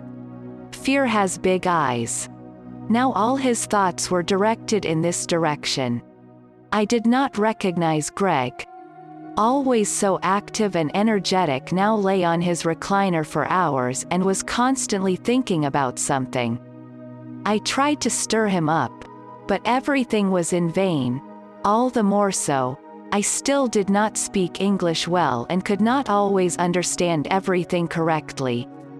The consequence of his painful thoughts was the decision to close the business. He began distributing dogs to other farmers. Left only one of the 2 workers, Ricardo. Stopped training dogs. The farm became empty and quiet. Why problems have accompanied my life. I realized that from myself and my fate, there's nowhere to go and hide, even on a different planet. It's good that we already sent my documents to the immigration department. Dasha and Michael are scheduled for enter into a church marriage and baptize Evelyn. Greg and I plan to go to this event, especially since I was not present at their civil ceremony of marriage.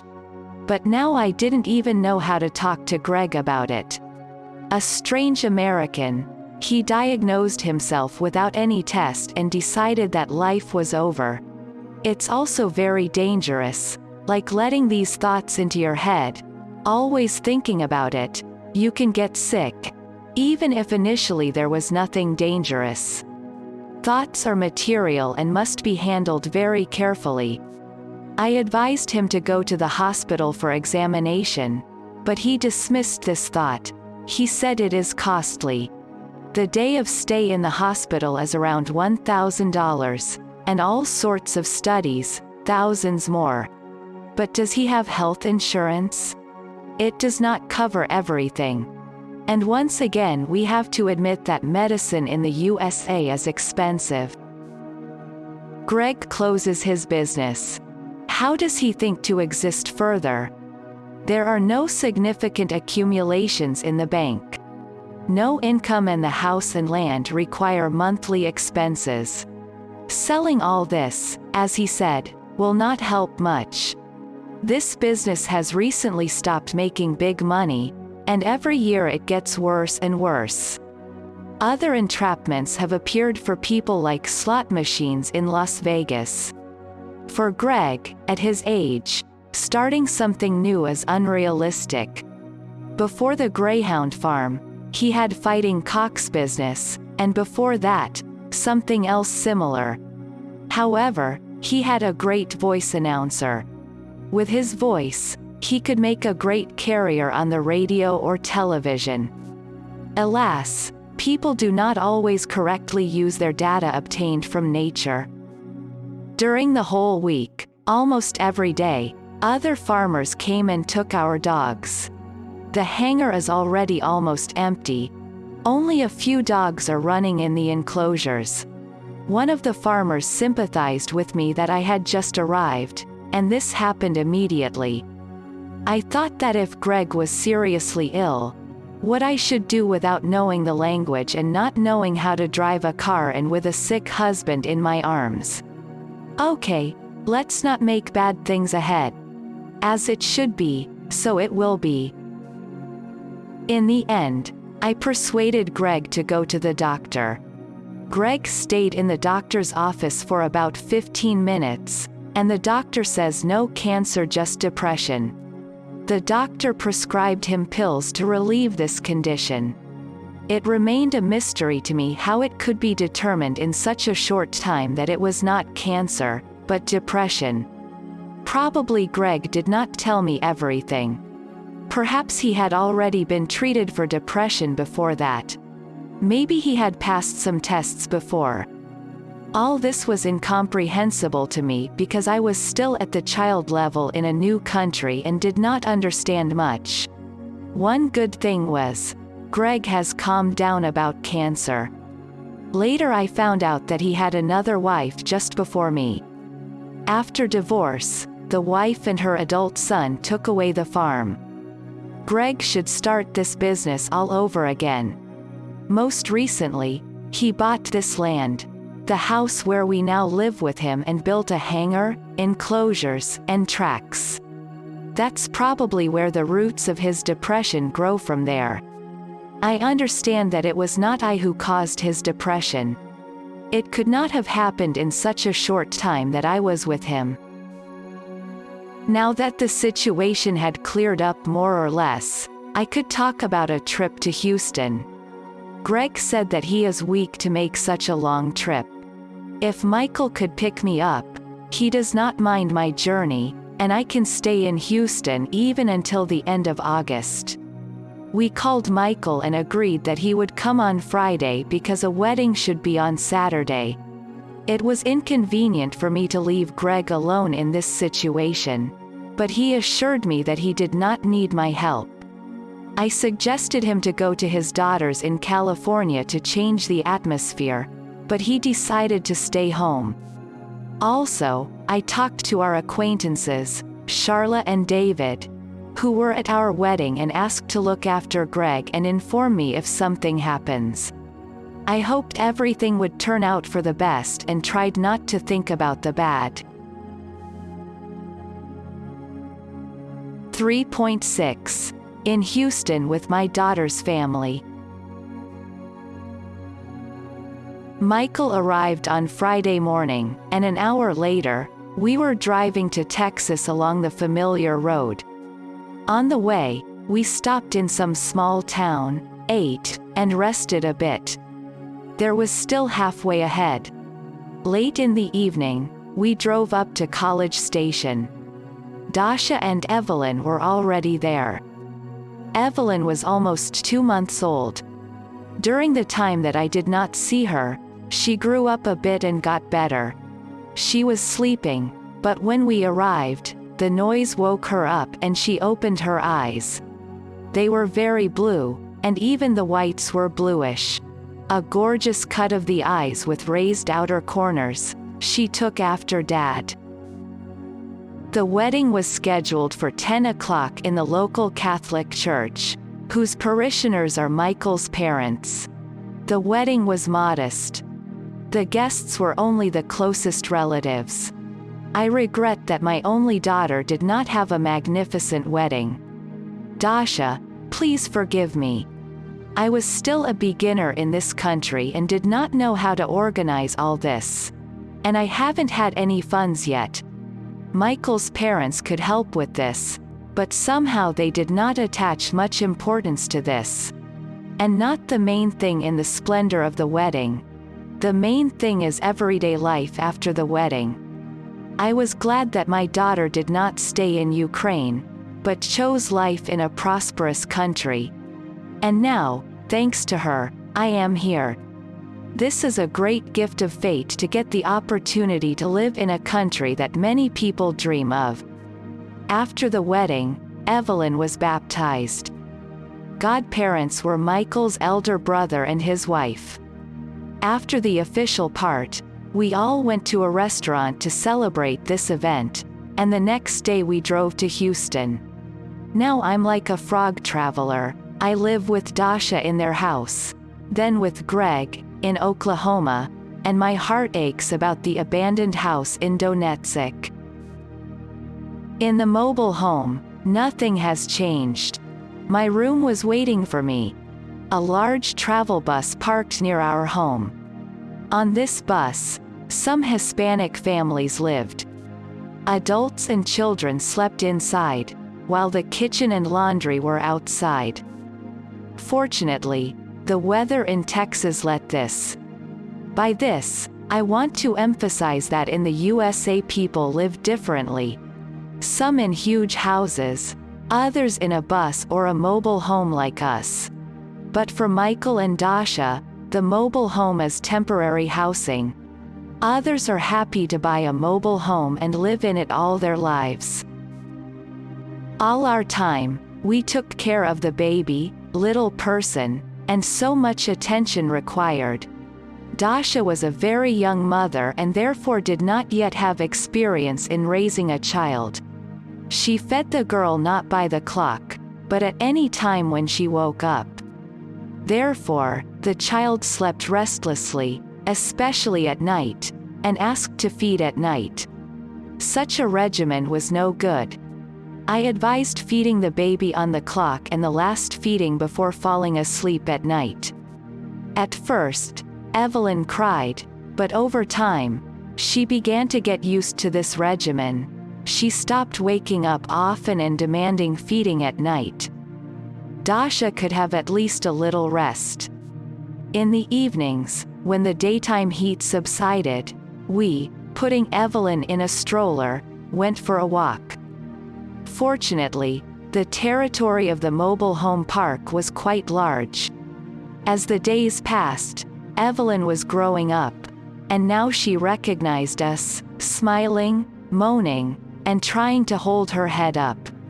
It is interesting to observe how, every day, a baby grows and develops. Greg calls twice a week. Each time his voice becomes more cheerful and more cheerful, his health is improving. August 7th, the year ago Dasha arrived in the United States. I remember very well how I escorted her to the Borispol airport in Kiev. I remember how my heart ached to let my 19-year-old daughter go so far away to a foreign country. It was a big risk. We took great risks, and I'm glad that our risk came true.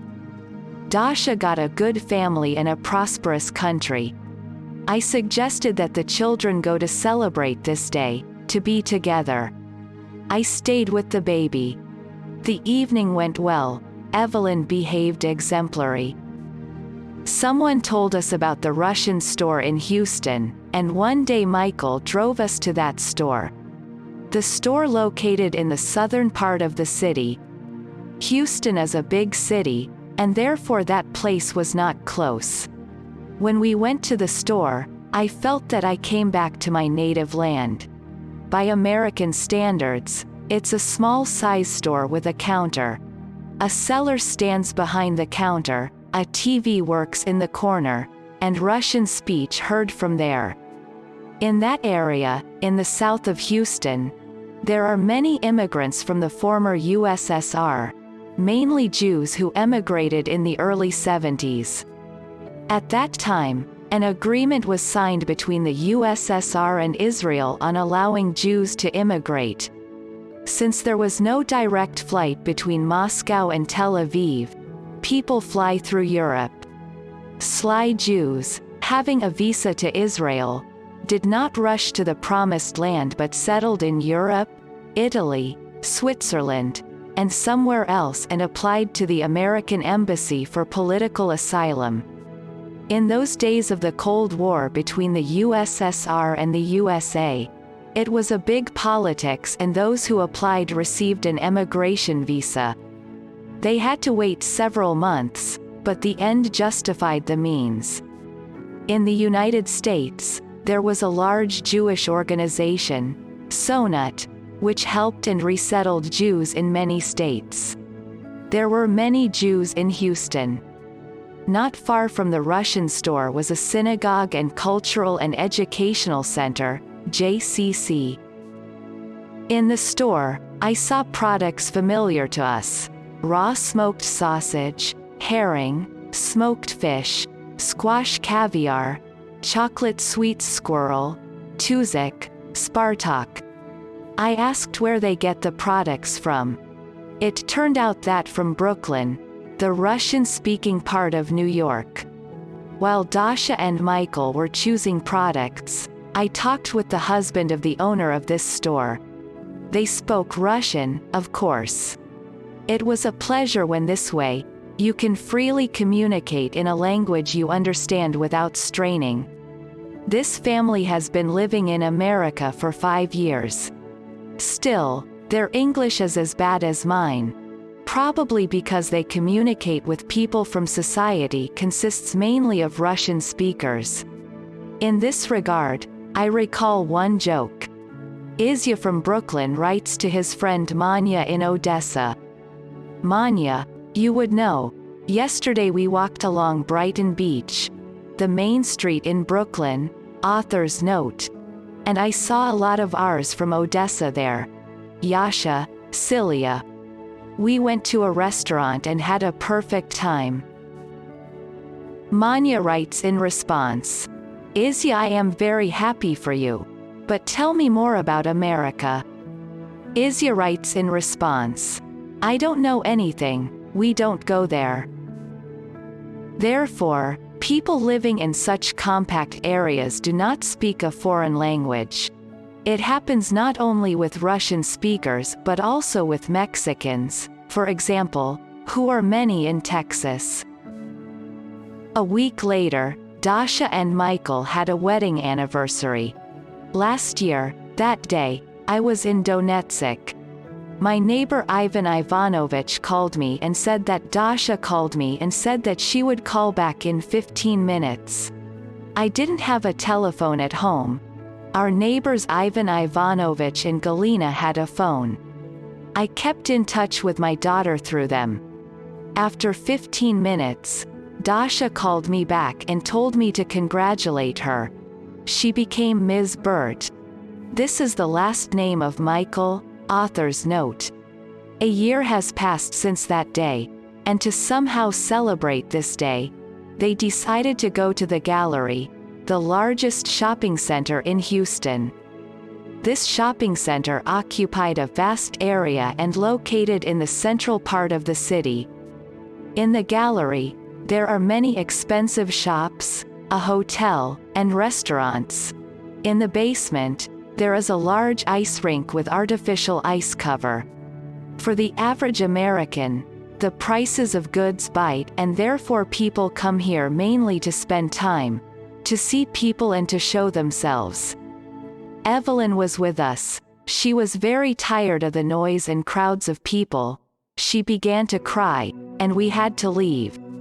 In the USA, in such a shopping center, you can spend the whole day and not notice how fast time has passed. I recall a case. One day when Michael came home at lunchtime, I asked him to take me to the most ordinary store, Walmart, and pick me up after returning from work. I spent 5 hours in the store, and I did not have enough time to inspect everything. He was still wondering how I could spend so much time in an ordinary store. For me, it was all new, and most importantly, I was there unaccompanied, and it gave me a feeling of relative freedom. Next, I would like to describe my impression of visiting the zoo. In Houston, there is a beautiful park, and a zoo occupied a large territory. Animals are in conditions close to natural. At the entrance, a map and a guide are issued, without which you can get lost. More than one day is needed to inspect everything in detail. At the zoo, I first saw giraffes. How big they are, I did not even imagine. Elephants, bears, monkeys, and the lion family could be seen very close through the viewing windows. There are many strange birds, and pink flamingos are a miracle of nature. It was an unforgettable experience. All this time, as I came here, I discover a lot of new things for myself. I should mention that traveling even through your motherland country already gives a lot of new impressions and a feeling of renewal. Even more so about moving to a completely different country. I am surprised by people who live all the time in the same place, do not travel anywhere, do not have new experiences. It seems if you look back, your life seems so short. After all, new experiences seem to expand the timeline. Even a trip to a new place for only 3 days gives the feeling that you stayed there for a month. Greg seems quite recovered and rushing me to return to Oklahoma. We agreed that I would come in early September. In September, Michael had a lot of business trips, and I suggested that Dasha and Evelyn will go with me to Oklahoma. Last weekend in August, we decided to go to College Station. American grandparents miss their granddaughter. College Station is about an hour and a half away. We put Evelyn in a special seat, in which children are transported here in a car, and drove off. Evelyn behaved calmly all the way, and only when we were about 15 minutes away from Michael's parents' house she began to spin and cry. To calm her down, I picked her up. Although this is not permitted here, it's good that we didn't come across a policeman on the way. Otherwise, he would give a penalty to Michael. I am always pleased to come to Michael's parents in their hospitable home. It feels love and warmth. Liz missed Evelyn very much and immediately took care of her for the whole weekend. I was even a little jealous. Michael and Dasha were delighted with the opportunity to be alone and immediately left for the city. Frank and his eldest son Ron went fishing. I begged them to take me with them. We ride to the lake, which was 30 miles from their home. 1 mile is 1.6 kilometers, and located in a very picturesque place. There were some people with tents or mobile buses.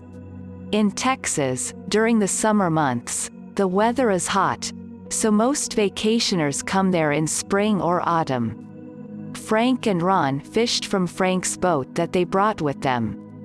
The boat was transported to the lake on a special platform, which is attached to a truck. On the lake, on a special flyover, it is launched on water, and, after fishing, it is returned to the platform in the same way and taken home. All this does not require much effort. Every time I am amazed at how everything in this country adapted for a comfortable life. After launching the boat, Ron started the engine, and we swam along the shore to catch fry with a net. This is a bait for big fish. Then we swam to the middle of the lake. Catfish are bred in this lake. To catch this fish, you need to have a special permit. Moreover, you can fish only in certain sizes. Smaller fish are thrown back into the lake. Each fisher has a sector in which he can catch. Banks floated on the surface of the lake, to which hooks were attached. These are the so-called fishing rods. On the bank is written the name of the owner, his home address, and the number of the permit. The cans are painted in different colors so that everyone can see who owns the fishing rod. Each fisher had its color. Men raised each bank and put fry on hooks. There were 15 such fishing rods, and only 3 had a fish of the right size. Catfish, in some cases, reach a large size. I saw a photograph of Frank holding a 25-kilogram fish. The next morning we went fishing again, but this day was even less successful than yesterday. They tried to catch with conventional fishing rods, and the catch was minimal. Bad luck. It happens. I understood why men are so attracted to fishing. It is an exciting time to catch something. And for me, it was a wonderful weekend. The boat glided smoothly through the water. The sun was shining brightly, and a sharp wind ruffled my hair. 3.7. Dasha and Evelyn are staying at Greg's farm. September 2nd, early in the morning, we went to Oklahoma. Previously phoned Greg and asked permission to visit Dasha with her daughter in his house. He happily agreed. The night before, Michael's parents arrived and brought us their pickup truck. This is something like a covered truck. Pretty roomy car. We loaded everything necessary for the baby. A crib, a dressing table, a playpen, rocking chair, bath, and a stroller. Such a small baby, and so many necessities. We supposed that Dasha and Evelyn would stay at the farm for at least 2 months. I should note that everything is not so simple in this world. Once again, I am convinced that our thoughts are physical. Back in early July, when I arrived in Houston, I marked on the calendar the day I returned to Oklahoma on the first Sunday of September. And so it happened. Already on the way, we remembered that we had forgotten something from the little things, and I forgot my letters and photographs. One letter was from the Immigration Department, where the time of the interview assigned. We decided we do not return. Bad omen for such a long trip. On the other hand, a good sign. If you forgot something, then you will return to this place again. The bad often coexists with the good. We had a stop and overnight at the college station. After dinner, Michael and Dasha fled to the city as usual, and Liz and I plunged into caring for the baby. Communication with a baby brings a lot of joy. Her smile in response to yours, her gentle sounds, her beautiful eyes, this complete gullibility when she falls asleep in your arms, this helplessness. I recall the time when my daughter was the baby. Take her in your arms, squeeze her to you, and immediately all the disappointments of trouble and resentment disappear somewhere. The soul becomes warm and calm. A small child is like the sun, which warms and calms our hearts with its light and warmth. I was worried about how our little girl would endure such a long trip in the car. In vain, I worried. Everything went well. On Sunday morning, we checked out, and at 4 in the afternoon, we were at the farm. At first, Evelyn rode in her chair in the front seat, next to her mother, and then she moved to me in the back seat. There we made her something like a little bed. The car swayed smoothly. It lulled her, and she slept almost the whole way, waking up only to eat. At the entrance to the farm, Greg met us. He has undergone dramatic changes. I left a sick, feeble older man, and now in front of me was a different person, cheerful, full of strength and health. So I liked it much more. Greg was waiting for us. He prepared us a treat, and it was nice. He and Michael unloaded the truck and brought all the things to the guest room. The evening passed in a friendly conversation. We gave a bath to our baby and put her to bed.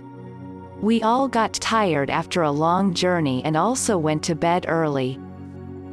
The next morning, Michael set off on his return trip. Tuesday, he had to go to work. Dasha and Evelyn began to get used to life on the farm. The weather was nice, and Evelyn was in the fresh air almost all the time. Greg liked my girls, and it made me happy. Next to them, I was not so lonely. Greg decided to return to his business again. Preparations for the adoption of dogs have begun. First, we returned the dogs that belonged to us. There were 14 of them. Then other people brought for keep and training 4 and 7-month-old puppies. There were 20 of them, and they were placed in enclosures. Then one family brought dogs from Canada, another from Kansas. The farm came to life. Training began on the rabbit, and then on the track. Dasha and Evelyn loved to watch the dogs. The baby watched them with surprise in her eyes because before she did not see anything like it. I am an adult and also interested in this. Each dog, like people, has own personality. Once a week, we go to Elk City for shopping. Dasha and baby sometimes went with us. Sometimes, they stayed at home.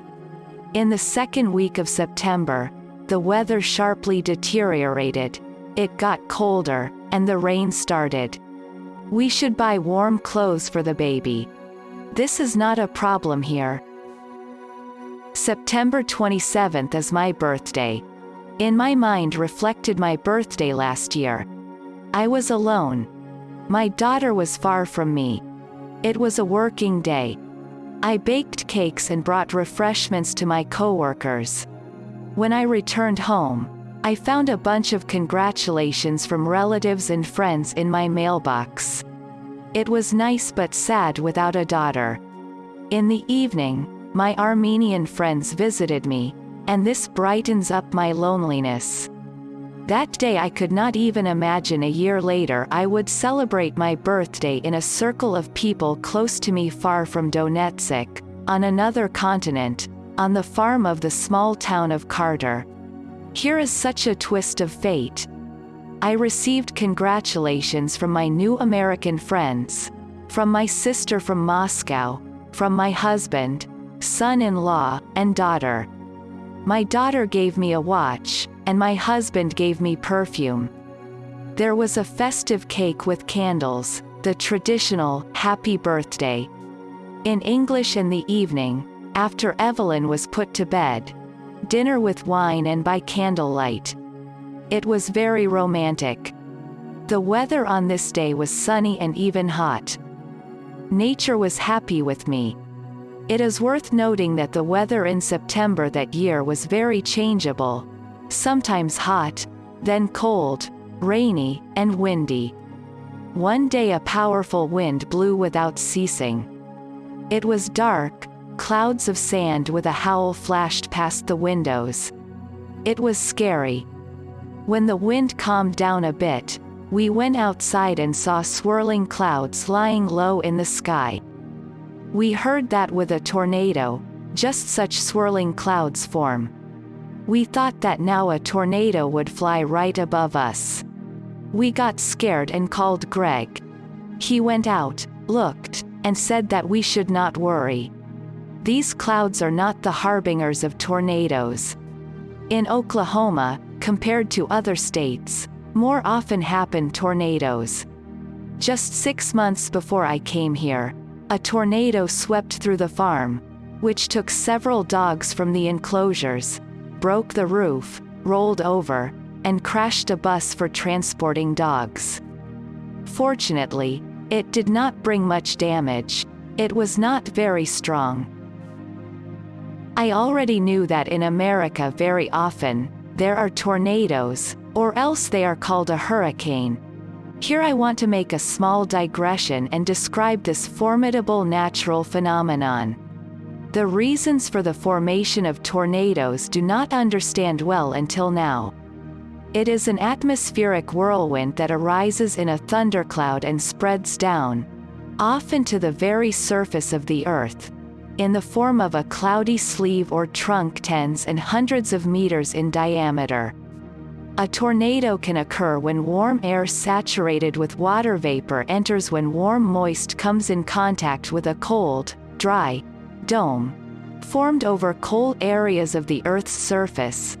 See, at the point of contact, water vapor is condensed, while raindrops are formed, and heat is generated that heats the air. Heated air rushes up, creating a rarefaction zone. The nearby warm, humid air of the cloud and the underlying cold air are drawn into this rarefaction zone, which leads to an avalanche-like development of the process and the release of significant energy. As a result of this, a characteristic funnel is formed. Cold air is drawn into the rarefaction zone and cools even more. The funnel reaches the surface of the Earth.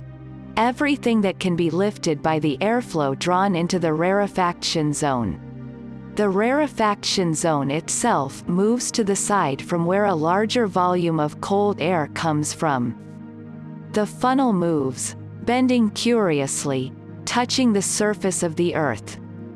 Tornado brings great destruction and loss of life. Greg reassured us. This time this misfortune passed us. The wind completely died down, and the clouds gradually disappeared. Every year in the USA, these phenomena occur, and it especially increases from the beginning of spring to the end of November. Living in Ukraine and Siberia, I never thought about this phenomenon and did not live under the fear of its occurrence.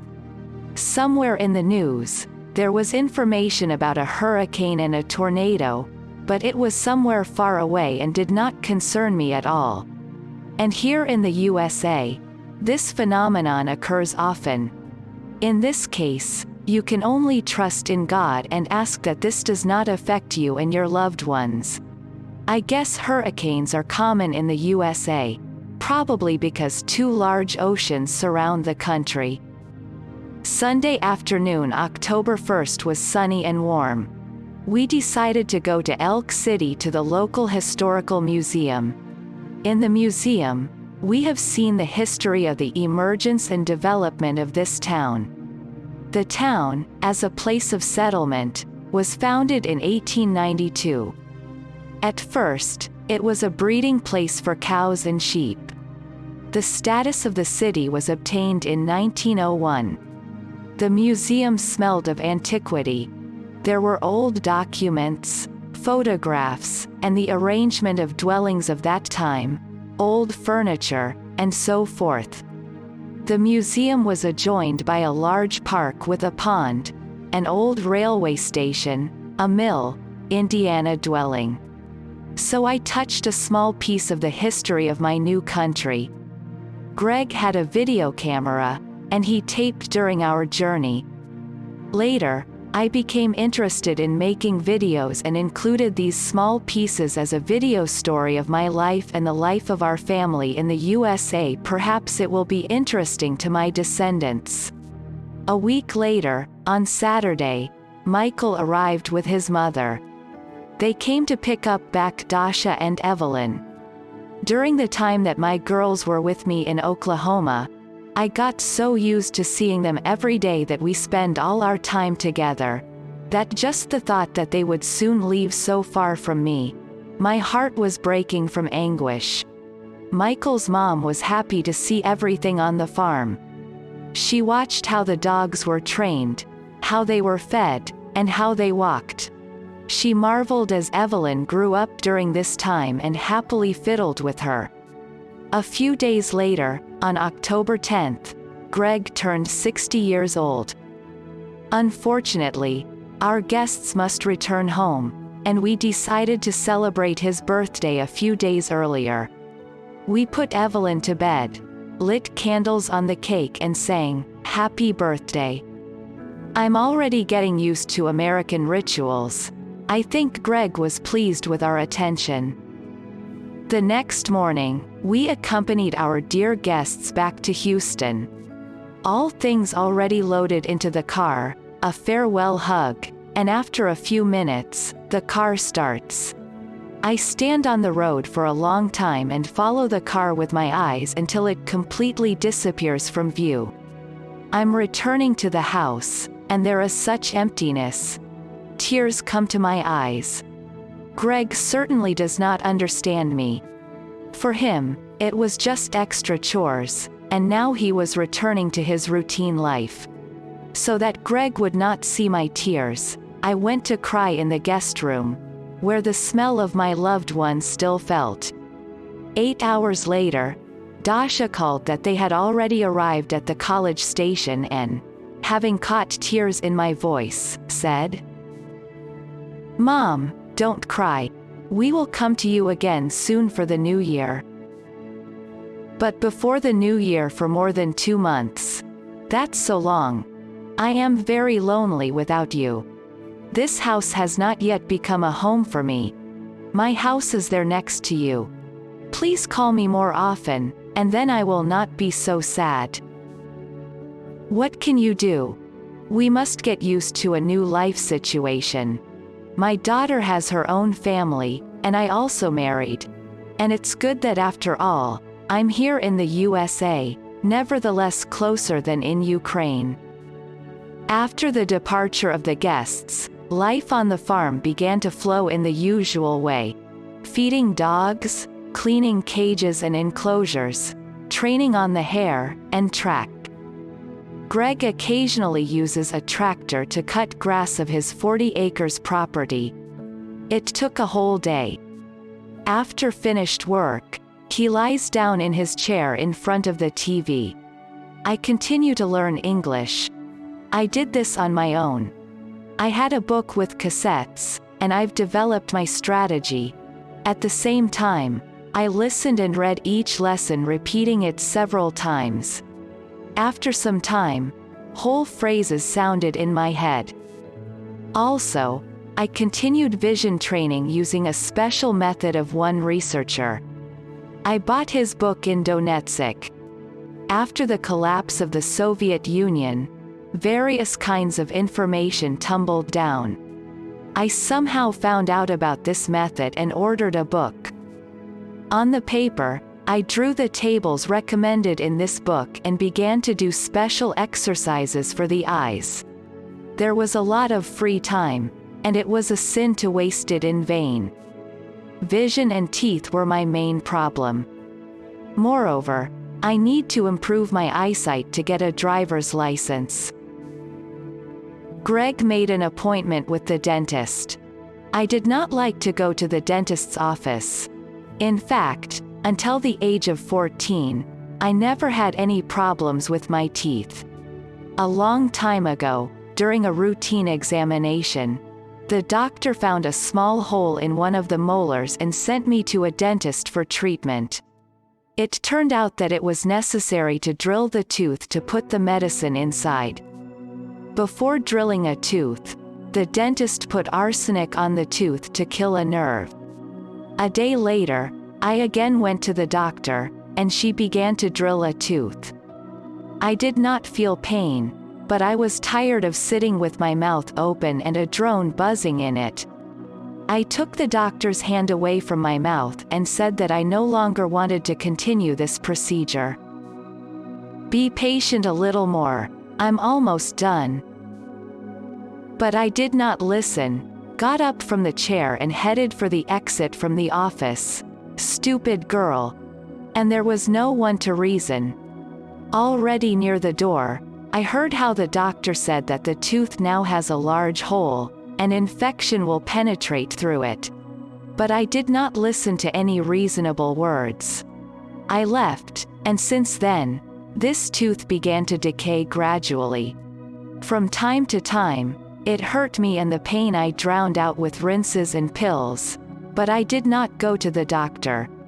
2 years later, only the roots remained from this tooth, and after another severe pain, I had to go to the doctor and remove the remains of this tooth. The tooth was removed, the pain was gone, but the consequences were the worst. From this tooth, the infection spread to other teeth. During the pregnancy, it was an additional load on the body and teeth. Now I was grown and wise. I went to the doctor and endured all these procedures to fix my problems with teeth, but time was lost. How I blamed myself for that stupid thing, but alas, the time to turn us is not given. And now I'm going to the American doctor. It is my first experience here. Here most dental offices are a private practice. So this office, where Greg brought me, belongs to the family. The service is very high. In the waiting room, there is no crowd of people and many hours of the queue, which I got used to in Ukraine.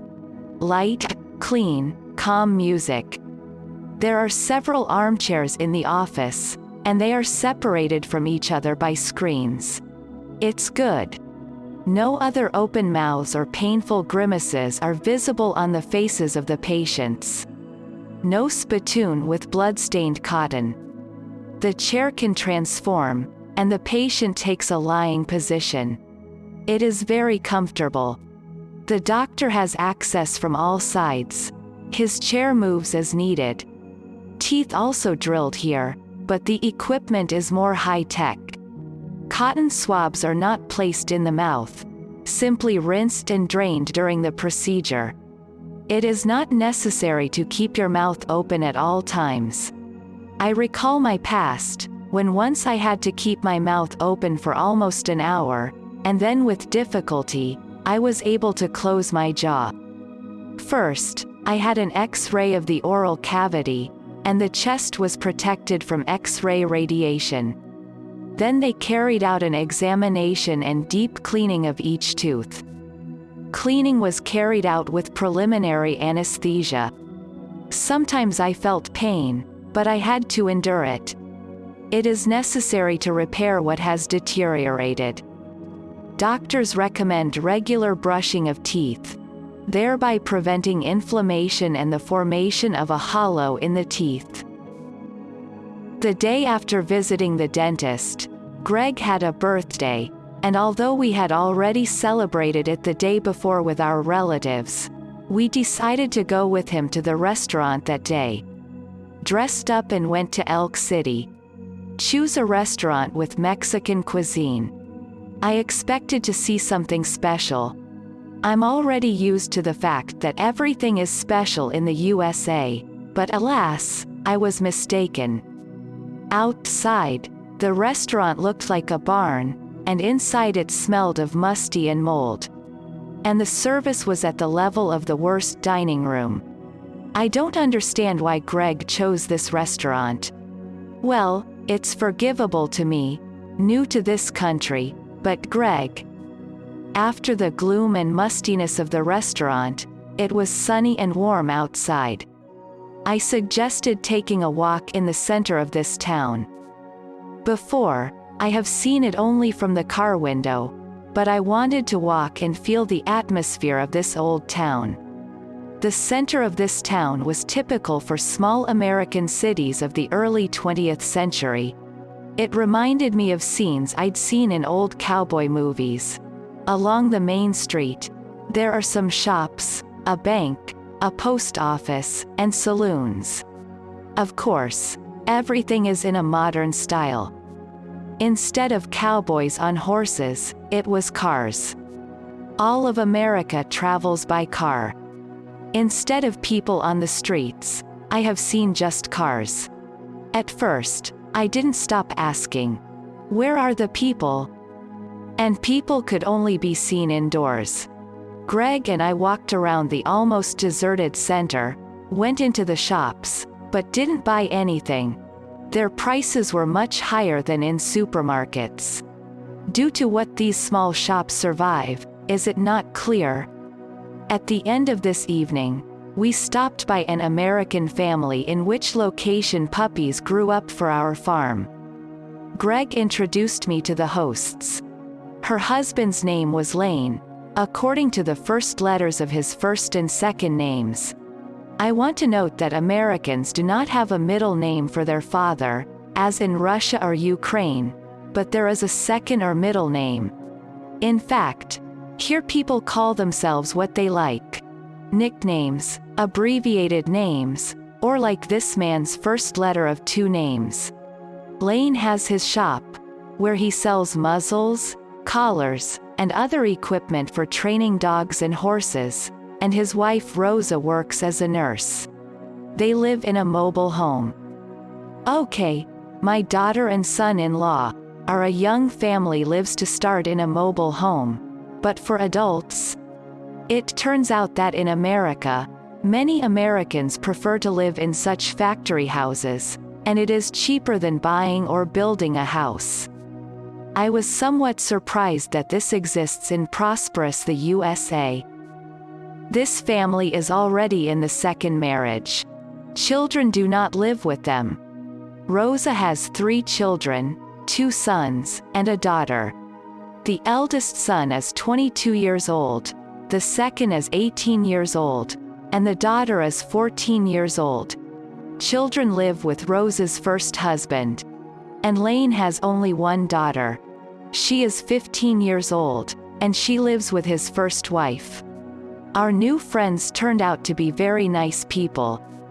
Over a cup of coffee and a pleasant conversation, we did not notice that time turns to the evening, and we had to return home. We agreed next Sunday to meet again and go to church together. The church here is not primarily as a religious institution but as a club of interests. Old friends meet, hug, exchange news, and pat each other on the shoulder. Meet the newcomers. They dress up in the church, and after the ceremony, groups go together to the restaurant to eat. There are a lot of churches in America and the most different faiths. What I like is the lack of fanaticism in religion. Here no one makes comments regarding clothes, cosmetics. Here women can come to the service in trousers and without a scarf, and no one will hiss at you. Next weekend, as agreed, we stopped by our new acquaintances. Unfortunately, Rosa was called to work, and only her husband went with us. There he introduced us to his acquaintances. Everybody was kind to us. We liked everything there and decided to come to this church more often, if only for the sake of being in the company of pleasant, smiling people. Human is a social being, and he just needs to be among people. That evening was another pleasant event. The phone rang. I picked up and heard a familiar voice. It was my sister from Moscow. It was so unexpected that from excitement, I could not immediately answer. Just imagine what a huge distance separates us, and here next to the phone is such a native and familiar voice. Yes, praise to the one who invented the phone, which helps to reduce such long distances. We talked, and the soul became somehow warmer. Although my husband was nearby, I still felt the loneliness very acutely on this farm, which was still a stranger to me. 3.8. My life on the farm. From today, I begin to go to aerobics. A few days ago, my friend Charla told me that she went to aerobics classes 3 times a week. I also caught fire and decided to diversify my life with this.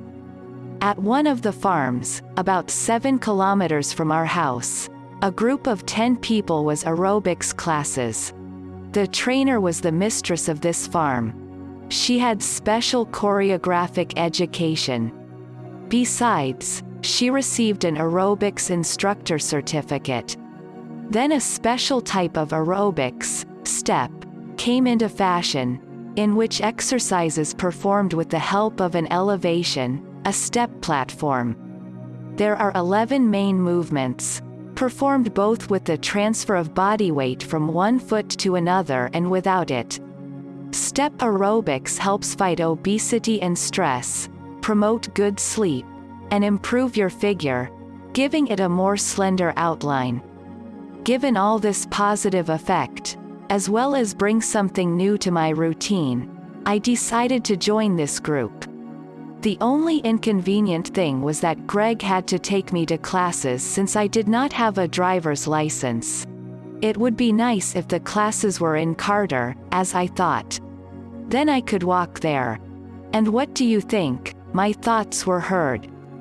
After a month of traveling to the farm, our trainer informed us that the next lesson would be in the center of Carter, in the room that she rents for our classes. Now I could walk. It is about half an hour in one direction. Here I had 2 advantages. Firstly, do not ask Greg to drive me, and secondly, additional physical activity, walking. I received one more confirmation that our thoughts are physical. Gradually I delve into a new business for me, growing and training dogs of breed Greyhound. 3 times a week, Greg trains dog on the track and in the rabbit park, and every evening, a mandatory check of dogs. Dogs, like children, require constant examination. They also get sick and need to be treated. Ricardo, this is our Mexican farm worker, doing his job very conscientiously. The appearance can see this of the dogs and the cleanliness of the farm. Twice a month, all female dogs are given special medications to delay estrus. And also, once a month, all dogs are given a cure for a gastrointestinal infection. Dogs are fed once a day at 3 o'clock in the afternoon. 3 times a day, dogs that live in cages are allowed to run to a fenced enclosure adjacent to the hangar. I continue to conduct the certification of our dogs. Greg likes it. I see this because he proudly shows these folders to the owners of the dogs that we train. I tell you all this so that you understand what a complex and demanding this business is. Troubles happen. For example, one of the adult dogs died this week. Before that, she showed good results on the track, and the next day, on an evening walk, something happened. We heard a screech and then saw that this dog could not stand on its hind legs. She was taken to a cage. Greg thought the next day to take to the veterinarian, and in the morning he found her dead. It is evident during the walk another dog jumped at her, and something interrupted her inside. Dogs of this breed are big and strong. It's good that this dog was owned Greg. I don't know how in such cases, Greg decides if something happens to the client's dog. Perhaps this is somehow spelled out in the contract. I didn't see the written agreements, but maybe I just didn't know about it, and Greg didn't tell me anything. It is complicated when you do not know the local language. I tried to learn the language, but still, I had the feeling that I was as if wading through a thicket of obscure words and phrases. Greg did not pay attention to help me with language training. I comprehended all this myself with some snatches of what I heard, not quite understood, somewhere, something conceived. It was a pity for this dog. But apparently, it was her fate. I believe in fate. I believe that with the birth of any living creature, fate is given to us, that is, the life path along which we must go. And you cannot get away from it anywhere. You can choose some way along this path, but you will still be within this path. I made this conclusion based on my life experience. And to my mind, I want to add a small example from the life of the animal world. The initial training of dogs is catching a live hare. Hares are launched in a special enclosed enclosure, and 3 to 4 dogs are released there. They chase after him. The hare has nowhere to go. Dogs overtake him and tear him to pieces. A terrible sight, I should tell you. But alas, this is one of the stages of training. So one day during such a race, the hare somehow managed to get out of this enclosure. It seems like he found a hole in the fence. However, a little later, he was crushed on the road by a car. So much for fate. In the USA, the last day of October celebrates Halloween. As I later learned, this holiday has its roots in the ancient Celts of Ireland and Scotland.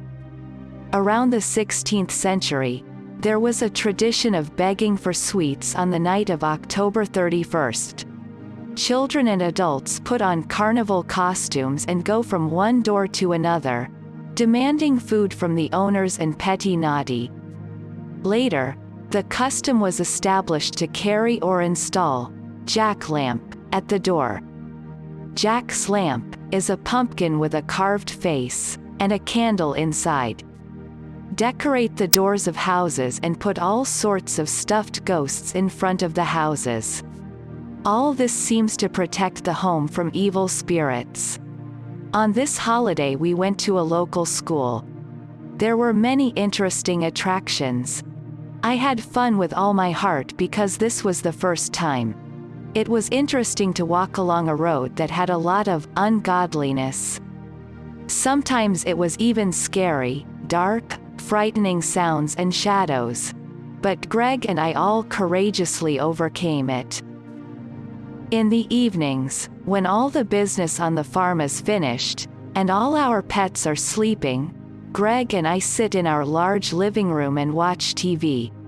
He is usually on his reclining chair, either looking or dozing, and I am on the couch.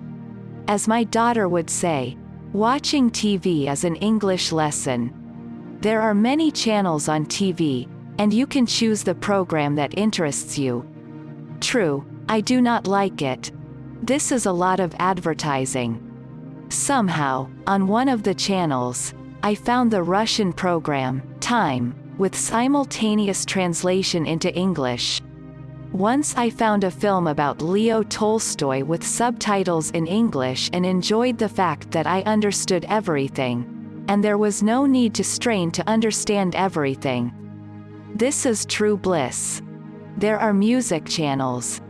Then I found out that in music, there is such a style as country, rustic in translation. Local cowboys love this style. I also like these songs. Moreover, the style is not frozen, but changes in time. So, country music of the 30s differs from the style of the 60s and so on. I should note that the TV broadcasts all 24 hours. If you have insomnia, turn on the TV. There you will find what to see that brightens up your sleepless night. but there should be no sleepless nights. The weather in Oklahoma is almost the same as in Texas, but it can be a little drier than in Houston. However, there are often winds blowing, probably because the state is mostly on the plain and located on the border between the cold and warm states. Already in November, most of the trees threw off the foliage. Sometimes there are cold days, but mostly there are warm sunny ones. In Ukraine, snow is already lying at this time. There is not even a hint of snow here, maybe later in December or in January. Greg showed me some photos of winter landscapes. But even if snow falls, it does not lie very long. In this state, agriculture is mainly developed. Peanuts, wheat, and cotton are grown here. As early as September, the cotton fields were green, and it did not believe that they would ripen on time. September was cold and rainy. But in October the weather was sunny and warm, sometimes even hot. The cotton ripened, and by the end of November, it gathered, and only on the roads, the wind carried white pieces of cotton wool. It reminded me of poplar fluff on the streets of our cities. From animal husbandry here are engaged in breeding of cows of meat breeds and horse breeding.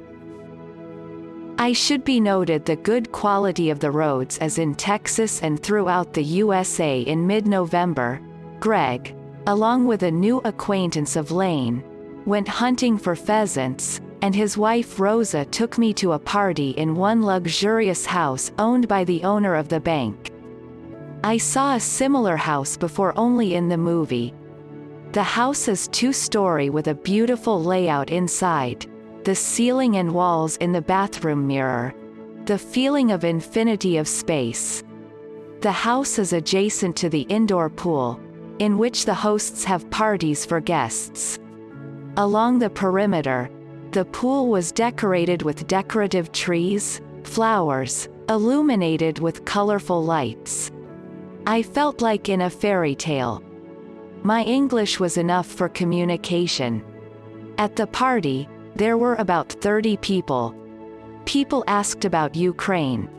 Learning what I taught there at the institute.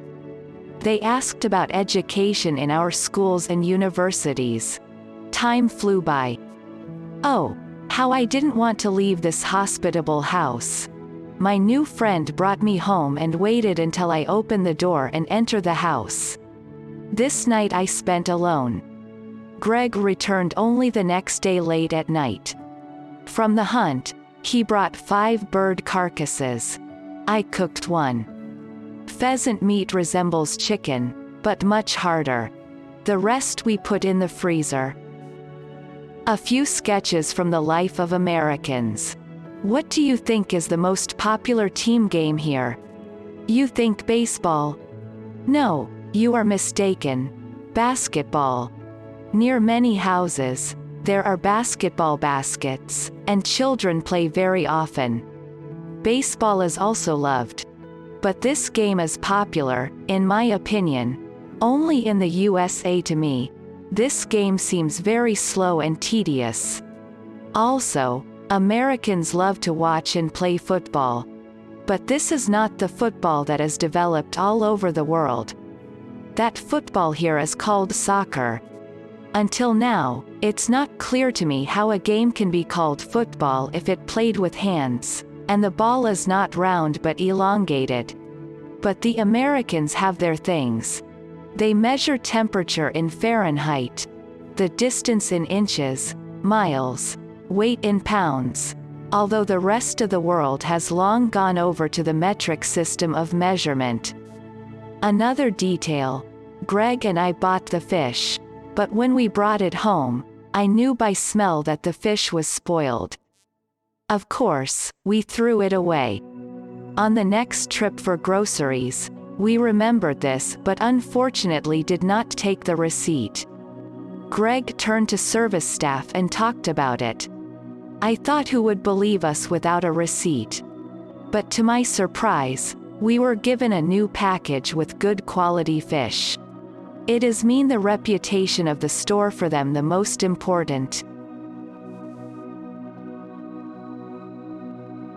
3.9. Thanksgiving holiday. Christmas and New Year. On Thanksgiving, we plan to go to visit our relatives in Texas. Thanksgiving is another prominent holiday in the USA. Thanksgiving celebrates on the fourth Thursday of November. It was initially a celebration of expressing gratitude to God, just like family and friends for well-being and kind attitude.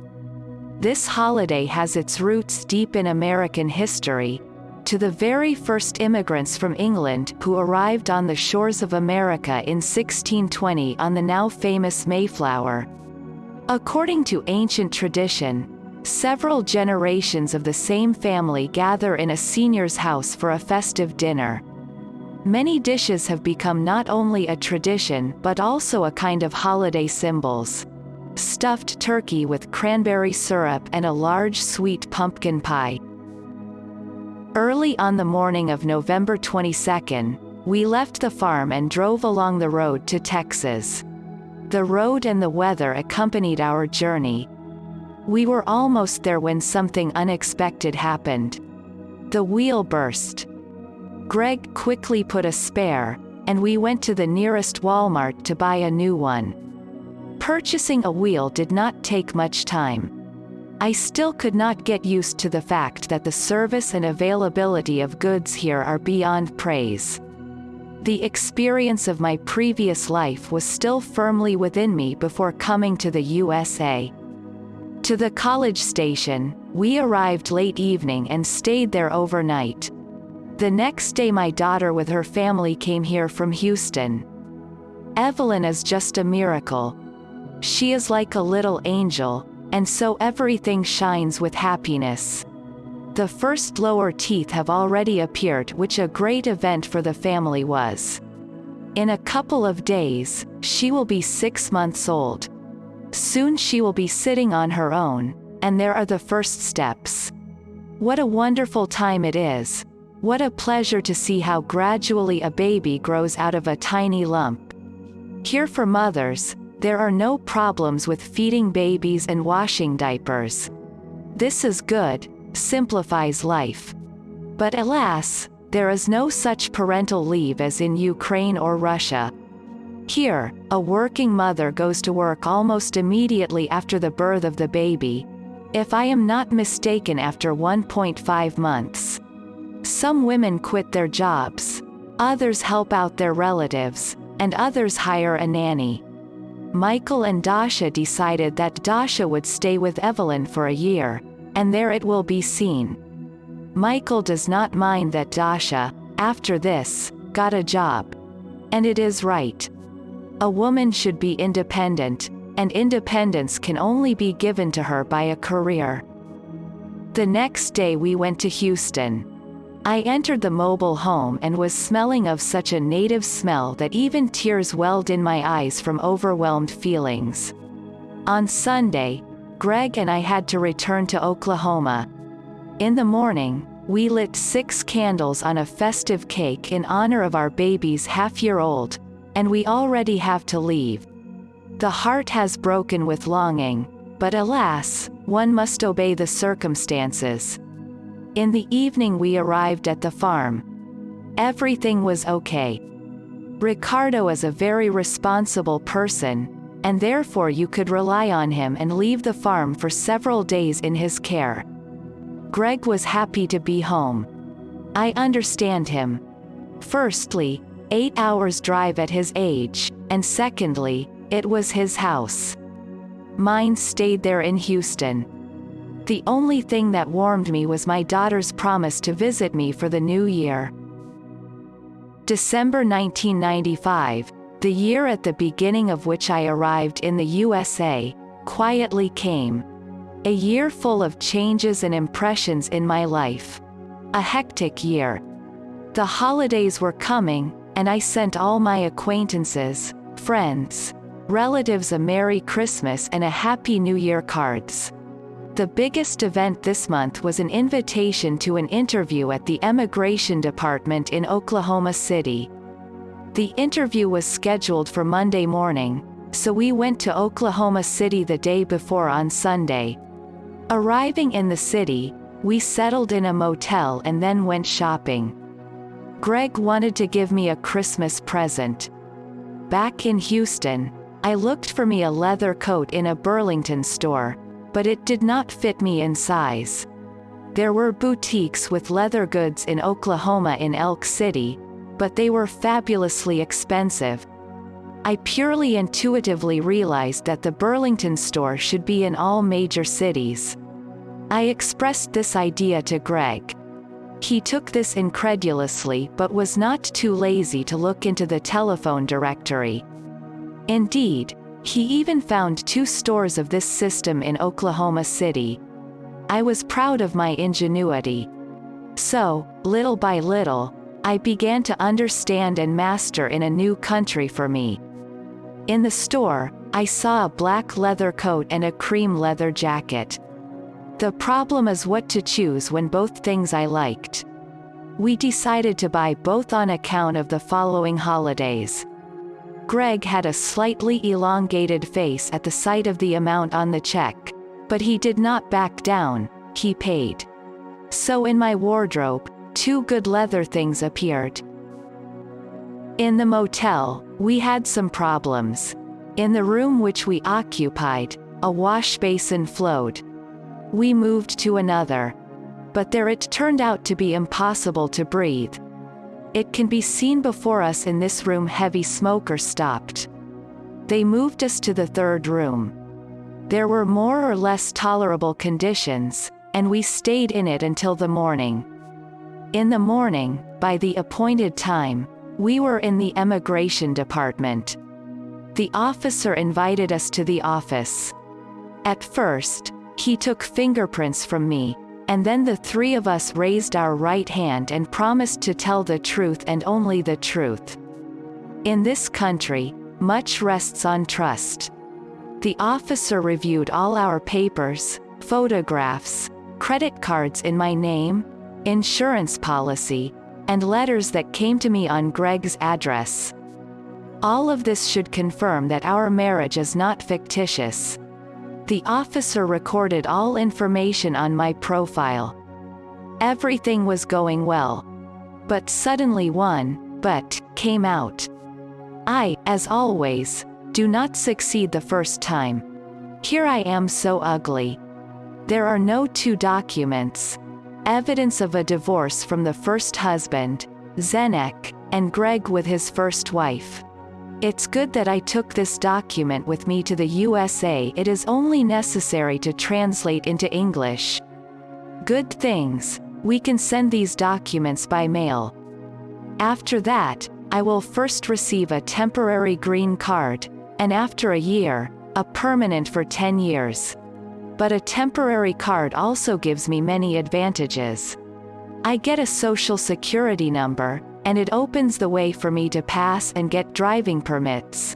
The opportunity to get a job, and even more important, the ability to leave and return to the United States. The return trip home was not joyful. I didn't get what we drove for. A dull gray sky reigned all the way. All this did not fit in a good mood. The only thing warmed my soul, the beautiful clothes that we bought, and the fact that the officer did not refuse to receive a green card, but only postponed it for a while. Already approaching the farm, the rain gave way to snow, everything around covered with pristine whiteness. So December 18th, I met in the winter after a year of endless summer. But unfortunately, the snow melted the next morning, it became dry, and nothing more resembled winter. December 25th in the United States celebrate Christmas. This is also one of the biggest holidays. American cities and villages transformed. All houses are decorated with garlands, figures of deers, and some whole scenes of the birth of Jesus Christ. In the dark, It all sparkles with colorful lights. One evening, Greg took me to Elk City just to admire this beautiful sight. Unfortunately, our farmhouse did not shine with colorful garlands for Christmas. Greg simply did not have them, and I have not had any experience with this. We waited for after Christmas big sale of all Christmas decorations. We went to this sale, bought a lot of Christmas decorations and a Christmas tree, which we set for Dasha's arrival with her family. By Christmas, everybody buys gifts for relatives and friends. Especially gifts are bought for children here. This boom begins the day after Thanksgiving and continues through Christmas. Greg and I decorated the house, hung a colorful garland around, and on a spruce tree that grows next to the house.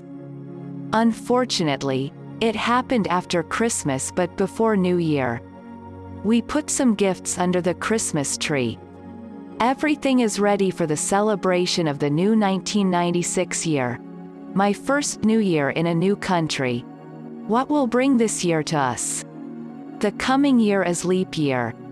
It noticed that in a leap year, some unpleasant events often occur. But we will not think about the bad, and with the first minutes of the coming year, we will think about the best and make our cherished wishes. These first minutes are important before moving from one year to another. Although, all this is relative. December 28th was exactly 1 year since I received a visitor visa to travel to the United States at the American Embassy in Kiev. It was with me and only a year ago. I can't believe it. It seems that this happened a long time ago, so many events this year have accommodated. A few more days and the new year will come. The most favorite holiday in our former USSR. I already wrote in my previous memoirs how this holiday is festively and solemnly. Large New Year parties with concerts, dances, and music programs on TV until the morning. The tables are full of drinks and food. It was even equipped with snow towns with games and attractions. In the USA, it does not celebrate so festively and solemnly. Usually, people wait until 12 a.m. Raise a glass of champagne and after it goes to sleep right away. Here, the most significant holiday is Christmas.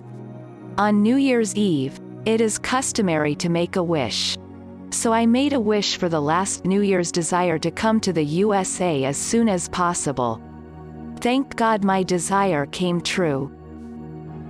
On Saturday, December 30th, I woke up expecting something pleasant. Today a daughter, son-in-law, and granddaughter should come to us. But then the telephone rang. Mom, my daughter called. We will probably arrive only late in the evening. We are already at College Station, but Evelyn has a fever, and we will go to the doctor in the morning. This news upset me. I was worried about the health of my granddaughter, and at the same time, I wanted to see all of them on New Year's Eve. At least Evelyn had nothing serious. Still, 8 hours on the road is a long trip for a sick child. The doctor did not find anything serious, and they decided to go. It was already getting dark when I heard the noise of the car and saw that one was approaching the farm. Our planet has many time zones. It's already morning in the Far East next year, and here in Oklahoma, we are still expecting it. We celebrate this year at home, but this does not prevent us from dressing our best outfits in a festive mood. In the last minutes of the old year, our baby woke up, as if she felt the solemnity of the moment and decided to celebrate her first New Year with her whole family. And so we begin the countdown of the last minute, 60, 59. 1. Hurrah! Happy New Year! Our life begins the countdown in a new round. On the first day of the new year, We invited our friends Rosa and her husband to visit USA. As soon as we managed to cook a turkey, the unexpected happened. Something happened at the electrical substation, and our house lost electricity for 3 whole hours. The life of a modern person is very dependent on power. That's all. Water supply, cooking, watching TV, and much more depends on electricity. We met guests by candlelight. It would be even romantic, but alas, all the same, we needed power, which appeared in our place a few hours later. On the second day, Michael went back to Texas. Dasha and Evelyn stayed with us for another 2 weeks. Michael had an extended business trip, and we decided that my daughter and granddaughter could stay with us. The first week of the new year did not start very well. Evelyn again had a fever. She slept severely, was naughty, and ate badly, even lost weight. Later then, adults became ill, coughing, and sneezing. Greg immediately began to be treated with pills. Americans are addicted to drugs and take them often and almost with handfuls. I somehow trust more alternative healing, warm drinking, rubbing, and sleeping. When a person is sick, he needs to sleep as much as possible. Thus, you unload your body from additional stresses and give it the opportunity, using its potential forces, to fight the disease. Many times I have experienced this on myself and recommend this method to everyone. The first week of January in Oklahoma was cold. The temperature on some days fell to -12 degrees Celsius. There was no dog training. The track was unsuitable for running. The only joyful event this week was that I received a green card. As it turned out, I was given it for 2 years, until January 1998. Now I have become a full-fledged resident of the United States. I received the essential document. Now I can take a permit and learn how to drive a car. I can get a job, and now finally I can go to Donetsk and solve the problem with the house. The second week of January was more favorable. The weather became warmer. We recovered from sick and could go for walks. Dog training resumed. One day, Greg entrusted me to lead a trailer with dogs on our track. All this way passed through the territory of our farm.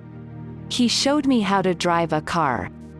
A vehicle with an automatic transmission and control is extremely simple. 2 pedals, gas and brake. But do not believe me.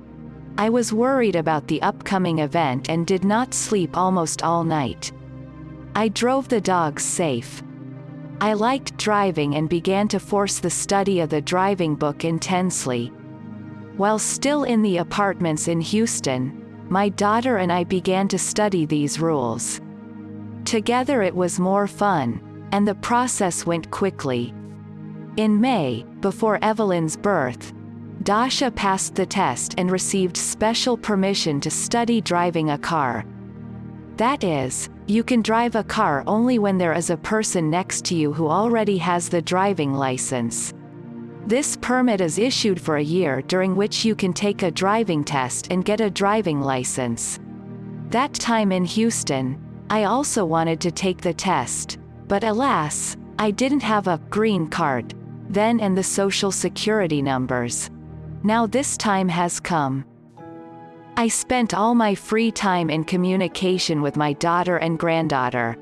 They will leave for Texas very soon. Evelyn got more energetic after the illness, began to eat, and slowly rise to her legs, holding on to the back of the bed. Each new day brought new changes ever. It is interesting to observe the growth of a new person. Only at such a tender age is every day an almost whole era in adulthood. January 15th was my daughter's birthday. She will be 21 years old, and she is already a mother. But alas, she will be in Houston that day. We decided to celebrate her day on Saturday. We were expecting Michael to arrive. He had already left, but on the way to us, he had some kind of breakdown in the car, and he had to linger. He should arrive late in the evening, so we went to the restaurant for lunch without him. Michael brought a birthday cake. We lit 21 candles on it, sang the traditional wish with a happy birthday. Dasha made a wish, and so that the wish came true, extinguished all the candles on the cake at the same time. The next morning they set off on their return trip. Again parting and feeling that they cut my heart alive. The car was already out of sight. I went into the house and suddenly again heard the noise of a motor. They returned because they forgot a bag. I forced Michael to look in the mirror. According to the old Russian sign of returning from the road, this is not good, and you must look in the mirror so that nothing bad happens along the way. Now I will worry all these 8 hours while they are on the road. They called in the evening. They are already at home in Houston. All is well. My heart calmed down. At the end of January, I passed the driving book test. I worried not for the test itself, but whether I could pass my vision test. I was lucky that this is a small town, and there were no advanced methods for checking eyesight. In the officer's office, it was a table according to which my vision was checked 1,000 times in the USSR. Only different there was the Latin alphabet. The left eye in the glasses gave me a necessary correction, but the right eye? It helped me out that I am a foreigner and, according to the officer, maybe I don't know the Latin alphabet very well and therefore make mistakes. Thus, having hesitated, he allowed me to take the test. I passed the test satisfactorily, even scored more points than was required. As a result of this, I obtained a driving permit. Now Greg could calmly give me a steering wheel and allow learning to drive a car in his presence. Americans are very law-abiding people. I received letters from Ukraine. They all congratulated me on the new year. It was very nice to receive news from such a distant homeland here in a foreign land. America was still a foreign land for me. I received a letter from Donetsk. The Begliarovs assured me that everything was all right with the house, but I was still worried about it.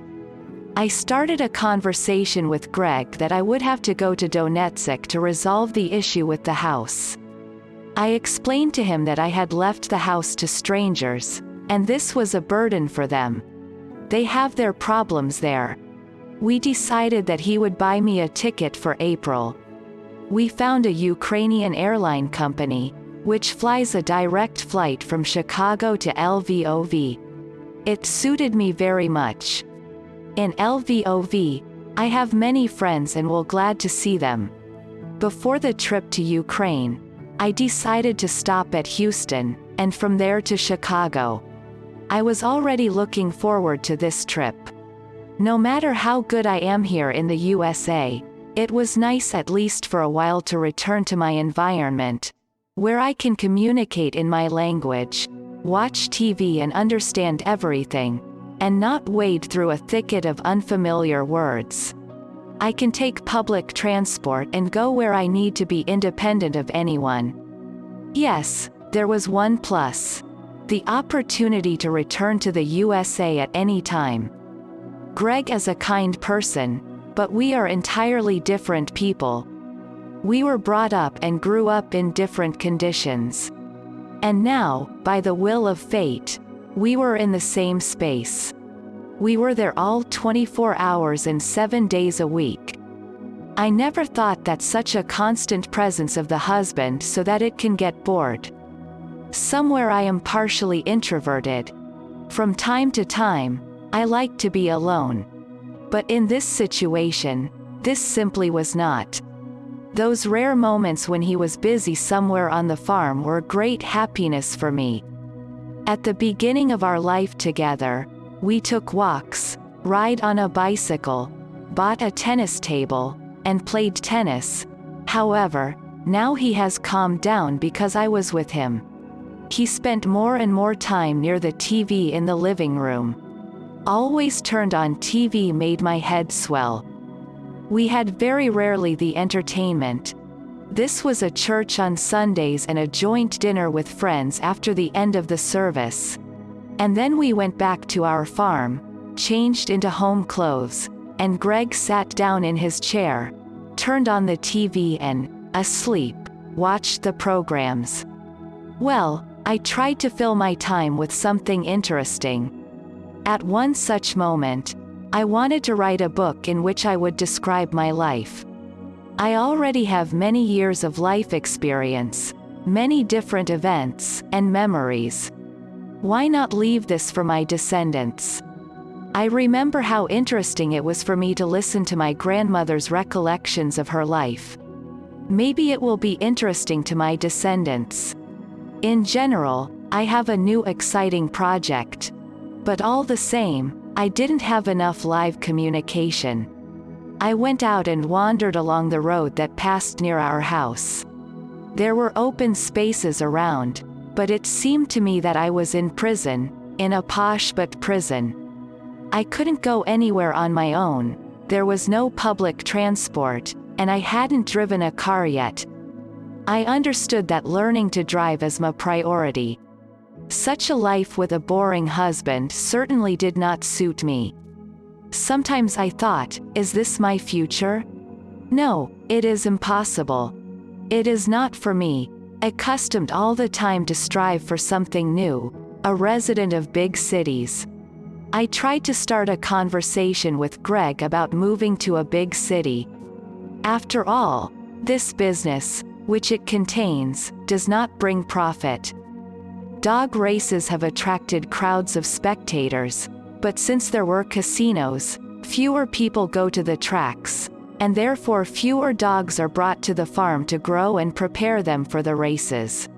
Soon there will be no one dog to train at our farm. Mostly only our dogs will remain. And then what kind of money to support all this business? But Greg did not agree with my proposal to change something in life. I am a villager and have never lived in big cities. Yes, also, I am already at such an age that it is too late to change something in life. It was his traditional excuse, and I thought to leave these conversations until my return from Ukraine. I understood that the life of a housewife on a distant farm does not suit me. I need to have work and be financially independent. I've always been like that. And now, to spend $1, I need to ask Greg for permission. Although he says that now we are husband and wife and we have a joint bank account. But when he buys something or writes a check, he does not ask me for permission and does not even inform me. I was not happy with this situation of not equality between us. I will think about it after the trip and return. I should get a job even though Greg opposes this because, in his family, none of the women have ever worked. I need to build my independence, earn an American Social Security retirement. It has been given here for 62 years, in part, and complete at 66 years for both men and women. While I still have time, I need to get 40 credit hours, 4 hours for each year. And this is at least 10 years. I have worked in the Soviet Union all my life. I had a great experience, but it turned out that the hopes of getting a pension in Ukraine were minimal, as the Ukrainian embassy in Washington explained to me. And Greg has been a private entrepreneur all his life, and he probably won't have a pension either. In general, the future is in a fog, and I cannot relax. Fate helped me to meet Greg so that I could have the opportunity to live in this country legally, but I have to take care of my future. It has always been this way in my life. Fortunately for me, I feel strong enough to compete for a place under the sun, even in a foreign country. I don't think that I am dumber than Americans. They have the only advantage: they were born in this country, and they do not need to overcome the difficulties that I face. Knowledge of the language and freedom of movement. But I'm sure I can handle it all. Give me only time. Moving to another country can be compared with birth in a new life. But the newborn has enough time to learn a new life gradually, but I have it squeezed to the limit, unfortunately. April has come. Closer and closer was the time of my trip to Ukraine. Before I left for Houston, our friend Rose invited Greg and me to dinner. There were several couples. Rosa decided to surprise me and threw a party in my honor. It was very nice. And most importantly, they wished me a pleasant journey, and all prayed together that God would protect me from all sorts of troubles. I believe that this prayer guarded me and accompanied me throughout my long journey in Ukraine and Donetsk. There could have been anything. Then in the disintegrated Union, terrible things were going on. Gang warfare, for $1 could be killed. Fortunately for me, this whole bowl passed me. But one will talk about this later. April 10th, Wednesday, I left the farm indefinitely time. I went around all our dogs, said goodbye to our worker Ricardo, put a suitcase with things in the trunk, and at 11 a.m. we went to Oklahoma City Airport. Part of the way I drove a car, training. It was a little scary. On a highway, the speed is 70 miles per hour, and about 120 kilometers. And although I was driving at a permitted speed, huge freight cars were flying past me, probably driving at an even higher speed. On the way, we stopped at a restaurant to eat, and by 3 o'clock we were already at the airport. Baggage check-in did not take much time, and now we are at the gate waiting for boarding. Announce boarding on Houston. I say goodbye to Greg. We agree that I will call as soon as I fly to Houston. Early at the farm, I gave him the phone number of my neighbors in Donetsk and explained how to call me. Calling me from Ukraine is very expensive. We will keep in touch through my daughter. It's easier for her to do. I'm on the plane. A few more minutes and the plane takes off wheels from the runway, and my long journey is beginning. I returned to the farm only in early December after an 8-month absence. I will tell you more about it in the next chapter.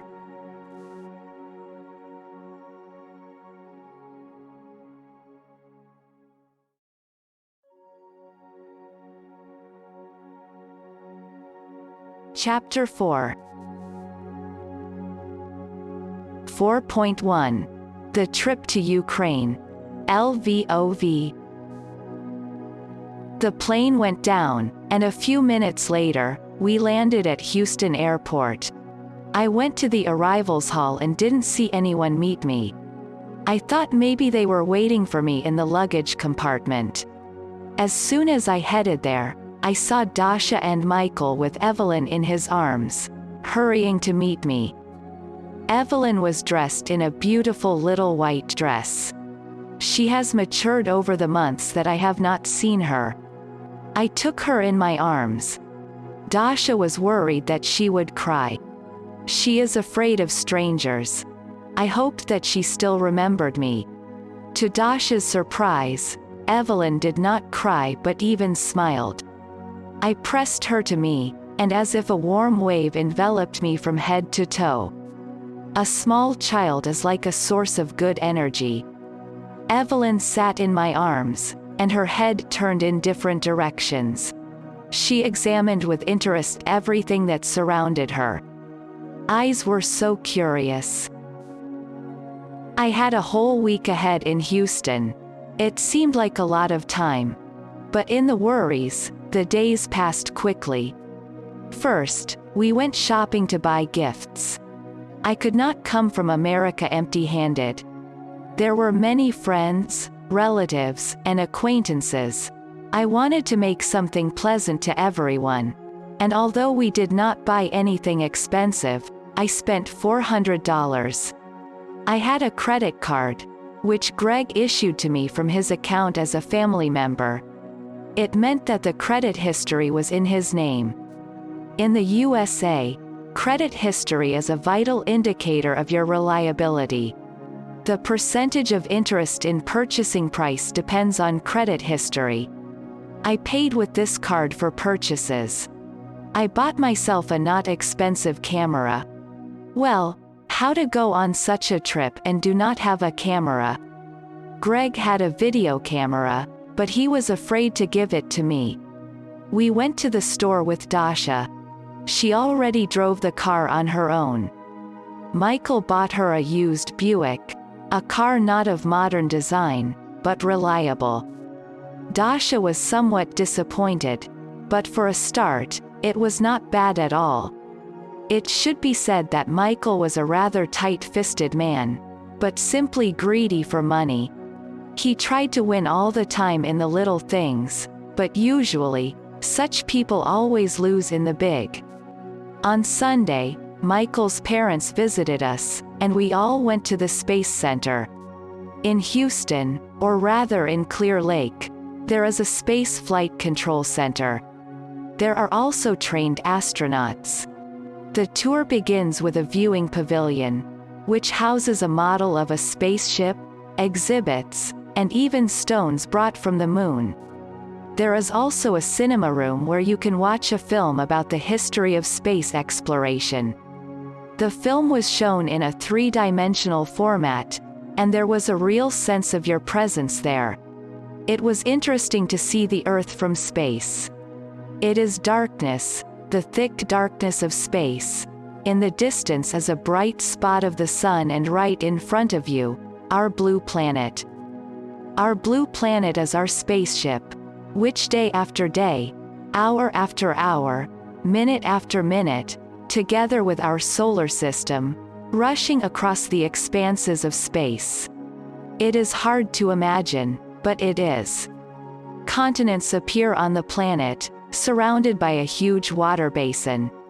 It is such a beautiful sight that no one can believe that militant people live on this planet, who, for the sake of their profit, ambitions kill their kind. Wants to shout in the words of a cartoon character, "People, let's live friendly." The tour continues in the Space Center itself, where we got by a special trailer. The territory is large, many different buildings. We came to the main building. There was a hall for astronaut training and flight control. On weekends, the training room is empty, and if you manage to arrive on a weekday, you can see the astronauts on simulators. It was an exciting and memorable excursion. I am very grateful to relatives that I was able to see all this with my own eyes. There were only a few days left before my departure. We packed my entire luggage. It turned out a suitcase and a bag. It was allowed to carry no more than 23 kilograms in each baggage for free, and carry a small bag with you on the plane. The day before, Greg called and wished me a good journey and a speedy return. The whole family escorted me to the airport. I was sad to leave. The only thing that warmed up, after completing all the affairs with the house, I will return to the United States. The flight to Chicago was normal. We landed on time. At the Chicago airport, I should have to change plane on Ukrainian Airlines. There was enough time, almost 5 hours. The airport is huge, and I was even confused about how I can find the right terminal.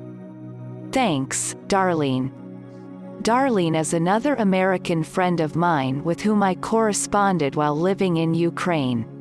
She lives in Wisconsin, in the city of Madison. After I arrived in the USA, we have not met yet, but only talked on the phone. In the last conversation, I informed Darlene that I was flying to Ukraine through Chicago. To Chicago from her city 3 hours drive by car, and she decided that this is a good opportunity to meet me. I saw Darlene only in the photograph and was worried that we might not recognize each other. The experiences were in vain. We somehow immediately recognized each other. Darlene looked just like in the photo, a beautiful slender woman of middle age, with a pleasant smile on her lips. Together with her, we quickly found the luggage compartment and got my luggage. Automatically my things did not move to the Ukrainian plane since it was not a connecting flight. Then we walked along with some transitions for a long time, climbed and descended on an escalator, rode on an internal train, and finally arrived at the terminal from where my plane flew to Ukraine. Without Darlene, I would be confused. I checked in my luggage. Everything went well.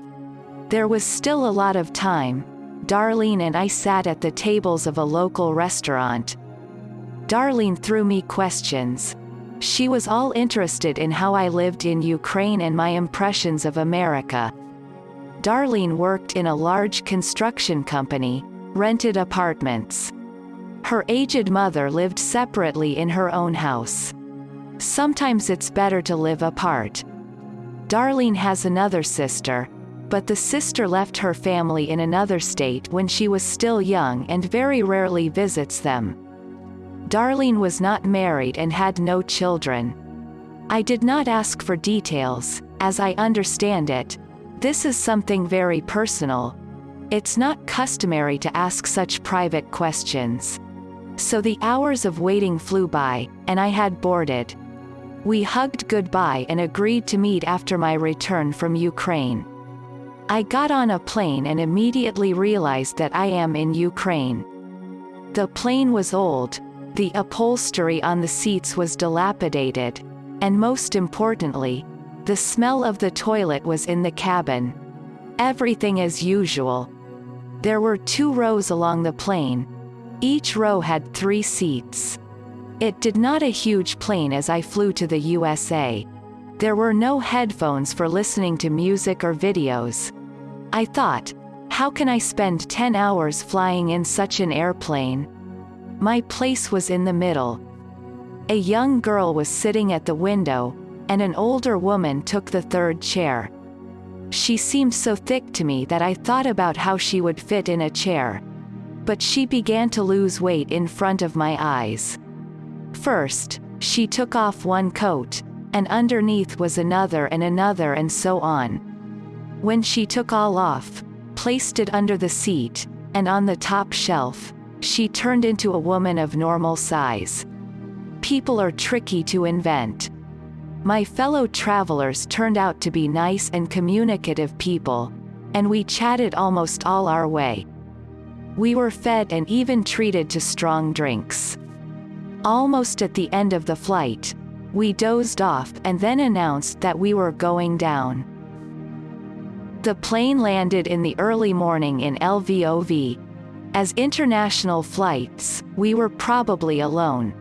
At the gangway of the plane, we were surrounded by a dense crowd of border guards and led us as escorted into the airport building.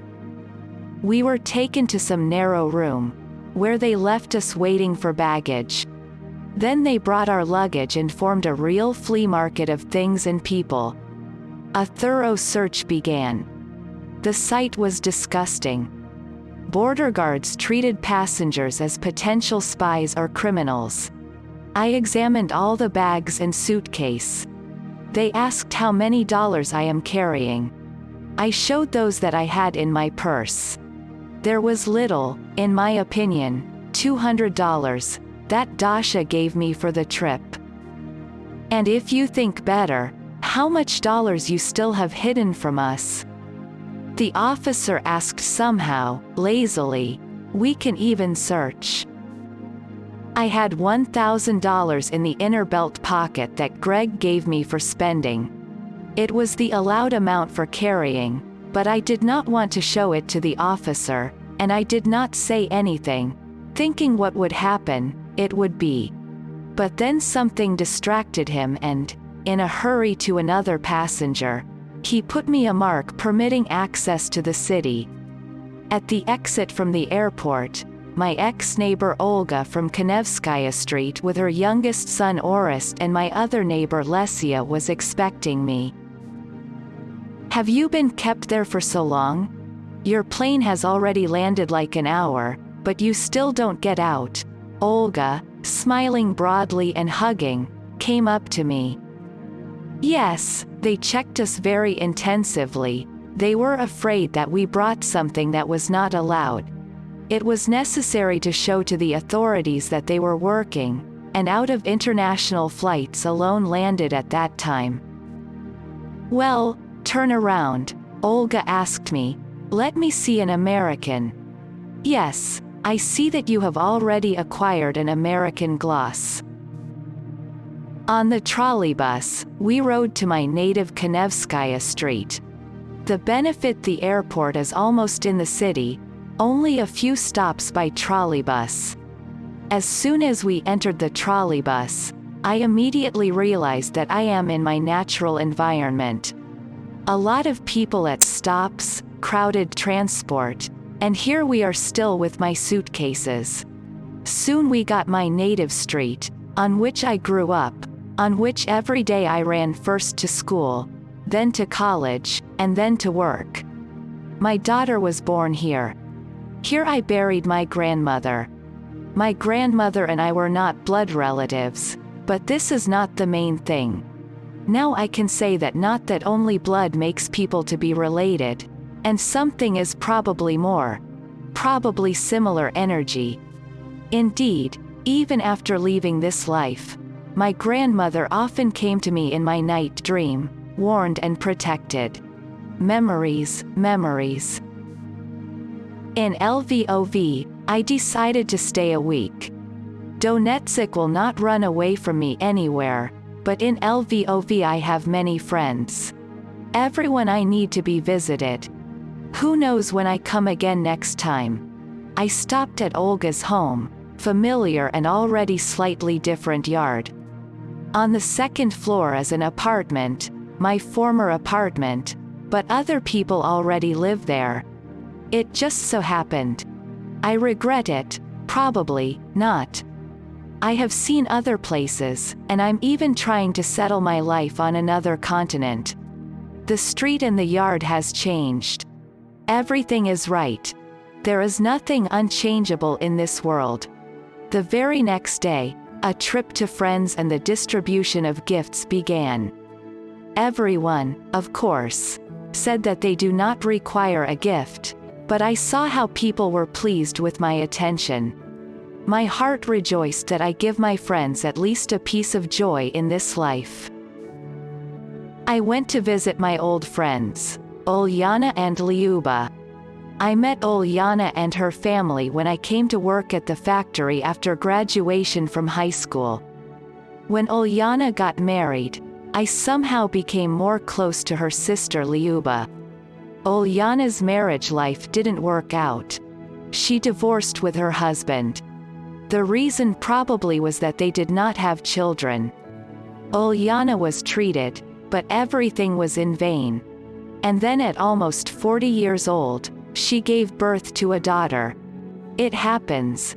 She never got married the second time. She raised her daughter herself. In 1996, her daughter was already 13 years old. Myra, that was the name of Ulyana's daughter, studied at a school with advanced English language training, and Ulyana asked me to talk to her daughter in English. Ulyana's father died a few years ago, and her mother lived together with them. Ulyana's mother was also glad to see me. She has grown very old over the years that we have not seen each other. Her health was no longer the same. She had a hard life raising 4 children with such severe financial disadvantages. I saw her husband several times, and he seemed to be an unsociable and unfriendly person. Lyuba lived with Slavic. The Slavic's elder brother left them a two-room apartment in a communal flat in the city center. It was a great blessing since before two families huddled in one two-room apartment. Lyuba's daughter, Julia, like my Dasha, married a foreigner, a Polish nationality, who lived in Germany, and they already had a daughter a little older than our Evelyn. Lyuba has never visited her daughter. Even at the wedding, she could not come. Lyuba, her husband, and their son went to the wedding, but when they arrived at the border, it turned out that Lyuba had lost her international passport, along with a purse from her bag, and she was not allowed across the border. I can imagine how she felt about it. I also went to my former department at the Forestry Institute. The teaching room was empty, and only one of the teachers, Jevrik, sat at the table and wrote something. Other teachers were at the lecture, or they simply did not have a class that day. Hearing that someone came in, Jevrik raised his head and looked at me. To my surprise, he recognized me immediately, although we had not seen each other for several years. I left Lvov already about 12 years ago, but living in Donetsk, I came to Lvov several times and always found time to go to the department. I regretfully found out that our head of the department, Theodosi Andreevich, died several years ago. He was still not an older man. He had a massive stroke and was not saved. I was sorry that he left so early. I came to the department as a young-age girl and learned a lot from him. I learned to see small things in the big one, and this turns out to be very important both in life and in work. I remember once in Berenice's house when Berenice held a party of the defense of his dissertation, Theodosi Andreevich said, looking at Lidmila and me, "You both have only one drawback, youth, but it quickly passes." And he was right. Then we were 35 years old, and this defect quickly passed, did not have time to look back. After the collapse of the Union, Berenice left for Lithuania, where he was from. Benko, another of our oldest teachers, has retired. Of the former, with whom I worked at the department, there remained Jevrik, Matsuk, Lidmila, and Apostoluk. Jevrik managed to tell me all this while we were alone. The lecture ended, and the teaching staff began to fill up the room. I was pleased to see everyone. Some of the new teachers were once my students. Lidmila Nikiforovna also came in. I still connected with her by calling or writing a letter. She had the last lecture and was free until evening. We decided to go to have a cup of coffee. I warmly said goodbye to my chairs. I promised, if possible, to come before leaving for Donetsk. With Lidmila, we went to the nearest coffee shop. In Lvov, after the Soviet Union collapsed, private entrepreneurship began to develop rapidly, and small shops, restaurants, coffee houses began to grow like mushrooms. Lidmila was talkative and told all her news. She and I are very different, but we got friends on a joint monthly trip to Arkhangelsk. Her daughter Masha is 3 years older than my Dasha. She met a Swedish man and went to Sweden to visit him. Lidmila shared with me that Masha is not easy to live there, but she is not going to return to Lvov. She planned to visit her daughter on a summer vacation. Lidmila still had an affair with her former student. His family did not approve of his choice and did not recognize her as his wife. Officially, they do not marry, but live together, especially when Lidmila became alone. I also told how I got settled in America. You know, there was such a fuss at the department when you sent me a New Year card and asked me to convey congratulations to the department. No one could believe that you got to America. Well, you are a frog traveler. You change your life abruptly and go to Siberia. Then you return to Ukraine again, and now even to America. Many at the department envy you. Lyudmila, let not be envious. It is not so easy to get settled in a foreign country. It may be easy in youth, but at our age, everything is much more complicated. You need to learn a language, nowhere without it. Where I live, there is no public transport, and my movement is limited. No, I'm not complaining. I just want to say that not everything is as simple as it seems from the outside. Many, especially men, cannot adapt to new conditions, cannot stand it, and cannot find a use for themselves. Women are more flexible creatures, easier to adapt. So, during our conversations, we did not notice how time flew by. Lyudmila had a lecture for evening students, and she had to return to work. We said goodbye. We agreed if we couldn't meet again before leaving, to maintain relations through letters or calls. I returned to Kanevskaya. Olga was already worried because of my long absence. Vitya, Olga's husband, came from a trip to Europe. He works as a driver and drives a massive truck. This evening Olga invited the neighbors in honor of my visit. Lesia came with her husband and daughter, Natalia. Natalia was the same age as Dasha. I still remember when we together with Lesia sewed costumes for our girls for a New Year celebration in a kindergarten. How much water has flowed since that time? Slava came from the next house, neighbors with whom we had common water well, with her granddaughter. Slava was daughter-in-law, now the widow of an older grandson who died tragically, even before I left for Krasnoyarsk. Slava remained with 2 children, twins, son, and daughter. By this time, her daughter got married, and Slava helps her, looks after her granddaughter. Slava's son there was in trouble, a car accident happened. He crashed to death 6 months ago. I did not ask for details, knowing what a pain it was. First, lose the husband, and now the son. The next day Olga and Vitya decided to take me to the summer house. We drove along the road with a turtle speed because there was a pothole on a pothole, nothing to compare to American roads. Vitya also knows firsthand about European roads, but in Ukraine like that. It was hot inside the car. Without hesitation, I said to turn on the air conditioning. In the car, I heard my friend's Homeric laughter. Look, she is spoiled in America. Give her an air conditioner. Vitya kindly said through laughter. It turns out that in cars, in Ukraine, air conditioning is simply not provided. There is no such heat as in Texas, and it is merely not installed on these vehicles. I visited my old friend Tamara, with whom I also have many memories.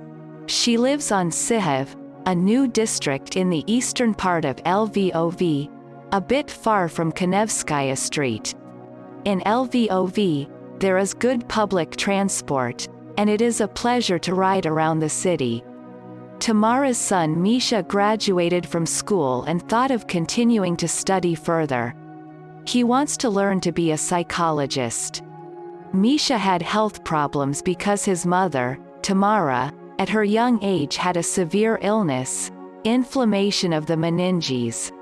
She was cured, but after this illness for the rest of her life, there were consequences. Doctors did not recommend her having a baby, but she, like every normal woman, wanted to have a baby. She got married and gave birth to Misha. Misha had a health problem from childhood. Tamara often sent him to various health centers for treatment. Thanks to this, he managed to avoid severe problems. Tamara continued to work at a medical institute in the histology laboratory. After Zdenek's death, I asked her to find out the results of the autopsy and the cause of death. It turned out that he had liquefaction of the brain substance from a sharp blow to the head. I went to visit my school friend Sharoneva. Now she and her family lived in a large apartment near the market square. It is almost the center of Lvov. They got this apartment by exchanging their previous 3 flats. One room remained after the death of Sveta's mother. The second belonged to her mother-in-law, who was already at an elder age and wanted to live with them, and the third is common with her husband.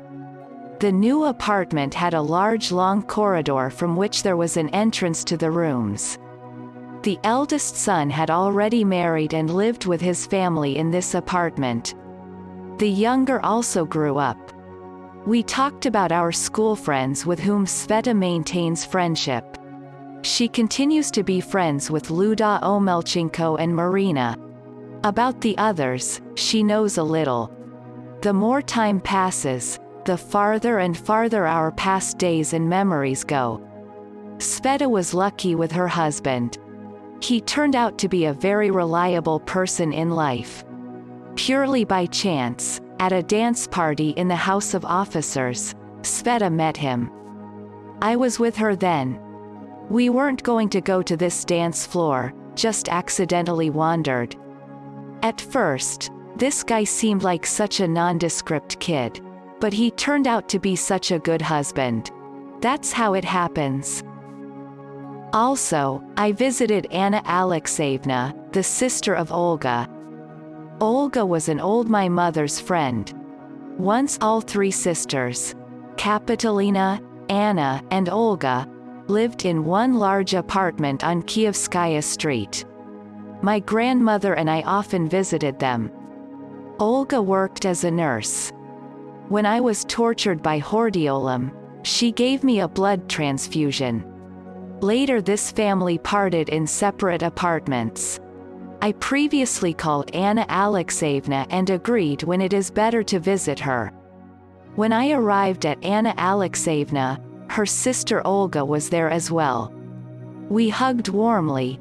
These older women knew me from a very young age. Almost all my life passed before their eyes. Olga, all this time, kept in touch with my mother. She was the source of all the news happening in our family. The women were glad for my daughter and me that we somehow had a good life. They lamented that we moved to such a distant and foreign country. They were from the Urals, and after the war, when Western Ukraine became part of the Soviet Union, they, as specialists, were relocated to Lvov.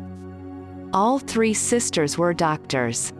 They recalled how difficult it was for them to get used to the new place, although it was all in one country. They said that Dasha and I are generally heroic people. Olga brought photos that our mother sent her. Elia, take these photos. I'm already an old woman. If what happens to me, nobody will need them. But for you, this is the memory of your family. I gladly took these photos. On some, I saw myself as a small girl. Indeed, these photos are dear to me and may be delightful to my descendants. Returning from Anna Alexeyevna, I decided to stop at Uncle Kolya, my grandmother's nephew, and Aunt Marusha, who lived on Dragomanov Street. We used to be very close relatives. All holidays celebrated together. In childhood, I sometimes lived with them for weeks. But after the quarrel of my grandmother with my sister Toma, which my grandmother put out on the street, and Toma ran to Aunt Marusha in tears, they stopped visiting us. Even when my grandmother died, Aunt Marusha did not come to her funeral. Many years later, I did not know anything about them, and being very close to their apartment, I decided to go in. I went to the building and saw that getting in is not so easy. There was a combination lock on the door of the entrance. I remembered apartment number 5 on the 3rd floor. I saw a button with number 5 and began to press on it. There was no answer.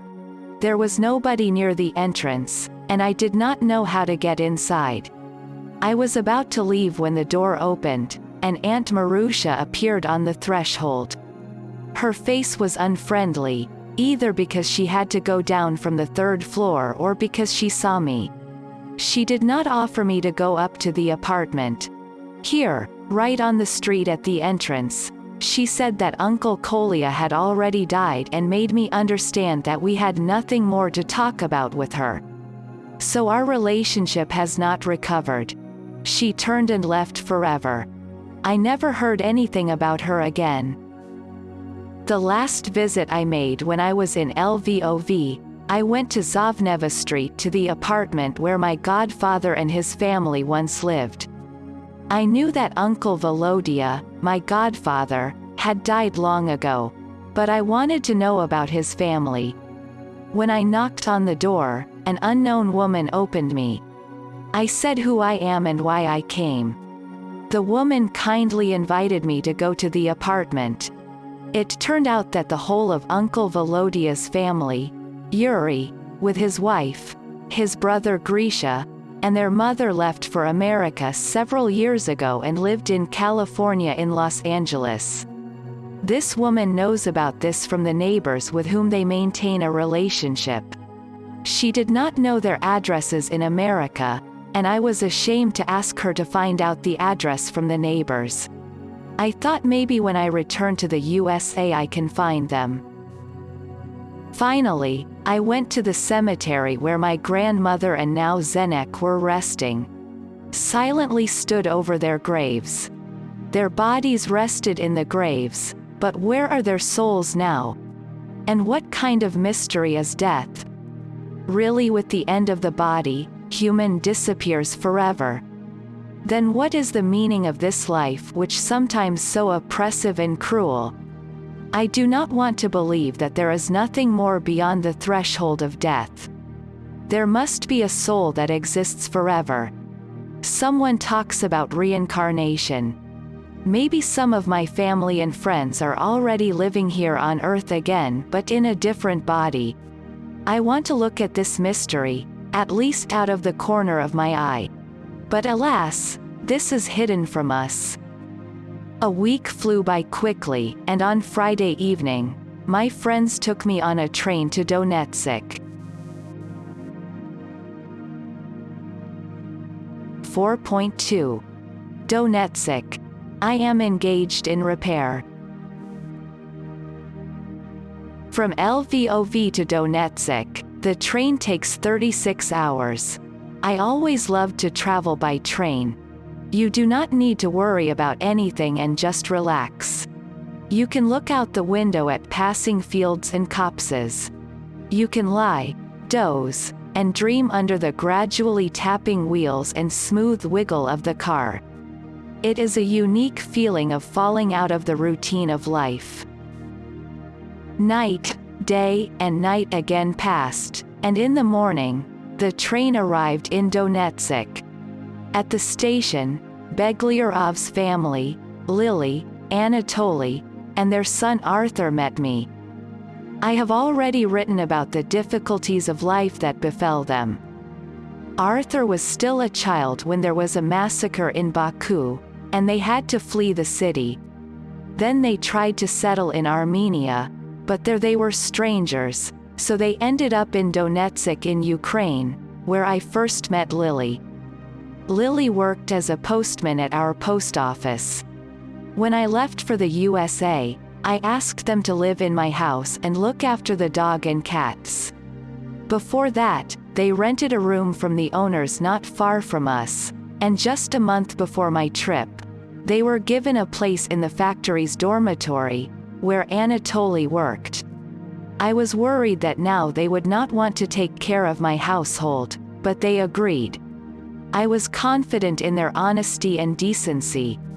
Of course, I did not expect that I would be late for almost a whole year. I didn't feel comfortable putting extra care on people. But they turned out to be understanding people, and in their letters, they calmed me down and told me not to worry. The house and pets are all right. Here is finally my street. It seems that nothing has changed during my absence. We went into the courtyard, opened the door, and the first one I saw was my dog Tressie.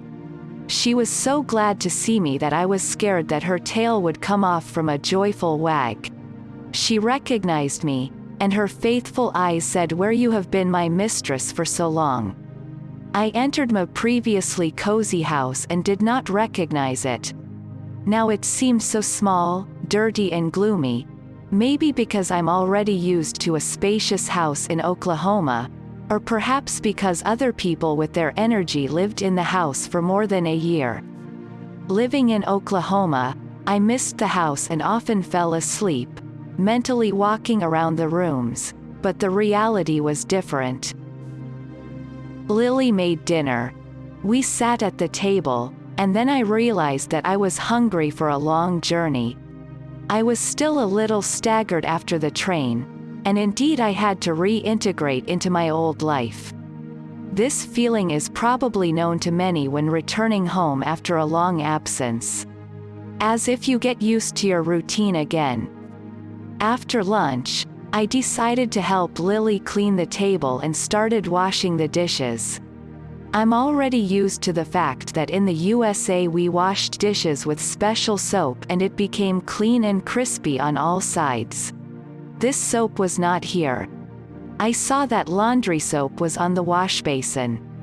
I soaped a cloth, began to wash plates, spoons, mugs. Then I noticed that the dishes in the cupboard are not as clean as I would like, and I began to wash all this. Lily saw this and was offended. "Elia, what do you think that I didn't wash the dishes and put the dirty ones in the cupboard?" Lily told me with resentment, approaching the wash basin. "No, I didn't think anything like that. It's just that I'm already used to the fact that in the USA dishes are washed differently. No offense." And I thought to myself that Lily was a dirty girl after all. I convinced of this on what dirty sheets they slept. "Of course, I am very grateful to you for helping me and taking on this care, and I want to thank you. I brought some presents for you." We left the kitchen and went into the room where my bag and suitcase lay. I took gifts from my bag.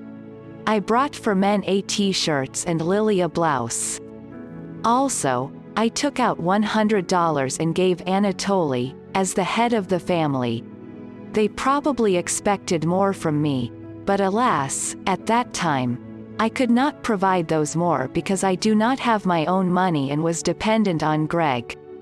By evening, the Begliarovs family gathered themselves at home because tomorrow began the work week and had to get up early. I offered them not to rush and spend the night at my house tonight, but they decided to go to their place. Moreover, as they later told me that their dormitory neighbors wrote a slander on them that they supposedly have a house, my house, and they claim other housing. Many people are evil and envious by nature, especially in those years in Ukraine. After these troubles, they decided that Lily had to spend the night alone in my house, and in the daytime, she spent time in the hostel, prepared food, washed, cleaned, so that her neighbors could see her and not write slanderous words. After they left, I was alone for the first time for more than a year. Although I suggested the Begliarovs stay with me for the night, I was glad that they left. The night passed without incident actions. Nearby were my pets. The dog Tressie, the cats Barsik and Dinka. In the morning, I walked around the house and realized that before selling, it had to be fixed a lot. In all rooms, it was necessary to repaste the wallpaper, paint the floors and windows, the front door to the veranda was rotten, and the entrance steps fell apart from rains and frosts. I thought it would be nice to make a canopy over the steps and replace the door. But Anatoly advised just repair the door, strengthening it with metal plates and then painting it all. Also, the roof leaked over one side of the kitchen. When Igor and I entered this house, we completely changed the roof. However, we didn't know how to do right, and Igor covered the entire sheet of roofing material with resin, and this was wrong. Only joints should be coated with resin. By this, we simply burned the roofing material, and it thinned over the years. A hole was formed, into which rainwater fell. I had to find specialists who patched up my roof, and there were holes in many places. I did not wish to change the entire roof because it's too expensive. The gates were also old. Igor and I did not change them. Now I decided it was time. Anatoly offered to weld metal gates at the factory and helped to install. For money, it came out fine, i.e., I fit into the amounts that I still had. With those who patched my roof, I agreed to pave the yard as well.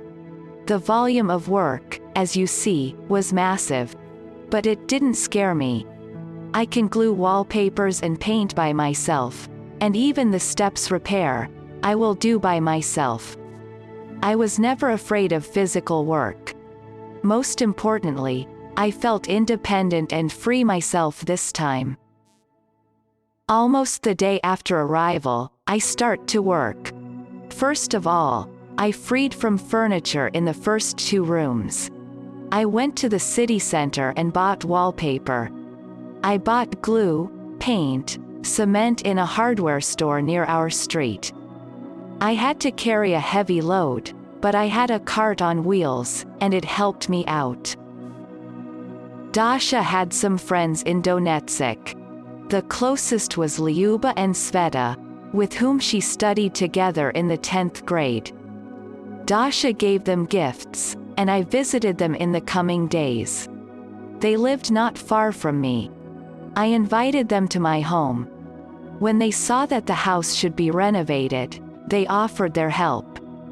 There were a lot of cracks on the ceiling. I covered it all up, but under the whitewash, these cracks would still show up. And I decided that I would stick wallpaper on the ceiling in all the rooms. Alone I could not cope with this, and therefore I was happy when the girls offered their help. Also, they helped me to move furniture. Both of them were full-time students. Lyuba studied at a technical school of light industry, and Sveta, at a medical school. We agreed that they would come to me after the lecture and help. Gluing the wallpaper on the ceilings had to be done first, and then on the walls. On the eve of the day when the girls were supposed to come to me after lunch, I went to the market and bought the necessary products to cook dinner and feed the girls. On the corner of Partizansky and Kievsky Avenue, where before was a wasteland, now there was a large market. It was more profitable to buy products on the market than in a store, cheaper and fresher. I looked into the supermarket, where I had always bought food and where usually crowded. Now it was quiet. Buyers could be counted on the fingers. But on the market, trade went briskly. Not much time has passed since my departure, only a year, but so many visible changes. Having spent the whole day tired, I went to bed. The dream came instantly. I kind of failed somewhere. And suddenly, I felt like I was in Greg's bedroom. There is dark. However, I hear Greg's voice, who speaks with his employee Ricardo about affairs on the farm. It was such a clear feeling that I am in Oklahoma that I thought with fear and despair how I returned to Greg without completing my business in Donetsk. From this thought, I instantly opened my eyes and saw myself lying on a sofa in the room in Donetsk. I even crossed myself and said, "Thank God." These sensations were so bright. I think that for some reason, my soul was there on the farm. Either Greg thought so hard of me, or, and most importantly, as soon as I got scared that I left my business in this state, I instantly opened my eyes, did not wake up gradually, but immediately opened my eyes. There are such incomprehensible phenomena for humans. I was busy with repairs until the end of June. Now the house has been acquired a respectable appearance. Now it was time to prepare documents for sale. Especially Greg was in a hurry to get back me as soon as possible. Sometimes he called me on the phone of my neighbors, as we agreed. The money that he gave me was gradually melting away. We began to think about how he could send me money. I found out that I can open a foreign currency account in one of the banks in Donetsk by depositing $100 into it. In this case, money can be transferred from the USA through a bank transfer. So I did, and Greg sent me $500. The situation in the country after the Soviet Union collapsed was different. Dollars were quietly exchanged for rubles in exchangers' offices. Foreign currency accounts opened in banks. The main currency in Ukraine still was rubles. But there was a huge devaluation of the ruble, and millions of bills were in use. There were jokes about this that all residents of Ukraine became millionaires. To sell a house, I needed to have a technical passport. I went to the technical information office to get it, but it turned out that the old one is not suitable, since the house has gas and heating. I should invite the inspector to draw up a new document. An inspector came, and another problem arose. In the courtyard, we built new sheds, which were not on the plan of the house property, and these sheds must be legalized through the district executive committee or removed. In the old plan, they had only a courtyard wooden toilet, which was almost falling apart, and a fence from neighbors. Igor and I we decided to build a barn for inventory, a bathhouse and a barn for chicken in all this space. A toilet was between the bathhouse and the barn. All this was done wholly of brick, plastered, and it wasn't any sense to ruin it. I decided to legalize all this. I collected all the necessary documents for this and submitted it for consideration to the district executive committee of our region. The meeting of the district executive committee was held once a month. Fortunately for me, I managed with documents, and my case will be considered at a conference in July. Another problem has grown. How after sell house take this money with me to the USA? It was allowed to export from Ukraine no more than $1,000. A small amount was also allowed to be transferred through the bank. What to do? I found out in the bank that if I have the stamp, leave for permanent residence, in my passport, I can transfer the entire amount that received from the sale. There is nothing to do. I have to go to the Visa and Registration Department and draw up travel documents. Again, the same procedure was repeated as for the daughter. This time I was in no hurry. I handed over the papers and began to wait calmly. I had time. In May, on one of my free days, I went to Polytechnic Institute in the personnel department. I should pick up my workbook. On the way back, I went to the department where I used to work. The semester was not over yet, and there were a lot of people in the teaching room. I went in and greeted. There was general astonishment in the room. Nobody expected me to appear. Someone sincerely greeted me. Someone twisted his lips. They started asking how my business is. I said that I came to resolve the issue with the house. Koretskaya, who licked up and sang along with the head of the department, was keenly interested in whether I would sell the house. She asked my address. She and her husband are thinking of buying a house. By the way, they live not far from me in the same Kievsky region, in a 2-room apartment. I went over to Voloshyna, who was angry at me for not making money on the puppies she expected from Tracy, who had given me for this purpose. I missed the moment and didn't take my dog to breed at the right time. And then everything started to spun with the departure Dasha to the United States. I asked if Voloshyna wanted to take the dog back since I couldn't take her with me. She refused. I understand that you did not get any benefit that you gave me the puppy. It's my fault, but it just so happened. I was not interested in puppies. If you want, I can make it up to you. I said, that would be nice, Voloshyna said through gritted teeth. But at this time, the head of the department entered the teaching room, and our conversation with Voloshyna was interrupted. My relationship with the head of the department did not work out from the very beginning. When the department hired me, it was summer. There were no classes with students. We just moved into the house. There was a lot of work, and I thought it was more important than going to an empty department. It was undoubtedly a rash act. I tried to explain something humanly to my new boss. He reluctantly allowed me to work in the department, but at any opportunity, he wanted to expose me before other teachers in a negative. At the department, I was a person from the outside.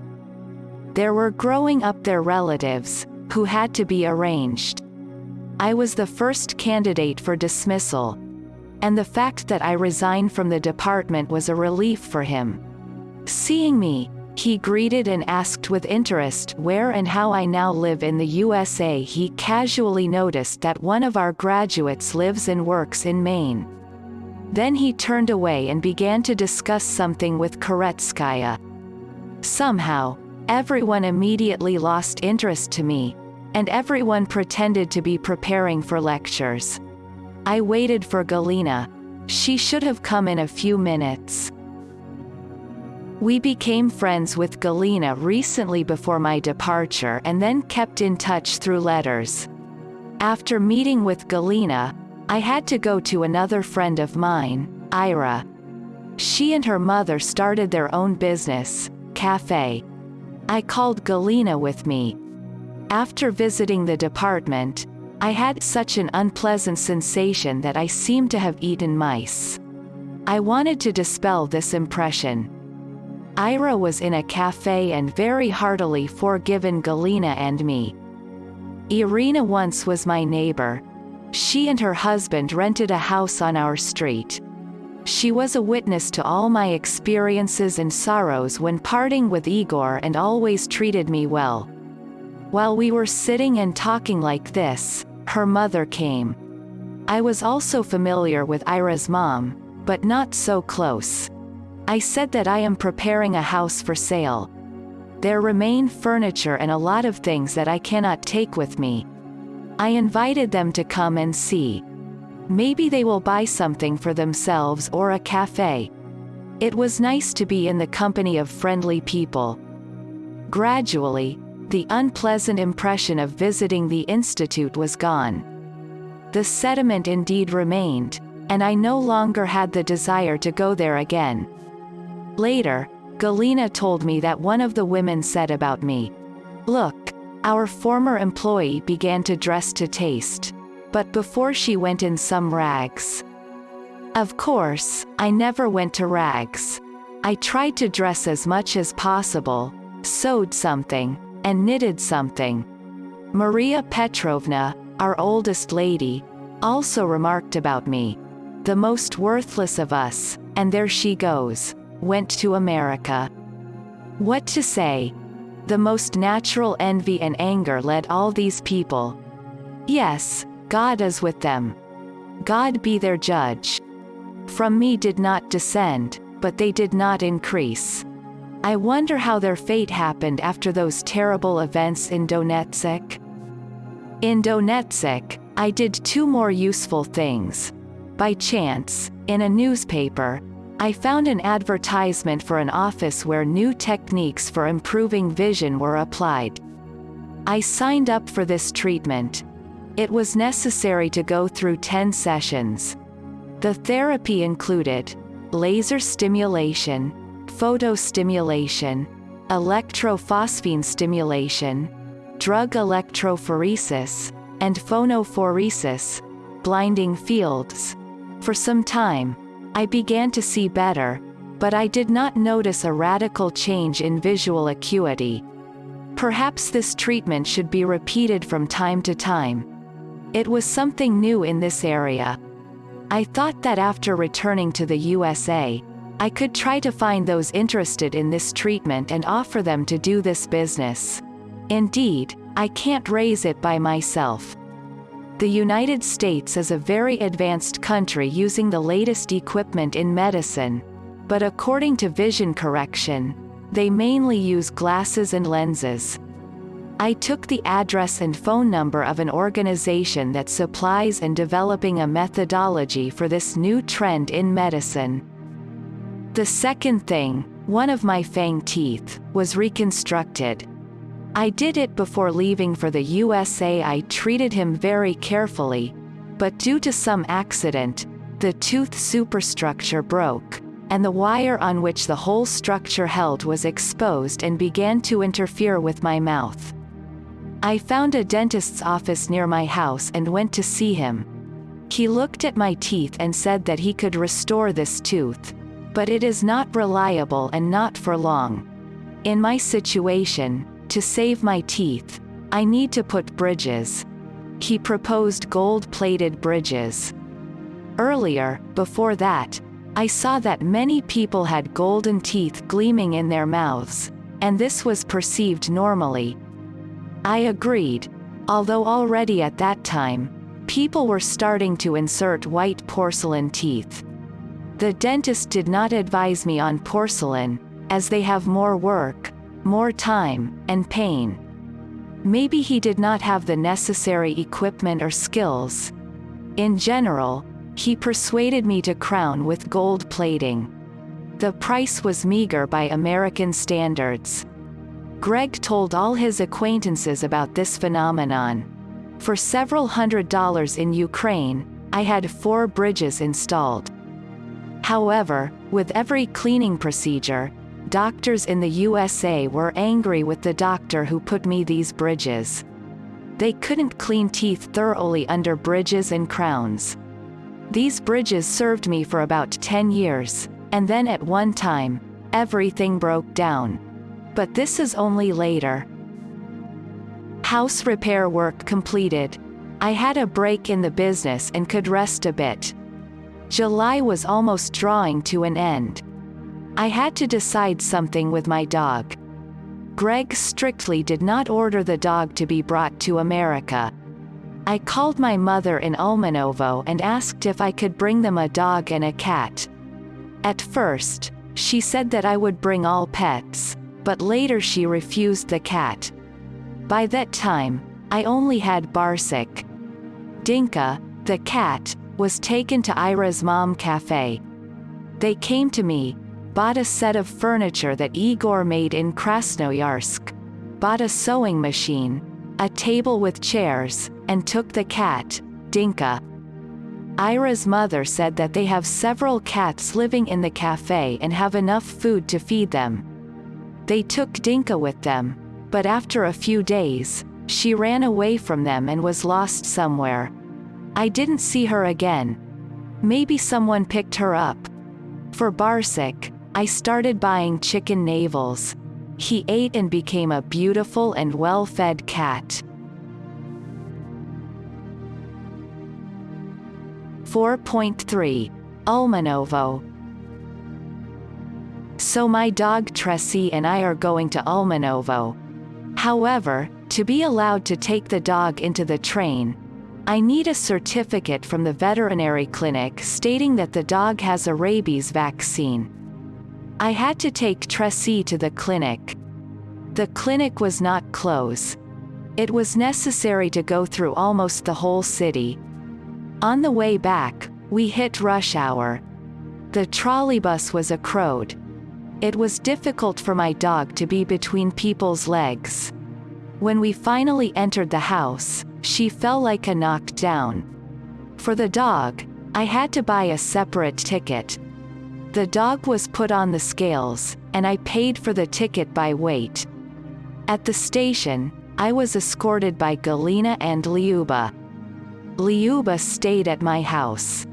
The train was southbound, the end of July, so it was difficult to have free seats. I had to buy an upper side seat in a reserved Seat car. In the car, Tracy was amazingly calm. When it was time to sleep, I laid the bed and raised Tracy in my arms and laid her on the shelf. Fortunately, she was not very heavy, and I was able to lift her. People around me looked in amazement at the strange woolen passenger. Tracy slept soundly at my feet without bothering me. I also fell asleep to the steady rocking of the car. From the side, it was a beautiful picture. So we slept until border guards woke us.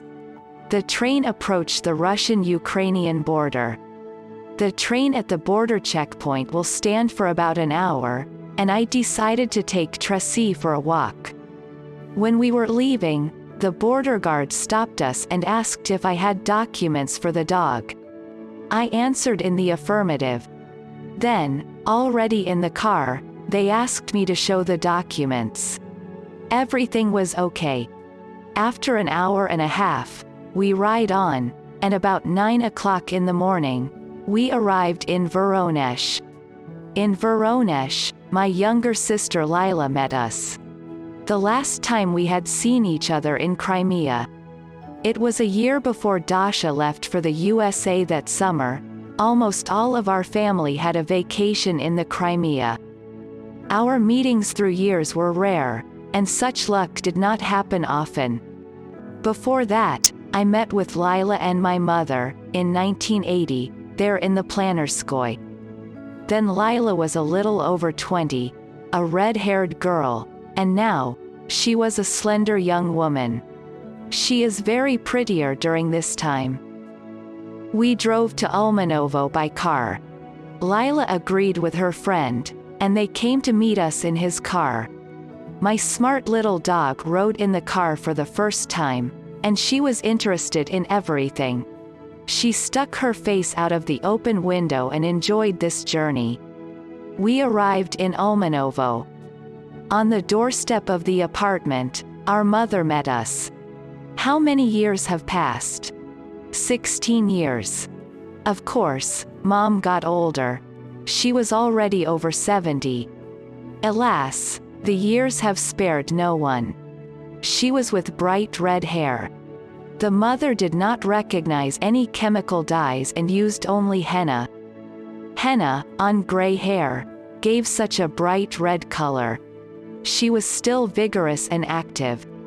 Tracy immediately was indicated her place on the rug in the hallway. Tracy obeyed as if she realized that she was a guest in this house and only entered the kitchen when she was allowed to eat. Mom could not wonder what a smart dog. I would love to leave Tracy with me, she said. But we have enough money for food only for us and nothing to feed dog. Mom, I already found a family who would be happy to take Tracy, said Lila. This is an extremely wealthy family, and they will have something to feed dog. The next day, my brother Vidya came with his wife and his stepdaughters. I brought gifts to everyone, but as I understood, these girls expected something more from the American guests. Alas, I met Vidya in November 1988 when we went to Urals on the 70th anniversary of my stepfather Ivan Kuzmich. Then I seduced him to go with us to Avdiivka. During these 8 years, he managed to marry for the 4th time to Nadia, a woman with 2 girls from her first marriage. Vidya, in a previous marriage, was unlucky with a Korean woman. She left him almost immediately after giving birth. We understood that she married Vitya only to give birth to a child. Vitya and Nadia moved from Magadan to Ulmanovo. In Ulmanovo, they could not find housing and bought a house in a village near Ulmanovo. Vitya has changed, has grown older, and somehow become haggard. I did not recognize in him that handsome man whom I met in Urals. In Ulmanovo, I met with my niece, Tom's daughter Irina. Irina arrived in Ulmanovo immediately after graduation. She tried to enter the medical school but did not pass the competition. She worked in the hospital as a cleaner and lived with Lila. Since then, when I saw her in the year 1988, when we were traveling from Krasnoyarsk to Avdiivka, she turned from a thin teenager into a slightly plump girl. I stayed in Ulmanovo for several days. Lila's daughter and I went to the garden of Alexander Vladimirovich. On the way, we went to the river. I dragged Tracy into the water near the shore and even managed to take a picture before she jumped out of the water. Alexander Vladimirovich has the same order in his garden as a good housewife in the house. Many fruit trees and berry bushes he planted there. Nowhere weed. Everything is so well groomed. He built a small house on the site with his own hands, where it was possible to hide from the weather. In general, everything was done wisely and was admirable. It was clear that a lot of love and labor he invested in. Each person looks for his own business, which is to his heart and soul. But not everyone can find this thing, so they are struggling in life. However, Alexander Vladimirovich found.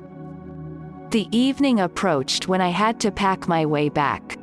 Before I went to Donetsk, I decided to stop at Alyona in Moscow.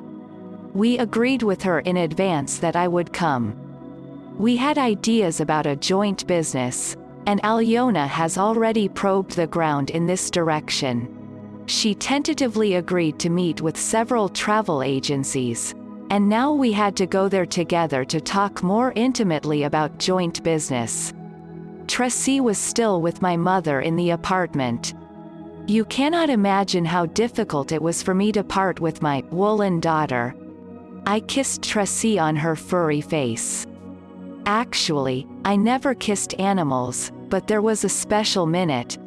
I said goodbye to my dog forever. I felt like a traitor, but life circumstances forced me to do this. Even sitting already in the train car, which took me farther and farther away from Ulmanovo, I could not forget the sad eyes of my Tracy. Tears were welling in my eyes. Someone will say all this nonsense. Think of a dog, after all, not a human. But I think that this is true love when you do not expect anything from the object of love, but simply love. It can be experienced only from a pet. There is no such love between people. In this case, a component of jealousy, resentment, high expectations, and some requirements is mixed in love. All this gradually kills love. And we, not understanding, ask what happened to our love? 4.4. Alyona goes with me to Donetsk. In the morning, the train arrived in Moscow. I reached Alyona's building by subway. I knew the way well. I often had to do some business in Moscow. Therefore, I regularly met Alyona.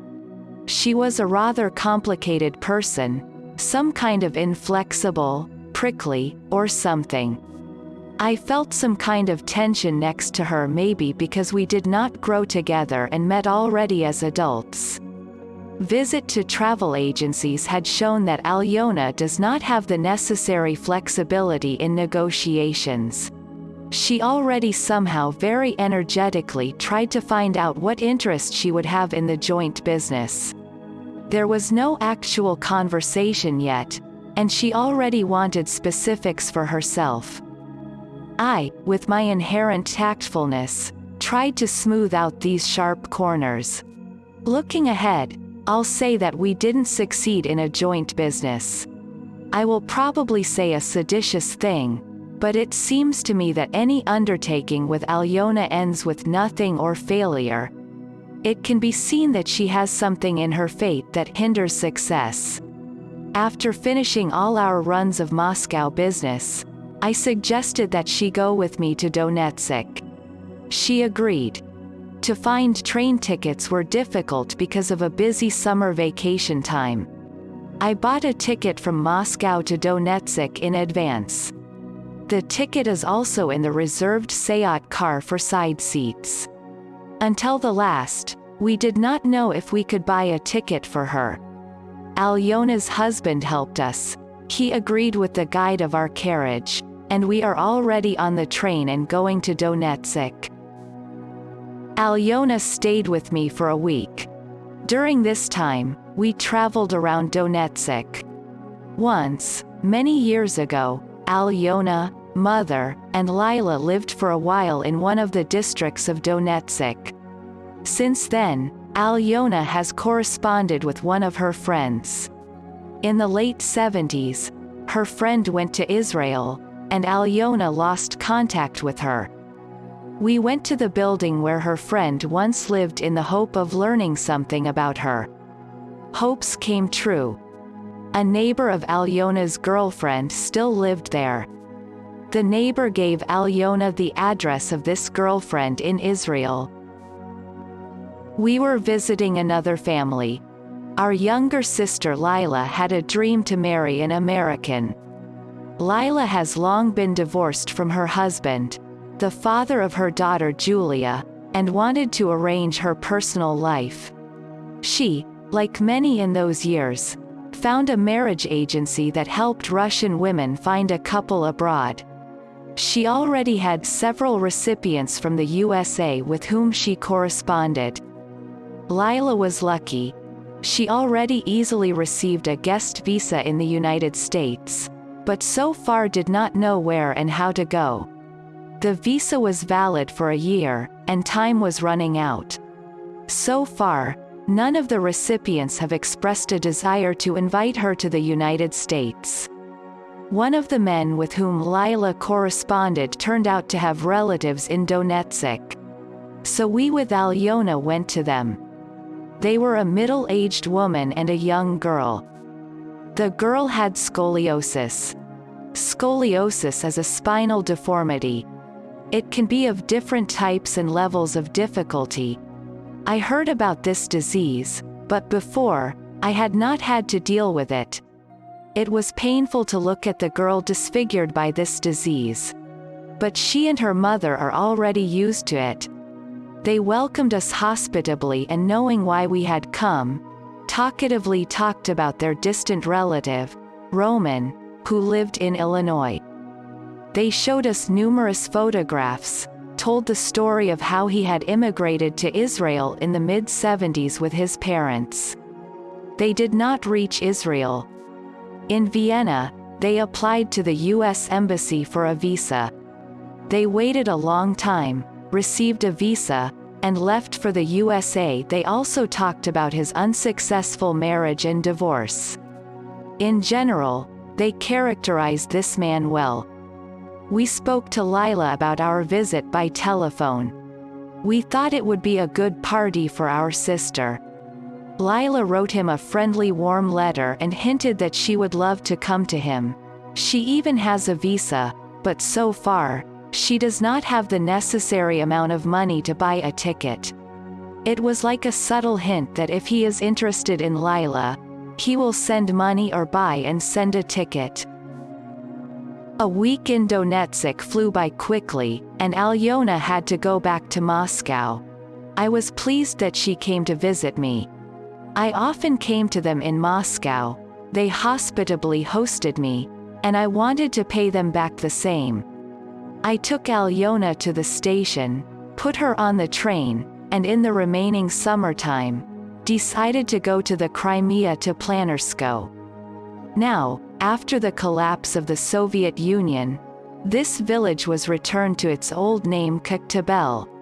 But according to my old habit, I call it Planarsko. I always loved to be there. 4.5. Crimea, Planarskoy.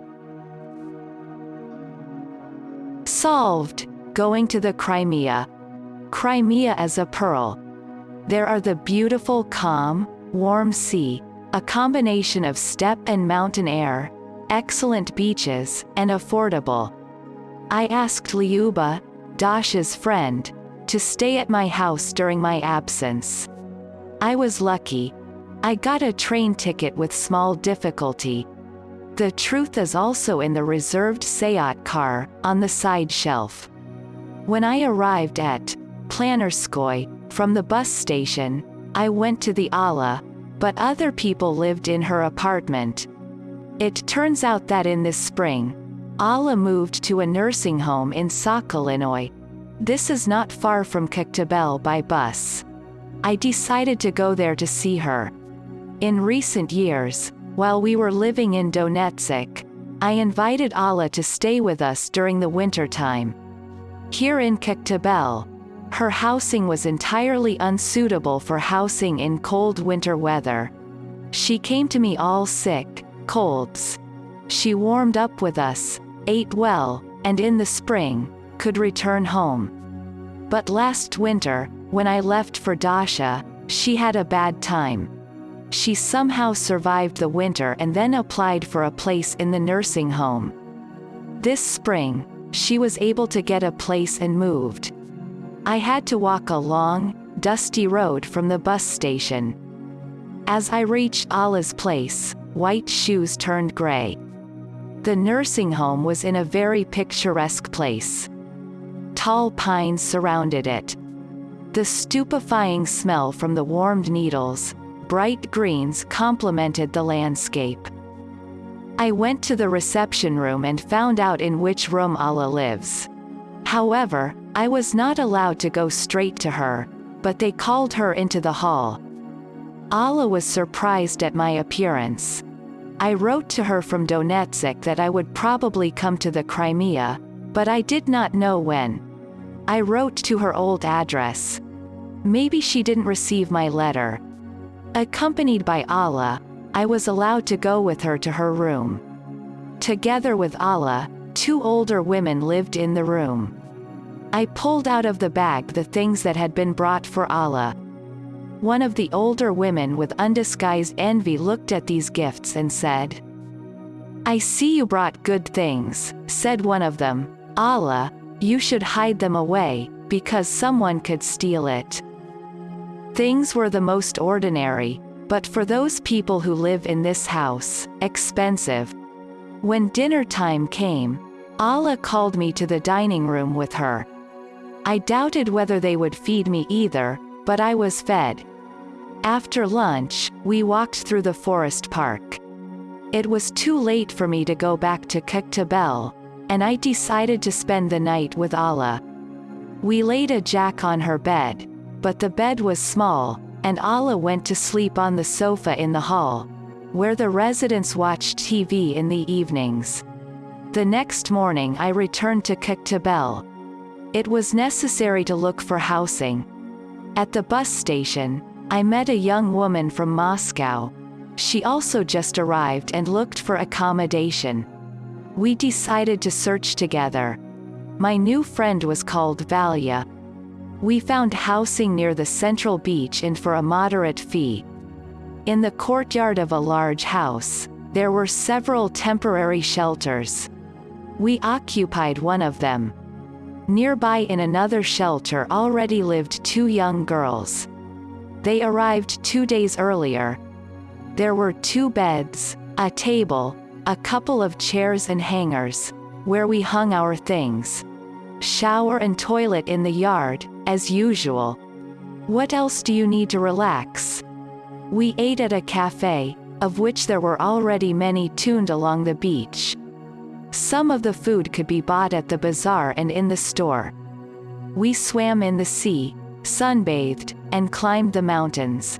It was good to rest and didn't even want to leave. The weather let us down a bit. The sea was stormy several times, and it was raining. But this did not spoil the impression of rest. Several times Allah came to Koktebel. She was fine, and I was happy for her. At least she now lives in warmth, and there is always something to eat in the dining room. I left Crimea early than my neighbors, and they came to accompany me to the station. We somehow became friends during the vacation. We had a good time together. In the evenings we went to the cinema and the dance floor. We exchanged addresses and phone numbers.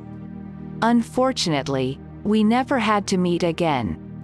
Random companions on our way of life, the butterfly that flashed and flew further along their path, remained only in memory and on old photos. My bus came up, and I went to Simferopol and from there by train to Donetsk. 4.6. Search for home buyers. September and October passed in search of buyers. I took every opportunity to place an ad for the sale of a house. I even posted an ad on the gate. Slowly I sold things that I knew that I could not take away with me. At the gate, I fastened a list of items for sale. Something used to sell on the clothing market. I sold 50 volumes of the Great Soviet Encyclopedia, which I collected for years. I sold the remaining furniture from the living room, and as a bonus, I gave the rug and curtain. I already learned this in the USA. People love it when they get something for free. At the end of September, on my birthday, I invited the Begliarovs family and Galina for dinner at my house.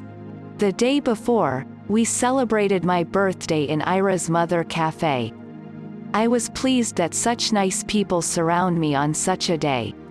I was grateful to these people who helped and supported me. Selling a house was not an easy task. The economic situation in Ukraine was not right and stable. In the beginning, I asked for $15,000. Someone came when my repair was still not finished. They had only $12,000. I had to agree on this amount, but I hoped that I could still get the desired amount. Maybe if they expressed a great desire to buy, they could bargain. But apparently, their desire was not great.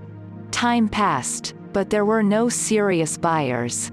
Now, November has come. It got colder and snowing. It's good that I had a rabbit fur short coat in my wardrobe, which I sewed before leaving for the USA. I did not take it with me. I knew that it wouldn't be useful to me in Houston. And now come in handy. I did not think that I would stay in Donetsk for so long and did not take any warm clothes. One day, Koretskaya came to me with her husband. Early, she became interested in buying my house and after a few months of thinking came. They liked the house, and we agreed that I would sell the house to them, and their apartment should be put up for sale. The next day I went to the apartment sales office. It used to be an apartment exchange office, and now with the advent of private property, they added sales to their service. There, at the bureau, when I wrote my ad, I saw a young couple.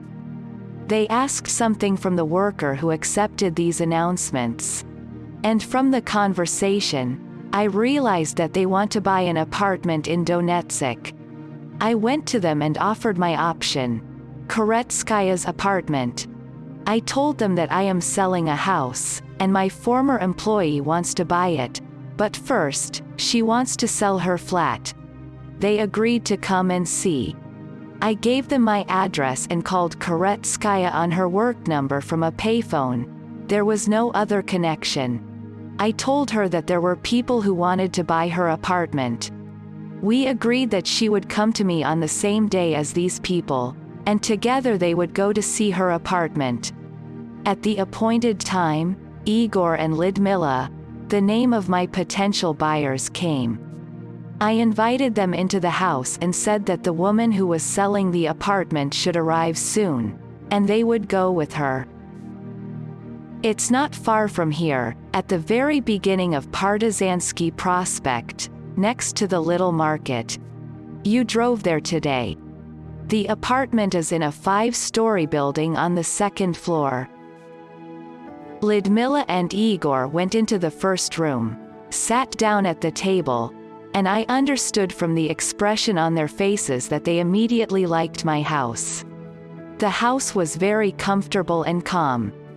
Everything around sparkled with cleanliness and freshness.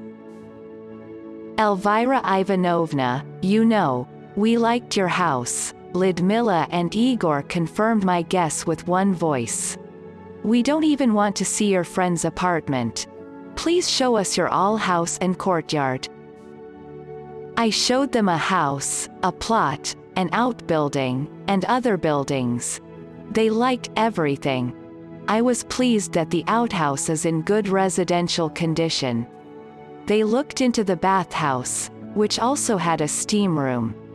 They were ready to negotiate a purchase right now, but I already had an agreement with Koretsskaya, who, for some reason, did not come that evening.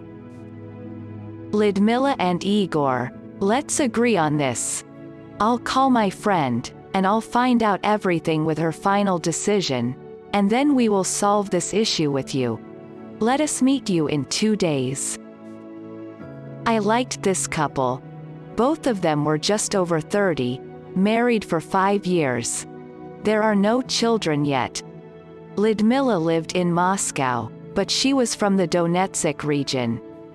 Igor was from somewhere in Siberia. Lyudmila had an elderly father who needed care, and they wanted to move to Donetsk for his sake. I was too shy to ask for other details. It felt that Lyudmila was a strong woman, and she was the main in this family. It also bribed me that the name of this man was Igor. I thought that another Igor would live in this house. The next day I called Koretsskaya to find out about their decision and why they did not come and how we agreed.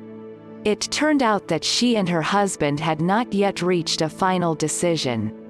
They calculated their capabilities and realized that they were not able to buy a house. They need time.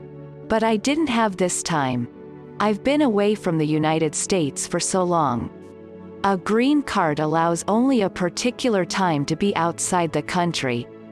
Otherwise, I can lose it. Also, Greg has been asking me all the time lately when I will get back to him. 2 days later, I again met with Lyudmila and Igor. Elvira Ivanovna, we know that your initial price for the house is $11,000. And this is fair. But to our regret, we have only $9,500. Your house is very suitable for us. We offer you $9,000, and we take all the costs of registration. I had no choice except to agree.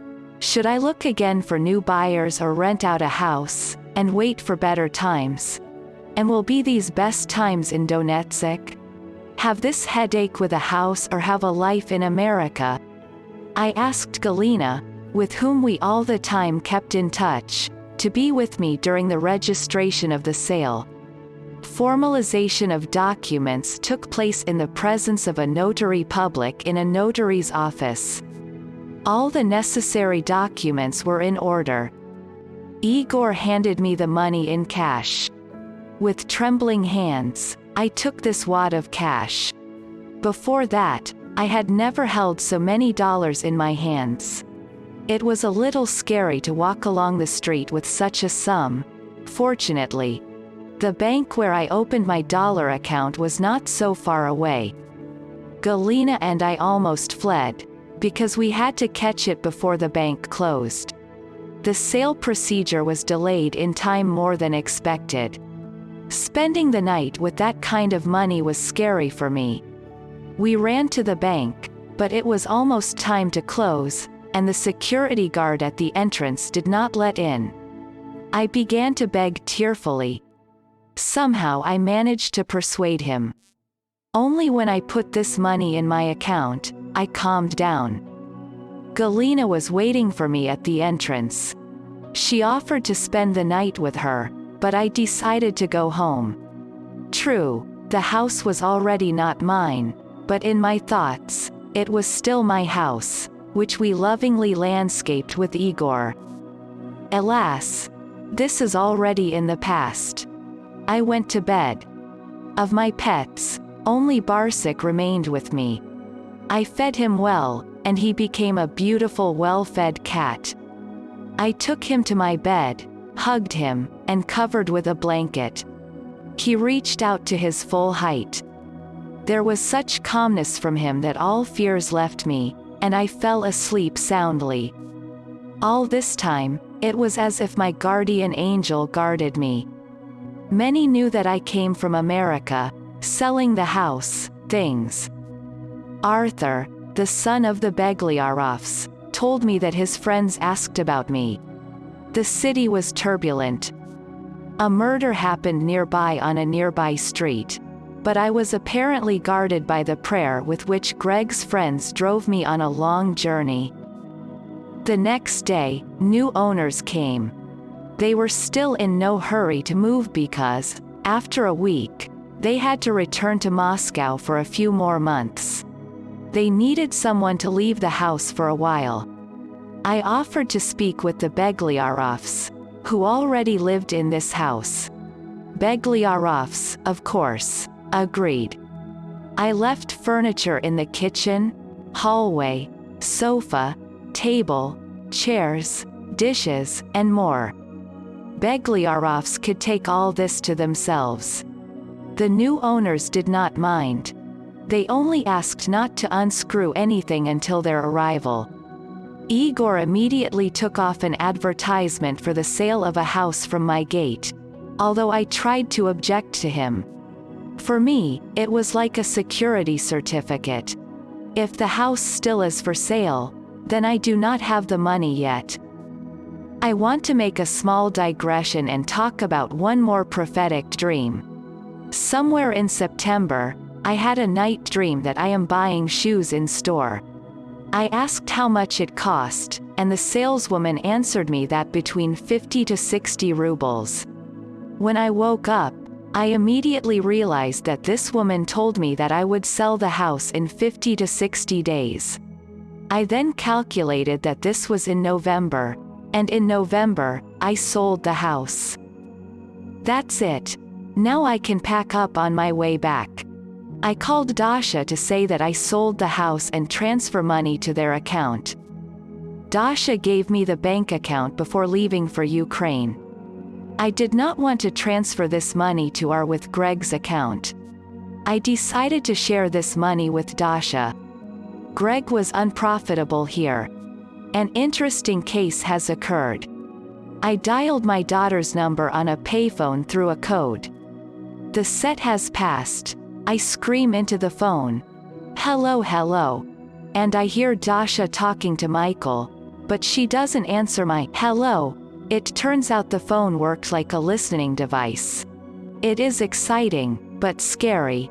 It turns out that it can be. One must be careful in one's conversations. Then I dialed again, and the call went through. When I talked about this overheard conversation, Dasha was very surprised and said that there was no phone ring. My return ticket that we ordered in Oklahoma was an open date.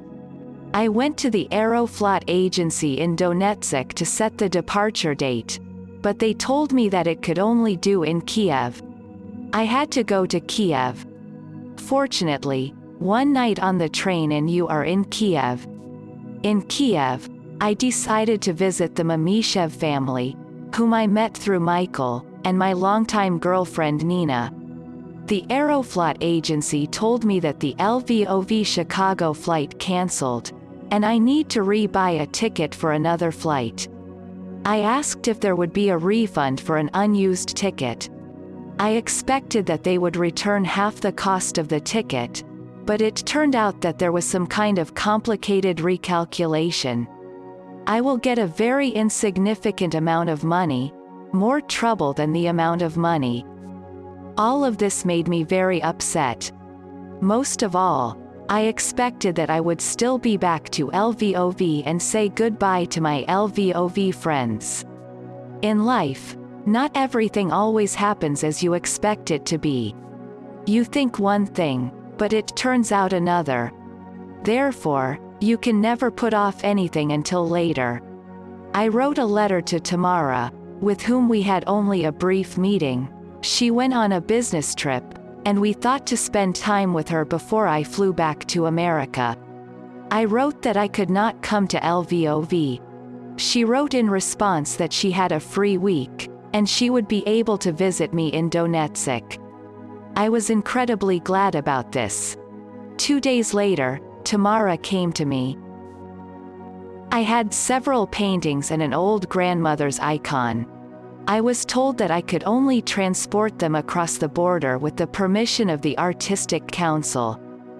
I found the Ministry of Culture when I was in Kiev and asked them to write permission. The paintings and the icon were of no value to the country, and they gave me such paper. It was of value only to me as a memory. I decided to pick up the wood carvings and the chair that Igor did. Pack boards are easier, but a chair is more complicated. Then Anatoly came to my aid. He could fold a chair and pack it well. I gathered a lot of things. I did not know how I could carry all this to the USA during this time. My sister Alyona called me for negotiations. She told the situation with Lila that her US visa is expiring soon. None of her potential gentlemen are eager to buy her a ticket, and therefore it will probably be the best solution if she and I help Lila to buy a ticket. I said that I had already sent all the money to the USA. I still have some cash and a credit card. If I can pay for my ticket with a credit card, then I can help Lila. After this conversation, the question of where to fly from Kiev, or Moscow, was resolved. Tamara helped me pack up. It was good that she came to me. Without her help, it would be harder for me. Soon the day of departure came.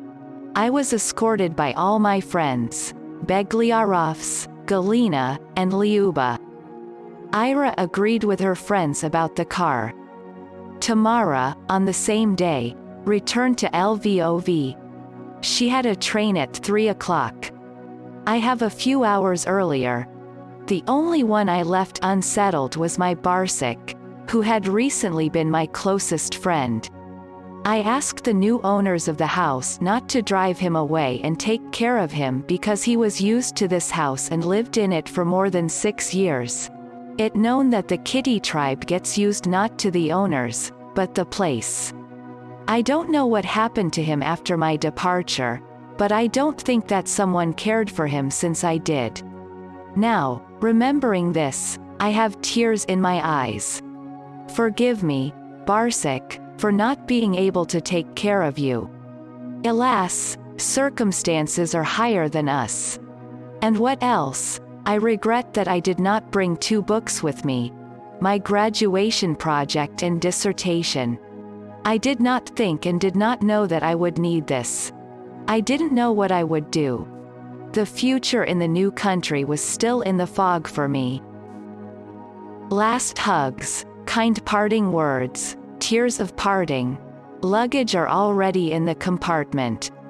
The train starts to move and the station platform with all the mourners go faster and faster into the past.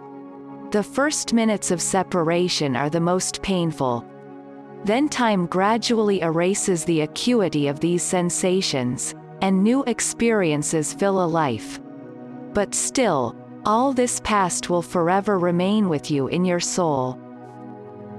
I travel to Moscow in the high comfort carriage. Only 2 shelves, instead of 4, with soft mattresses. There were few passengers at that time, and all way to Moscow, I was travel alone in a compartment. At the border of Ukraine and Russia, border guards entered the car and demanded a passport for control. I didn't have a civil passport.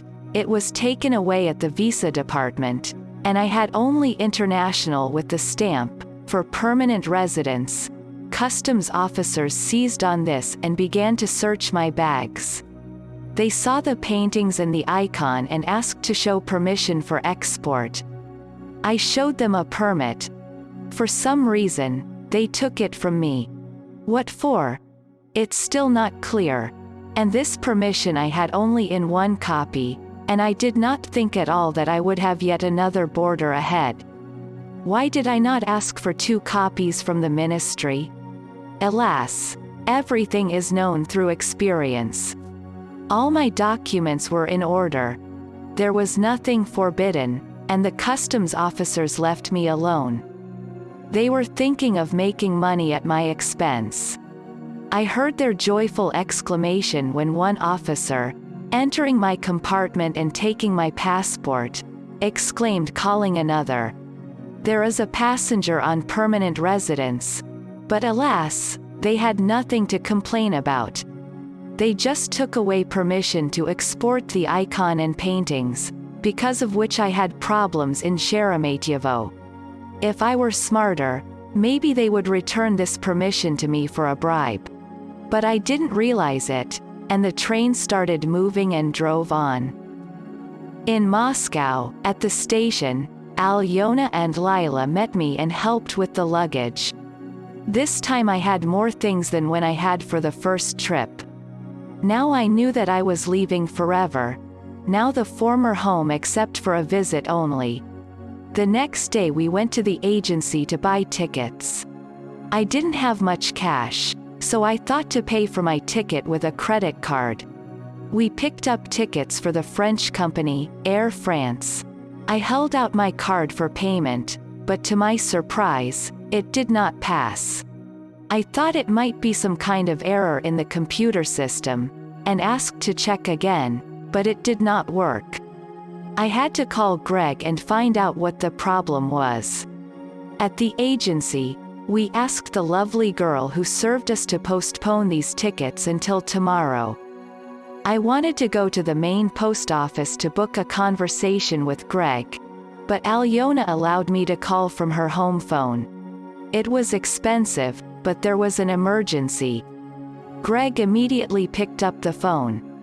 It was an early morning in Oklahoma, and, fortunately for me, he was still in the house. It turns out that he closed this old account of ours and opened a new one. The thing is that when he received the invoice for payment and saw the amount I spent on gifts, he was afraid that I would use this card and spend a lot of money. He quickly hastened to close the account and did not tell me anything about it. I explained that I needed to buy a plane ticket and he told me the new card number. Unfortunately, this number did not work as well. I had to buy tickets for cash. Alyona gave part of the money, generally barely kept within the required amount, and paid for 2 tickets. That's all. The tickets were in our hands, and after a few days, we will have a long journey. Lila that evening left for Ulmanovo to pack for the trip and say goodbye to her daughter and parents. I had to use my Alyona's courtesy again and call Dasha and tell her the day, arrival time, and flight number. All preparations completed. Lila returned to Moscow, and we are going with her to Sheremetyevo.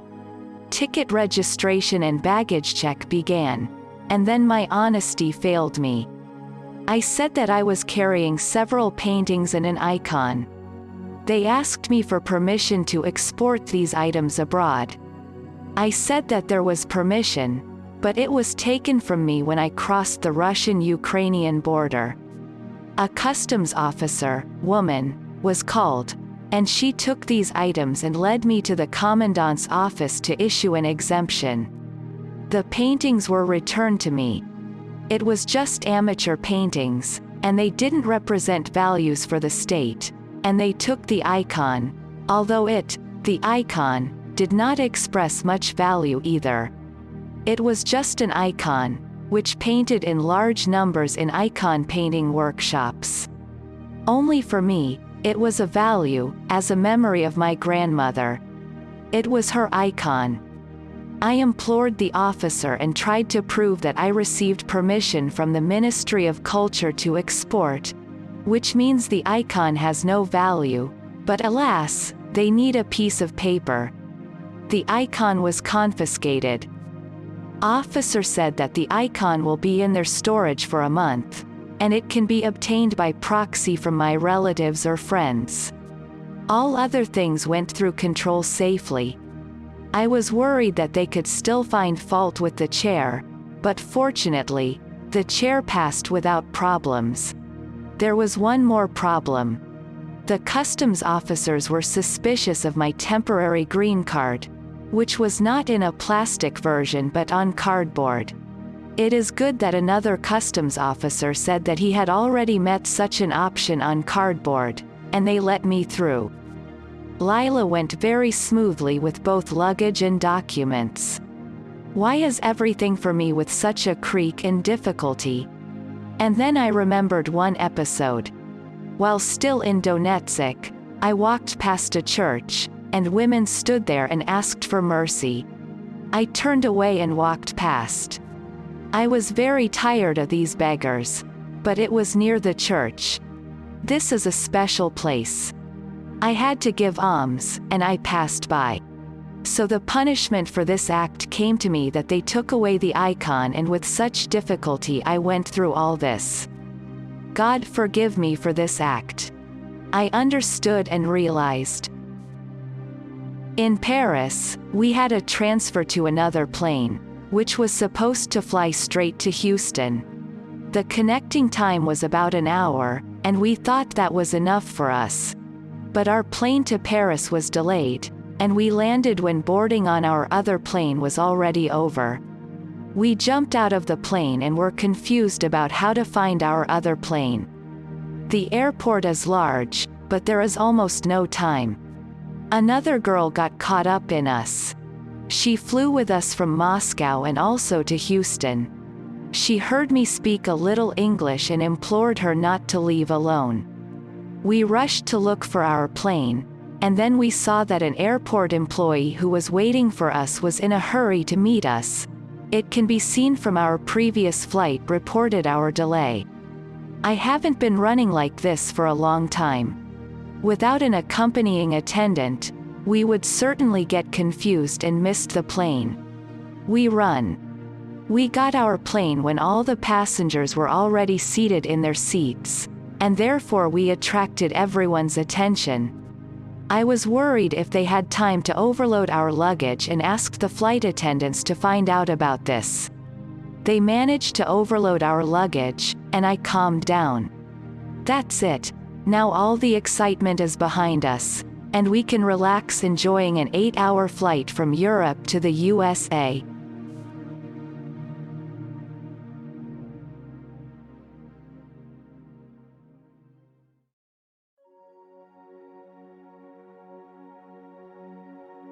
Chapter 5. 5.1. Lila and me at Greg's farm. So, all the problems related to Ukraine resolved, and I returned to the United States after almost 9 months of absence. Here will be my second homeland. At the Houston airport, all formalities completed without delay.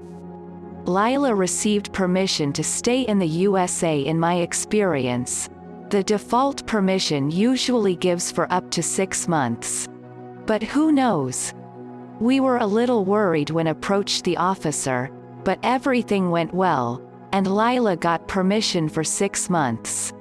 And then we got our luggage in the luggage compartment. Fortunately, the luggage was all right. We took the cart and wheeled it out. There was another procedure waiting for us at the exit. Checking our luggage. Everything turned out to be standard questions. I immediately remembered my first arrival. how my oranges were confiscated and thrown away, and my worries about my passport. I felt much more confident now. As I entered the meeting area, I saw my son-in-law, Michael. He saw me, too, and waved. We went to him, and I introduced to my sister. Then we went to his car. We loaded everything and got into the car. We left the airport for the expressway. It was December, but it looks like springtime. The sun was shining brightly. From all surrounding, I felt happy and festive. I also felt a huge relief that all the business in Ukraine is over, and I don't have to worry about it anymore. All this is in the past. There is another life ahead and other worries. The soul exulted the warmth and sun, the smoothness of the road on which the car glided softly, and all the care left in the past. It was a long drive. During that time that I have been in Ukraine, Dasha and Michael bought land near the small town of Hempstead and moved their mobile home there. It's west of Houston, between Houston and College Station. They purchased the property not in the town itself, but as if on the outskirts, in the forest. In the United States, there is private ownership of land. So once someone bought this piece of wood and now his heirs are selling this land piece by piece. It was the first news, and the second, Dasha got a job in a store in College Station, and Evelyn got a private daycare there. It turned out that Dasha and Evelyn were more convenient to be with Michael's parents. They were there today. So we drove to College Station. After just over 2 hours of driving, we finally arrived at the home of Michael's parents, Liz and Frank. The meeting, as always, was warm. My son-in-law's family is charming and hospitable people. I noticed this when we first met and was glad that my daughter got into the right family. In the house, also, were Michael's older brother, his wife, and my dear granddaughter, Evelyn. She had grown up and was already talking. From a small baby in a stroller, she turned into a wonderful little girl. She frowned at other unknown people and held on to Grandma Liz's skirt. I started to run to her, but she got scared and started crying. During my absence, she had completely forgotten me. I was a little disappointed. Nothing, I thought. Now that I'm here, we'll see more of each other, and she'll get used to me. Dasha was still at work and would soon be home. I introduced my sister to the whole family. Everything was new to Lila, of course. This house and everything that had surrounded her since landing in Houston. All this was familiar to me. I went through all this when I last year came to the USA. She was especially surprised that December is so warm that you can walk in summer clothes and even sunbathe. The next day, Liz took Lila and me to explore the city. She took us to the place where her parents' farm was, where she was born and raised. Her ancestors were originally from Czechoslovakia and moved to Texas in the 19th century. In Texas, there is a town, Caldwell.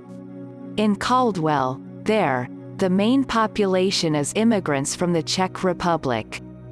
They still keep tradition from the motherland. There are annual Czech festivals, with music, folk dances, and special rolls, the recipe of which they brought from their homeland. On the way back, Liz dropped us off at a local bar where Lila could see the Texan flavor, men and women in cowboy outfits, wide-brimmed hats and boots. And one night we went with Liz and Frank to the country club. In Texas, the country style of music and dance is trendy. Frank, Michael's father, used to play and sing in the band at this club. And even now, he is invited to play sometimes. Lila and I were invited to dance by men. We were shy at first because we didn't know how to move, but gradually we looked at other couples, and by the end of the evening we were completely comfortable. The legs themselves repeated the movements they saw. We got great pleasure from both music and dancing. The week at College Station was like a fairy tale. We have had a lot of new experiences and kind of smiles. Greg came to pick us up at the weekend. All these days, he called and looked forward to seeing me. But he couldn't get here earlier. There was business on the farm. He arrived on Saturday afternoon, and early Sunday morning, the three of us, Greg, Lila, and I, went on a long trip to Oklahoma. It was hard for me to part with my daughter and granddaughter. But what can I do? I have to go. My house is next to Greg's now. He is a kind person, but we are so different. Yes, I had sympathy for him, but I certainly did not fall in love, such love like to Igor. Greg and I hadn't seen each other in about a year, but I didn't miss him. I was happy without him. He probably didn't love me either. But, as I understood it, he was the type of man who needed a woman at his side.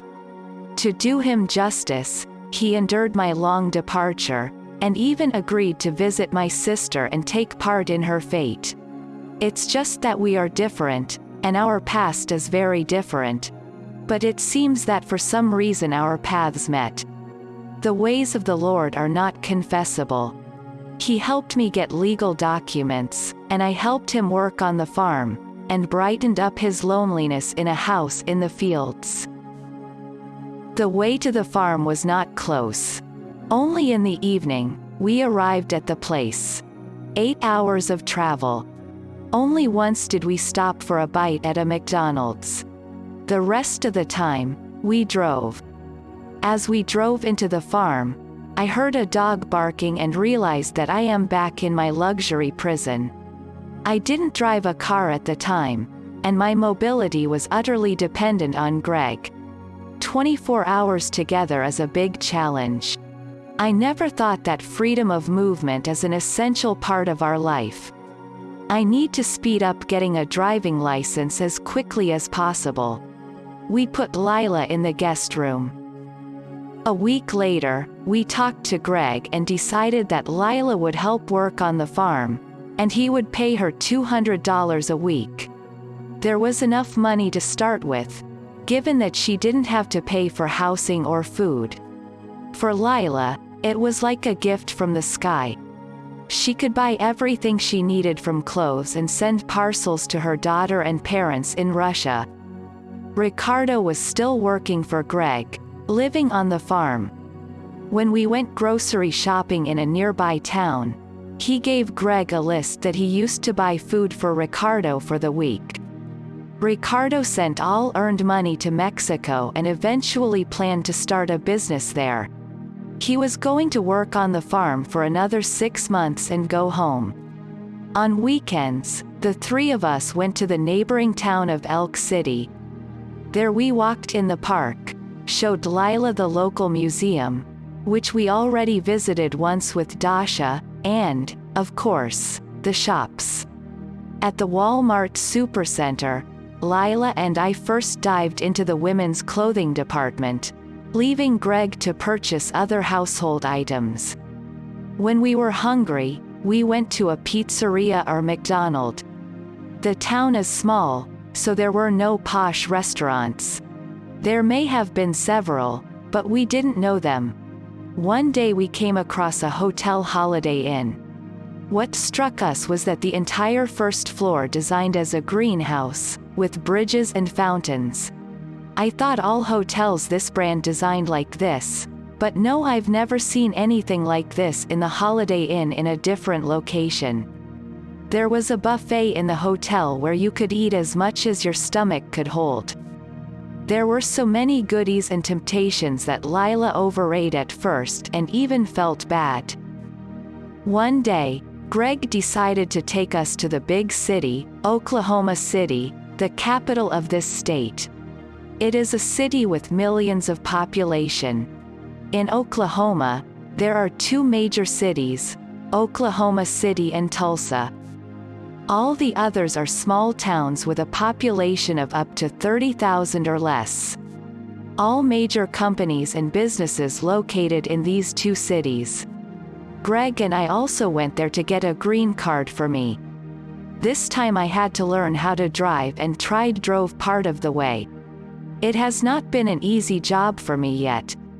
There are a lot of cars on the road, including heavy trucks. When these monsters drive past me, I just want to grab the steering wheel, pull over to the side of the road, and become invisible to them. The road requires increased attention, and eyes always riveted to the way. I get very tired of such tension, but there is nowhere to go. I need to overcome you and learn. In Oklahoma City, Lila and I enjoyed the pleasures of the big city. We were in a large mall, as in America is called a complex of stores under one roof, which has many restaurants, shops, and even an ice rink. All time I thought about my future. I couldn't just stay a housewife. I needed a job off the farm. The idea came to mind to get a job at a school teaching mathematics there. Greg didn't seem to mind. Until we have been in Oklahoma City, I thought it would be a good idea to go to the city council to the Department of Education. I had to find out what documents I needed and what else I needed to teach at school. The first thing we found out is that I need to transfer my education documents to the American system. For this purpose, there are specialized organizations. I asked the name and address of such companies, one located in another state, the state of Wisconsin. Later, I prepared all the necessary documents and sent them to the company. In addition to copies of documents, it required to submit the originals. I was worried that they might get lost somewhere. Greg advised sending by Federal Express mail. Greg assured me that it was the most reliable mail, and I calmed down a little. Everything went well. A few days later, I received my original documents back. Indeed, this mail is very reliable. However, it is quite expensive to use. However, in special cases, it is necessary. Do you remember that an icon was seized from me at Sheremetyevo Airport in Moscow? When it took, officer said that the icon would be in their possession for a month. If I want it back, I need to write a power of attorney to a person who lives in Russia. For the first time after coming to America, I was busy with other things and forgot about a power of attorney. It's been more than 2 weeks, and I caught myself. You need to write a power of attorney, and maybe you can get the icon back. The icon was important to me as a memory. One day I sat down and wrote this paper in 2 languages. Greg helped notarize the document at a local bank. I wrote a power of attorney to my sister Alyona, who lived in Moscow. There was very little time before the storage expired. There was no point in sending by regular mail, and we again used Federal Express. A few days later, the letter was handed to Alyona, and a few days later, she went to the airport and picked up the icon. I did not hope that the icon would return to us. Now, this icon is hanging on the wall in my house in a beautiful frame. And after I leave, it will be moved to my descendants. Another question. How the icon was able to bring to the USA, and about it, I will tell later. 5.2. Future mates for Lila. Life on the farm became routine. I was studying hard to drive a car, and Lila was getting used to the farm. She liked to live in the USA, and we began to think about how she could stay here. Before the trip to the United States, Lila corresponded with several men. She took their addresses with her, and we started to send them letters. We received several responses, but we could tell from the tone of the mails that it wasn't serious. One letter was from California. The man invited Lila to come to visit him. When we showed this letter to Greg, he was outraged. He said that if this man wants to get acquainted, then he should take the first step and come to us himself. And he won't let Lila go alone. Later, Lila had a letter from Chicago.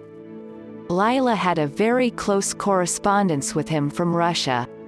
It was the same man whose relatives live in Donetsk, and we visited them when Alyona was with me in Donetsk. Lila wrote him a letter from Oklahoma and told him that she was already here in the state and would like to meet him. George, that was the man's name, soon wrote back and invited Lila to come and see him. Oh, these American men. Lila wrote that her relatives would not let her go on such a long journey alone, and in turn, invited him to come to our farm and, with Greg's permission, gave our phone number. After a while, George called. We asked Greg to talk to him. It turned out that George was ready to come to us. He's going to come to us in a car. It's a long way from Chicago, and we wondered why he decided to take a rental car at that, instead of taking a plane. It's weird. Maybe he's afraid to fly. To drive the rental car more reliable, as he explained, if there is a breakdown on the way, the company will immediately provide him with another vehicle. With own car on a long trip, a lot of trouble.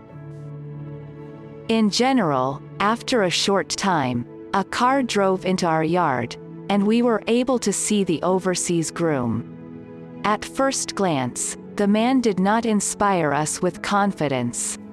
First, we felt the smell of tobacco. Greg and everyone in my son-in-law's family didn't smoke, so we immediately sensed a heavy smoker. But this is still half the trouble. He had brought as a gift to his future bride some used clothes that smelled musty. Either he kept them in the barn or the house where he lives is covered with mold. George is staying at a motel in Elk City. After visiting with us for about 2 hours, he left for his motel, not even thinking about inviting Lila to go with him to a restaurant to chat and get to know each other better. Frankly, George made a strange impression on us. The next morning, he came back and was surprised that Lila was not ready for the trip. We were all also surprised about what kind of trip we were talking about. It turns out that from the correspondence, he realized that Lila is ready to go and be with him. That's why he came to take her. But he hadn't said anything about it the day before and hadn't even spoken much to Lila, a really strange man. Lila, of course, did not like it, and I would not have dared to let her go alone with this man. The relatives in Donetsk praised him. They have drawn a portrait of the perfect person. Trust people now.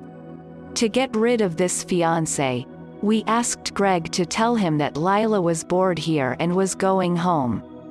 Greg was talking to him in the living room, and Lila and I were hiding in her room. At first, we could hear voices talking, then everything went quiet, and we listened to the engine of a car driving away. Greg came into our room and told us that George had left. He left without even saying goodbye. I did not expect this turn of events and could not cope with my feelings. The entire list of suitors from Lila's preliminary correspondence was exhausted, and Greg and I suggested her to send a questionnaire and a photo to the dating agency. Greg met me through this agency, too. Through the agency, Lila received 2 letters. One was from Florida from a black man, as they say here, an African American. Lila tried to answer him. We Russians were brought up in the tradition of internationalism and saw nothing in making friends with blacks. But Greg, when he found out about it, just went berserk. We don't need black people in our family." These were his words. It turns out that although white and black people live together all their lives, there is still an invisible border between them. In general, this potential suitor was also rejected. The second letter was from a man in North Carolina. He quickly responded to our invitation and arrived on his plane. He was a pleasant man in all respects. He invited Lila and me to go on a plane. Greg decided to take advantage of this situation and asked to take photos of the farm from a bird's eye view. I'm not afraid to fly big planes, but it's the first time I've ever flown a small one. It was a little scary and at the same time interesting. Our pilot confidently flew the plane, and it was reassuring. The weather was clear. Everything was visible. We flew over the farm, and I took some photos. After landing, Chris, the name of our new friend, invited us to a restaurant for lunch, and in the evening we returned to the farm. I said goodbye and went inside, and Chris asked Lila to stay. How they already communicated there is difficult to say. Chris didn't speak a word of Russian, and Lila didn't speak much English. I think using body language helps in this case. After a while, I saw Chris's car drive out of the yard, and then Lila went into the house. She didn't look happy. I liked Chris as a person. He is pleasant in communication, and his character seems good. But he is small and thin. I feel so huge next to him. She was exaggerating, of course. Chris was not really short. They were about the same height. He might even be a little taller. Well, women have such a fad. A man should be taller. I understand her. I am like that. He must be very offended with me, but I can't help myself. I saw what she was going through, and I tried to calm her down. Time passed, and Lila could not find a mate. She was already beginning to think about going home. I didn't want to accept it. How can she leave without reaching the goal? Greg also was involved in the search for suitors. There was no other way to get a residence permit and legal documents for Lila. Greg had one client whose dogs were trained on our farm. He sometimes came to our farm on business.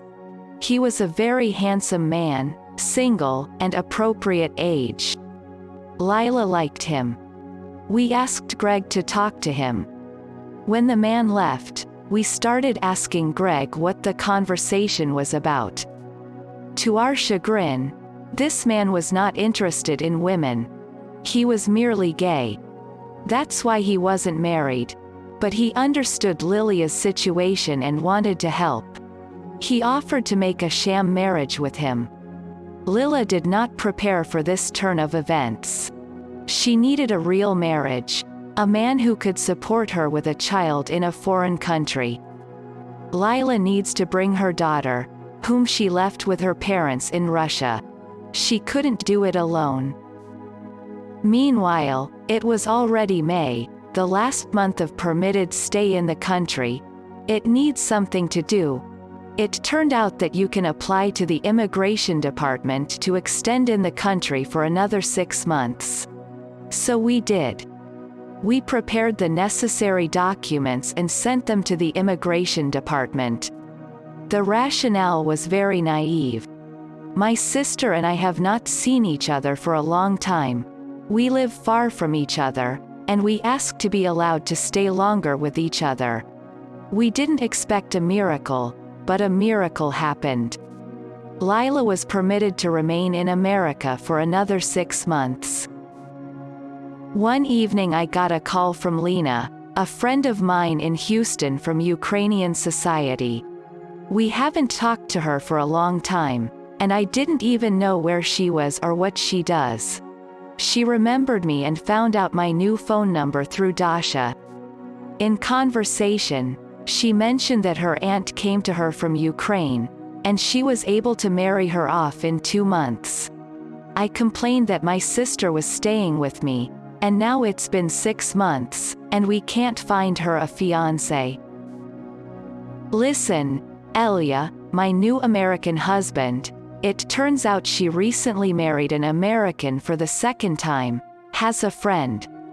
They work for the same firm that the three of them set up. His name is Robert. He's also recently divorced. How old is he? In my opinion, he is a little over 40. They are suitable for age. My sister just turned 38.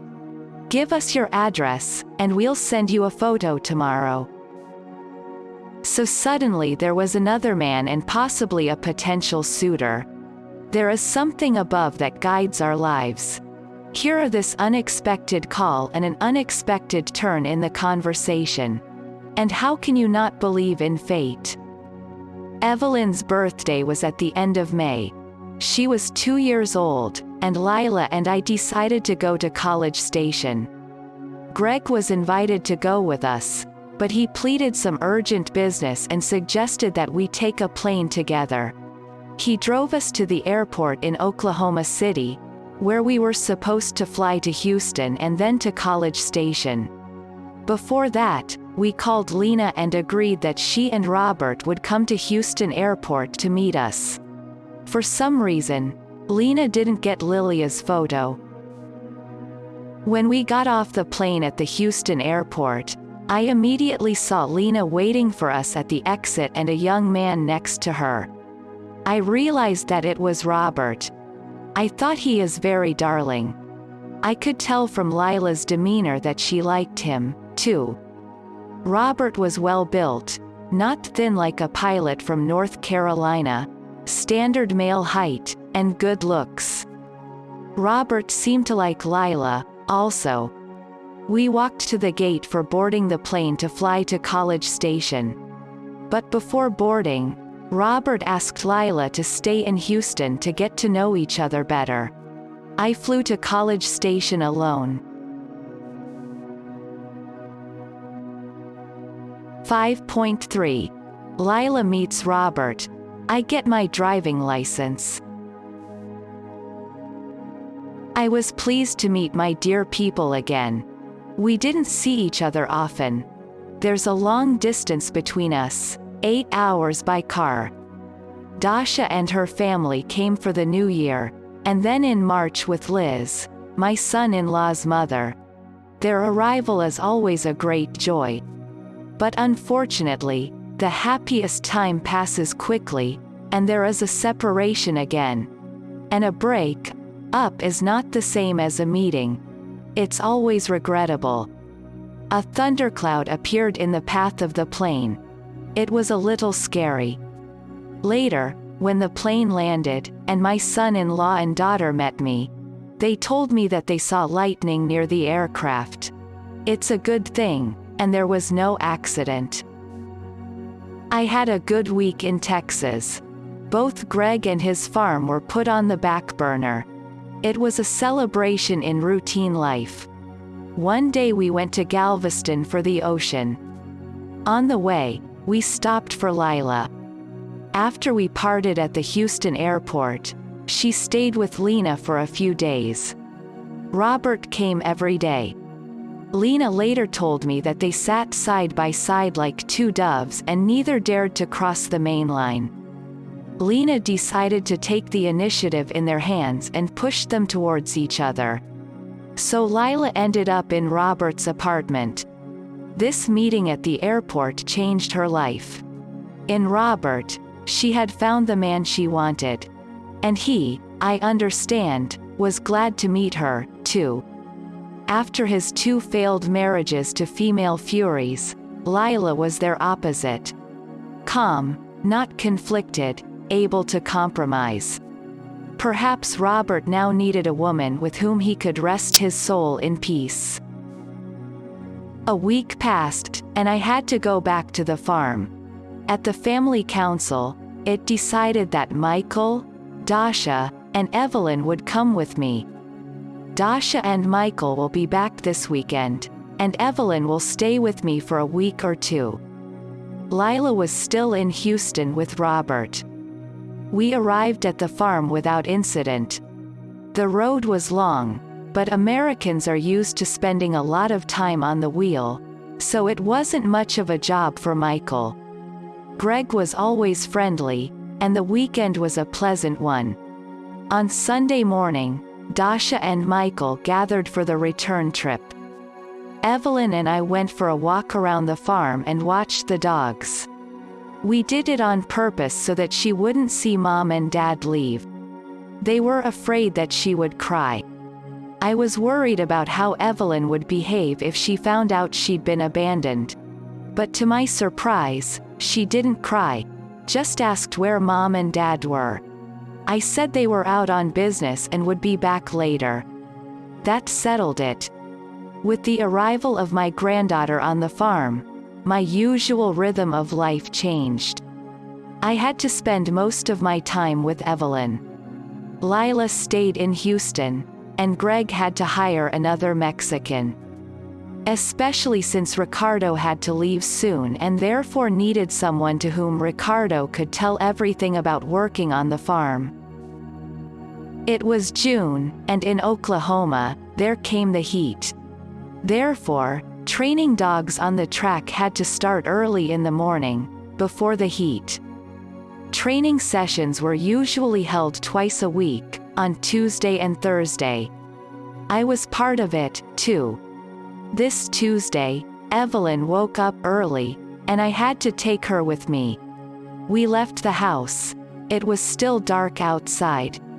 We reached the paddock. Ricardo and the assistant started opening the cages and taking the dogs out one by one and putting them in the trailer. Somewhere in the east, the edge of the sky turned red, and immediately the sky began to change colors from dark in the west and dark red to pink in the east. Then the bright red disk of the sun appeared over the horizon. It rose higher and higher, growing brighter and brighter each time, and losing its redness. And somehow it immediately brightened and the night somehow shrank and disappeared. A new day has come. Evelyn behaved well for the first week. Greg hung a swing in the yard, and Evelyn enjoyed it. However, once I overdid it. She loved it when I spun her up and then let go of the swing. The swing was spinning, and Evelyn was laughing with pleasure as she spun like a top. Then I noticed that the twisting made her feel sick. She had turned pale and was no longer laughing. I immediately stopped spinning it and took it off the swing. We didn't do it again. In the yard was a hill of sand, and Evelyn took pleasure in building castles in the sand and made mud pies. The weekend came, and Dasha and Michael called. They wanted to hear their daughter's voice and spoke to her on the phone. After this conversation, the next week spent in caprices. Evelyn stopped listening to me and had to be always reassured. Greg tried not to let it show, but Evelyn's whining occasionally broke his calmness in the chair in front of the TV, and I could see him wince. It had been a long time since he had any small children. In general, I called Dasha and told her the situation. At the end of the week, they came and picked up Evelyn. After that, Greg and I returned to our old rhythm. I began to study hard for the driving test. I have already tried twice to pass the exam, but all were unsuccessful. Either the officer got caught so principled, or I was still raw material. Eventually, Greg reached an agreement with one of his friends, a former military man who had extensive experience teaching cadets to drive in the army. We went to nearby towns and drove through the streets. The most challenging part is the implementation of parallel parking and reverses parking. In general, after 2 weeks of daily training, I finally passed the driving test. There was no limit to my joy. When I heard the verdict of my tormentor officer that I had passed, I threw my arms around his neck and kissed him on the cheek. He was somewhat taken aback by this outburst of joy. But for me, it was the happiest moment. And then we went to the company where Greg wrote and signed a deed of gift for a car that now it was mine, a 1985 Pontiac. Greg had bought the car from an elderly couple who kept it mostly in their garage. The car was in good condition, roomy, and comfortable. Greg swapped the front seat for 2 separate ones and put on the radio. And now this car was mine. Hooray! I remember my first self-driving trip on country roads. I was worried, especially when I had to go to the busier highway. But it was the rapture of freedom. It could probably be compared to the feeling of being released from prison after years of being there. I haven't been to jail, but it's perhaps comparable. And then I went to Elk City, took the expressway, went to the store, and did my shopping. These were the first steps to my independence here in a new country. 5.4. The trip to Boston. Divorce from Greg. At the end of June, Lila returned to our farm. Robert was away on a 2-week business trip and didn't want her to be alone in a strange city. Besides, she had to get her things. They agreed that as soon as he returned from a business trip, she would permanently move in with him. They were both happy. He called her often on the phone, and they were mostly silent on the phone. The language barrier, but they could hear each other's breath, and it was more important than all the words. I was glad that the issue with my sister was being resolved. Lila told me once, "Okay, I'm here on the farm picking up dog poo with my middle education. But you, Elia, with your higher education, what are you doing here?" It made me think, really, what should I do on the farm? I tried to talk to Greg about it. Maybe we should sell the farm and move to live in the city, or should I find a job? There was an extreme reaction from Greg to these innocent questions of mine. In our family, women have never worked. They were always housewives. I don't like big cities. I like to live in the country. I've always been in the agricultural business. I have nothing to do in a big city, especially now that I have started a new business. He bought machines for work with wood at the beginning of the year and, together with one of his friends, started producing wooden products for the kitchen on a partnership basis. Cutting boards, rolling pins, stools, kitchen cabinets, spoons, and other products. My name was also listed in this company, but my participation was purely nominal. Greg, in principle, was not a bad person. However, sometimes we had skirmishes for some minor reasons. All this happened because of my poor knowledge of the language and not being able to formulate my thoughts in a foreign word correctly.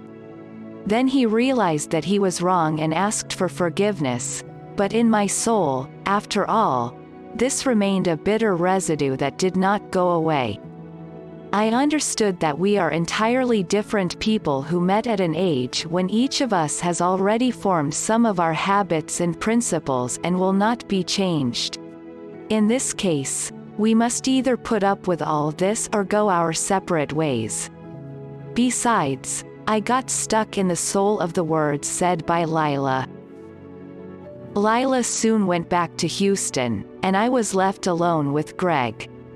I felt a wave of melancholy. There was space all around, and I cramped in this small world of a dog farm. I couldn't even stand it and called my daughter. "Dasha, what should I do? I'm bored to death here on the farm." "Mom, maybe you take some classes at college, for example, history." I was surprised to hear that. Classes, at my age. But it turns out that in America this is normal.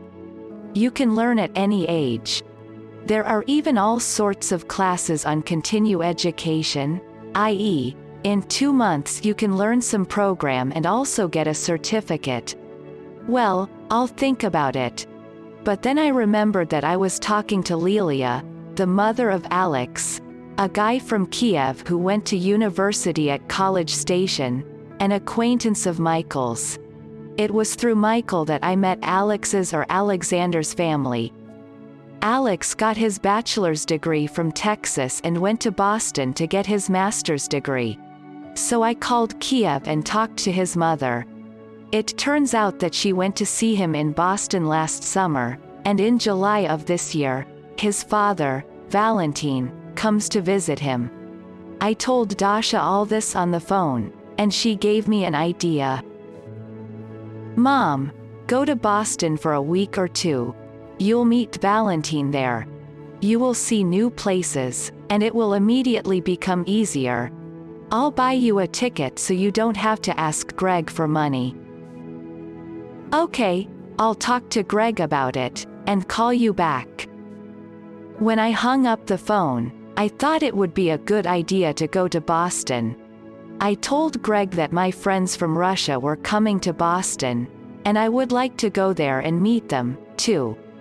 Greg first started a song that we didn't have any extra money for the trip. But when I told him that my daughter would buy me a ticket, he agreed.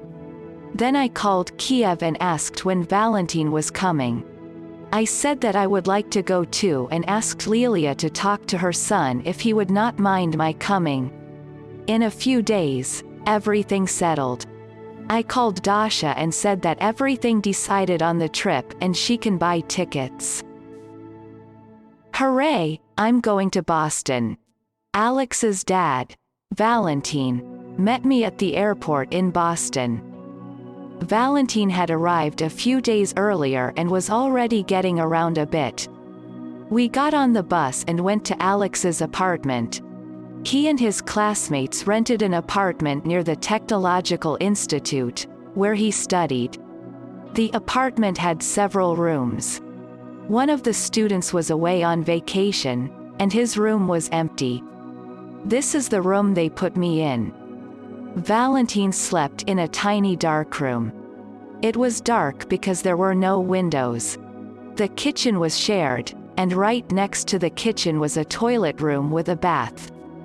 The city was in the usual European style and the apartment too.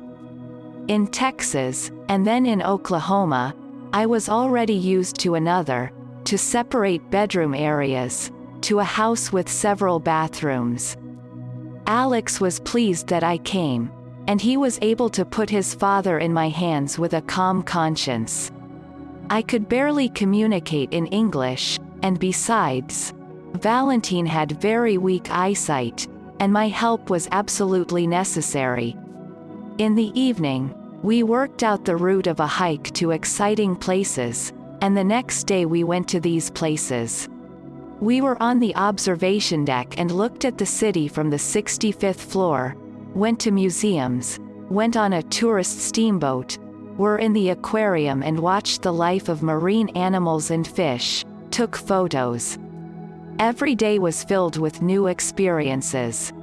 It was magical, and I was happy that my daughter had such a good idea for me. While to be in Boston, Valentin and I decided to go to New York, which was not far from Boston, only 4 hours by bus. Alex couldn't come with us, but he helped us book bus tickets and even found a cheap hotel in Manhattan. We are already on the bus and heading south to New York, the world's capital of the business. We arrived at noon, and the first thing we decided to get a place to stay at night. The bus station was in Manhattan. We came out on the main street and were confused by a lot of cars and people.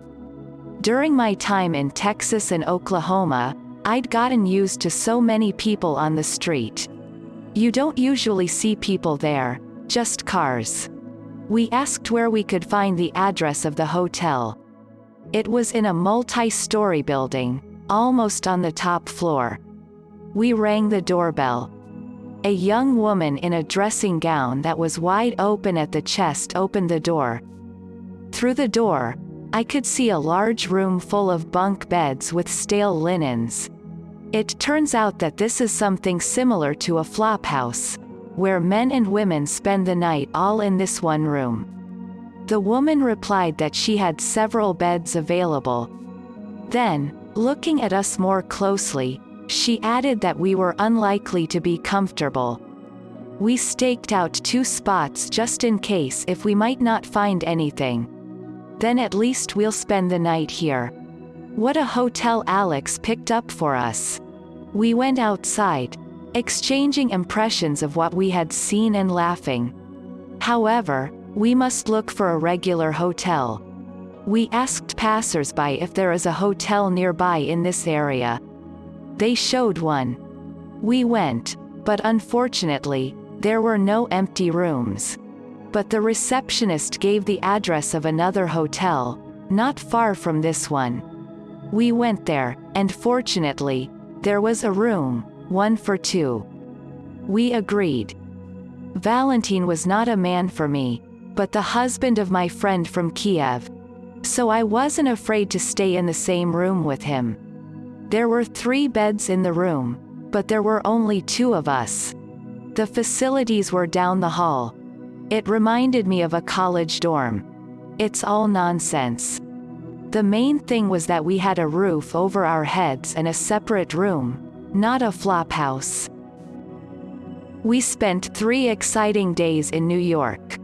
We walked around Manhattan, went to the island to the Statue of Liberty, were at the World Trade Center, or as they are also called, the Twin Towers. We wanted to get to the observation deck on the 101st floor, but we had to expect a long queue. And Valentin also wanted to go to Brooklyn to see Brighton Beach.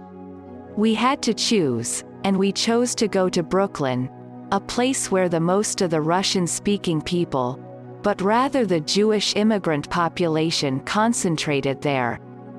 We moved across the Brooklyn Bridge and found ourselves on a street of small shops with signs in Russian, people scurrying with carts on the narrow sidewalk and rattling subway cars overhead in the middle of the street. It wasn't America. Russian cuisine, borscht, and dumplings were served at the restaurant. The next day we returned to Boston. New York struck me as a city of contrasts. Next to the glittering lights and advertising of Fifth Avenue, just off the perpendicular streets of 43, 45, and others, dirt, darkness, and homeless people lying on the sidewalk.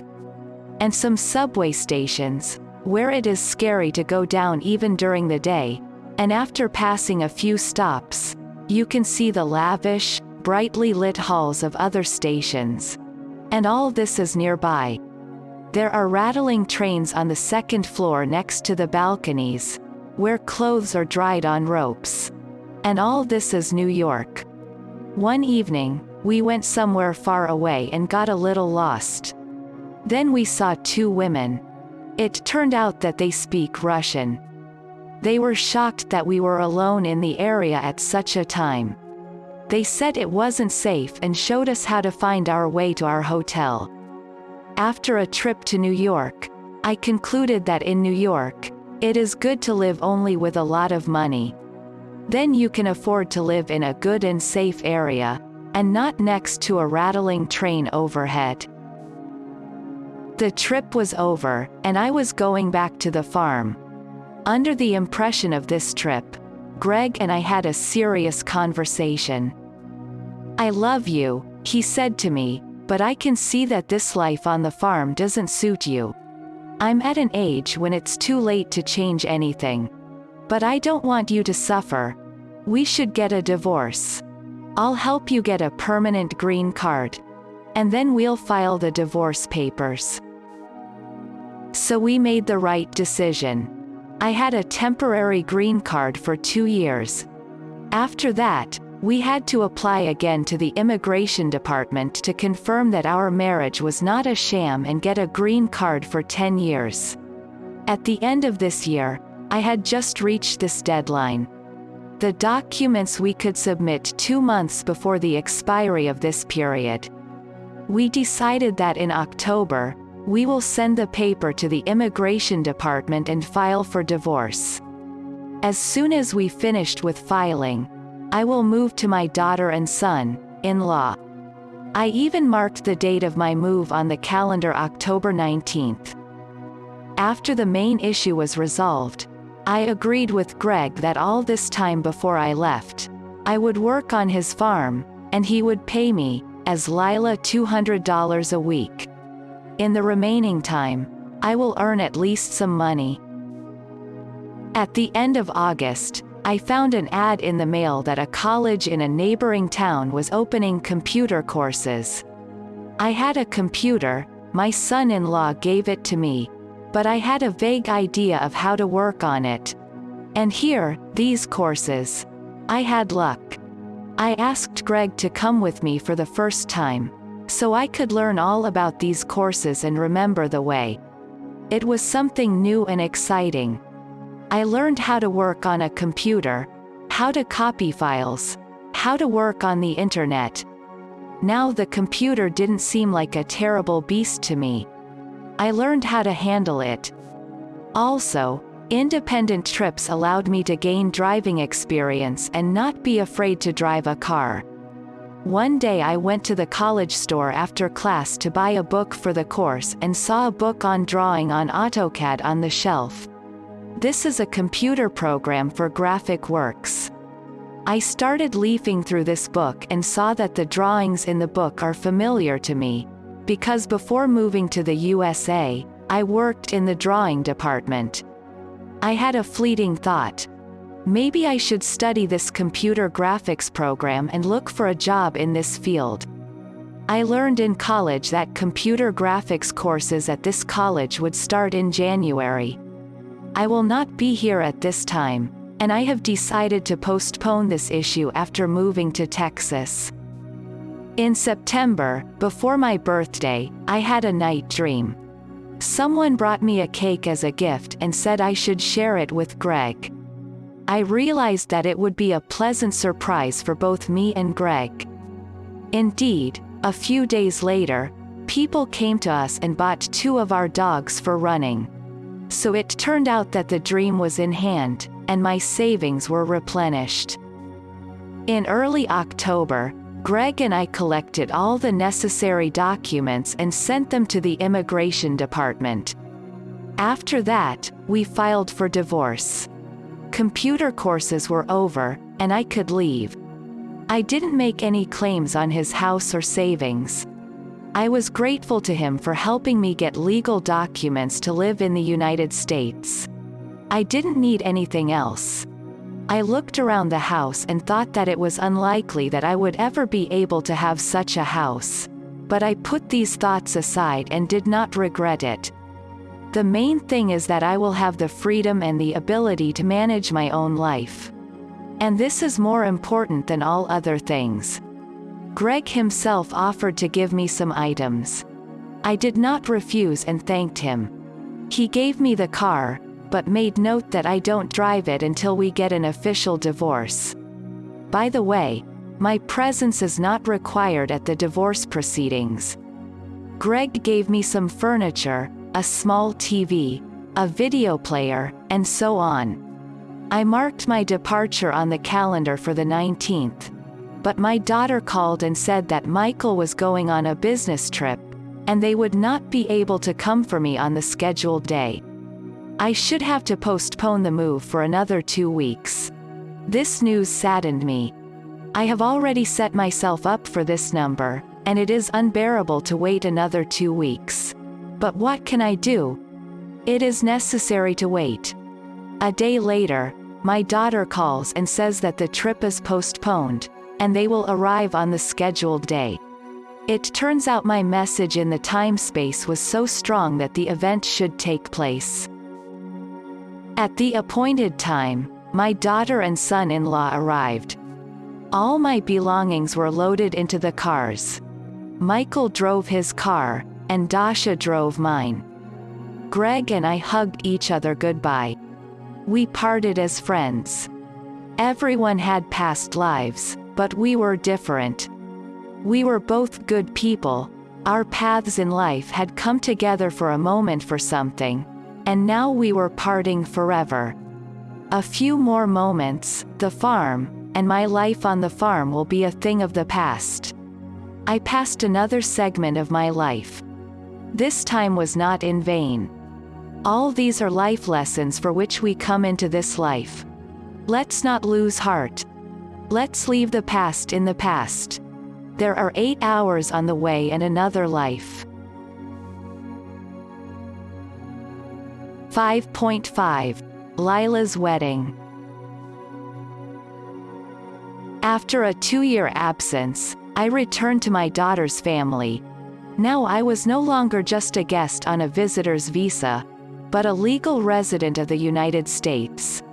Children settled me a room in a mobile home. This room used to be Evelyn's bedroom. Now Evelyn moved into the large room that had been Michael and Dasha's bedroom. And Michael and Dasha moved into the room where my bedroom was before moving to Greg. In general, a complete permutation. Michael and Dasha were expecting a new addition to the family in January, so the lightest and most abundant room was assigned to the children's room. My room was quite comfortable, small, but cozy. We had arranged the furniture, hung all my clothes, and now everything was ready to start a new life. A mobile home located in the natural forest.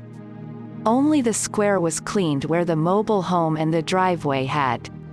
The rest area was overgrown with bushes and trees. The mobile home had all the comforts of a typical house.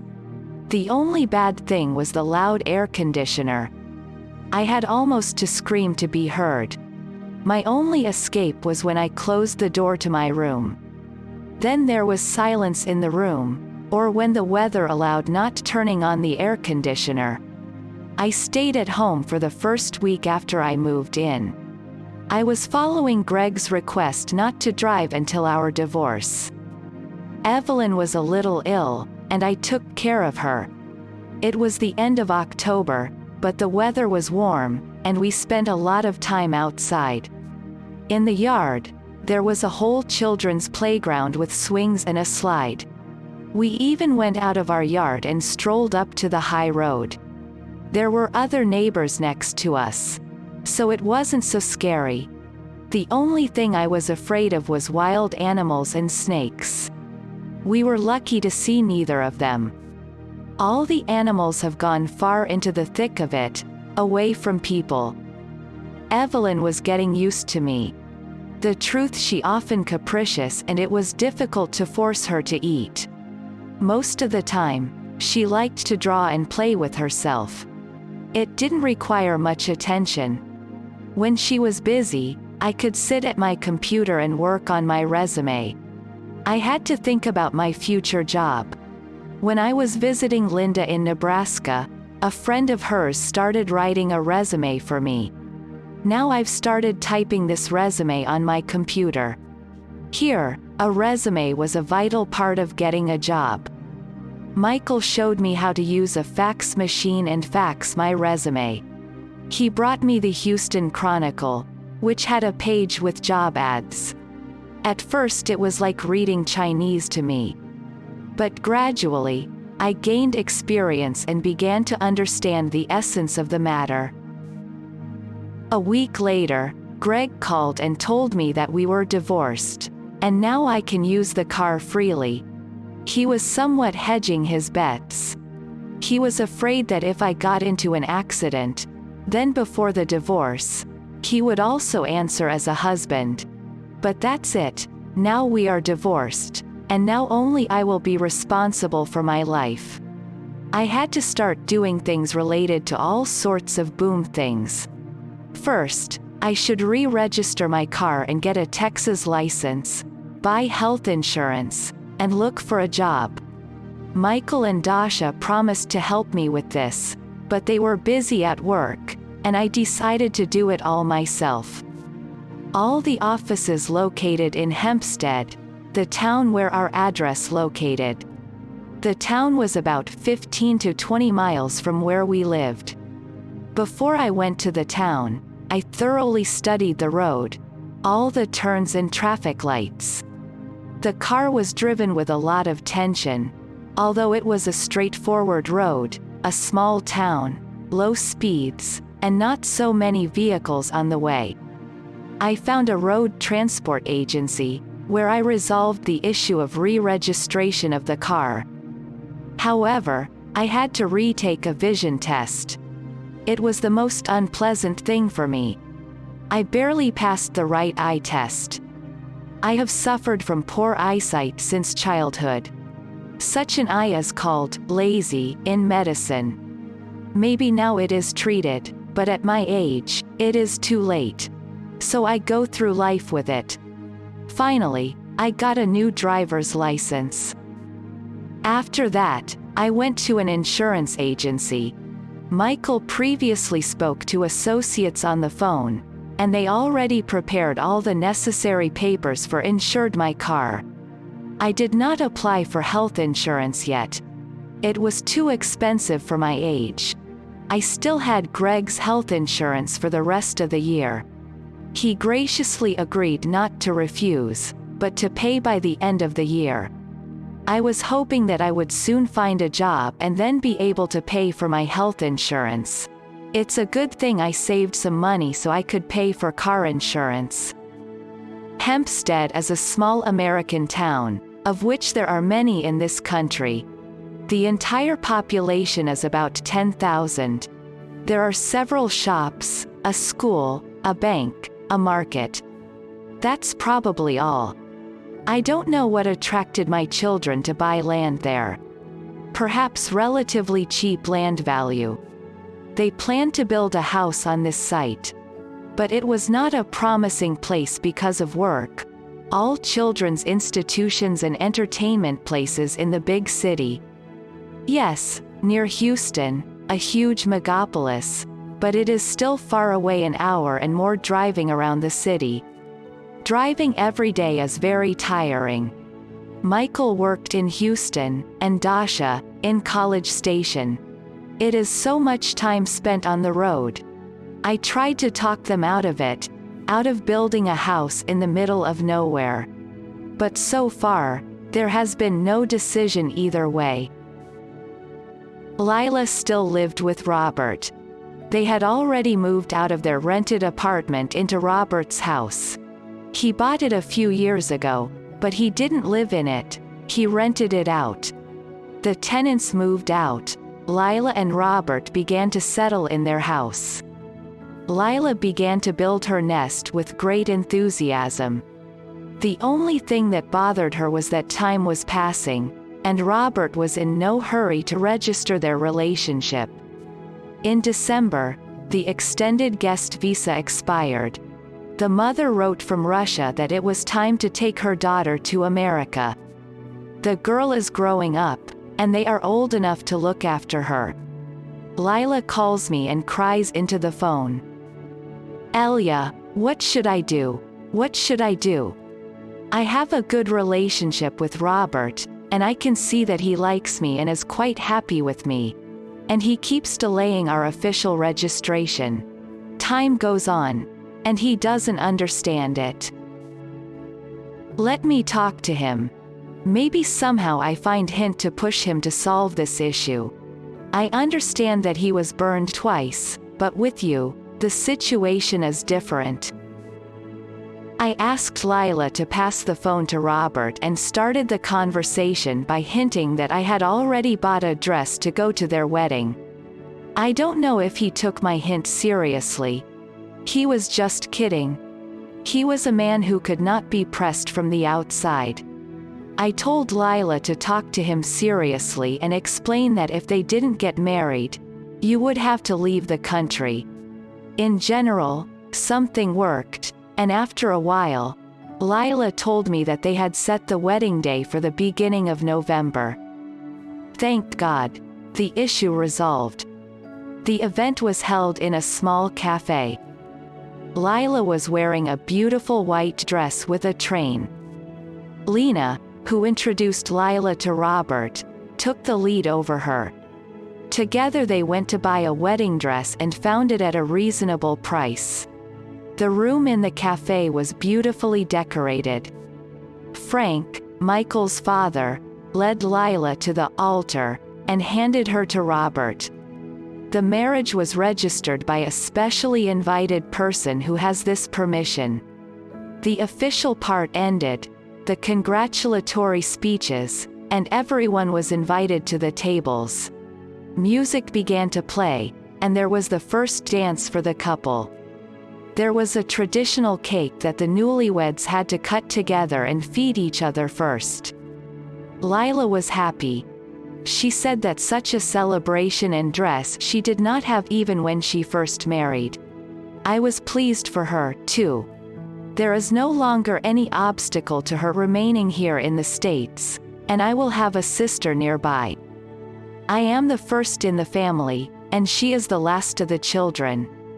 When I saw her in Ulmanovo in 1981 as an adult girl, I realized that she was closer to me in character than all the other sisters.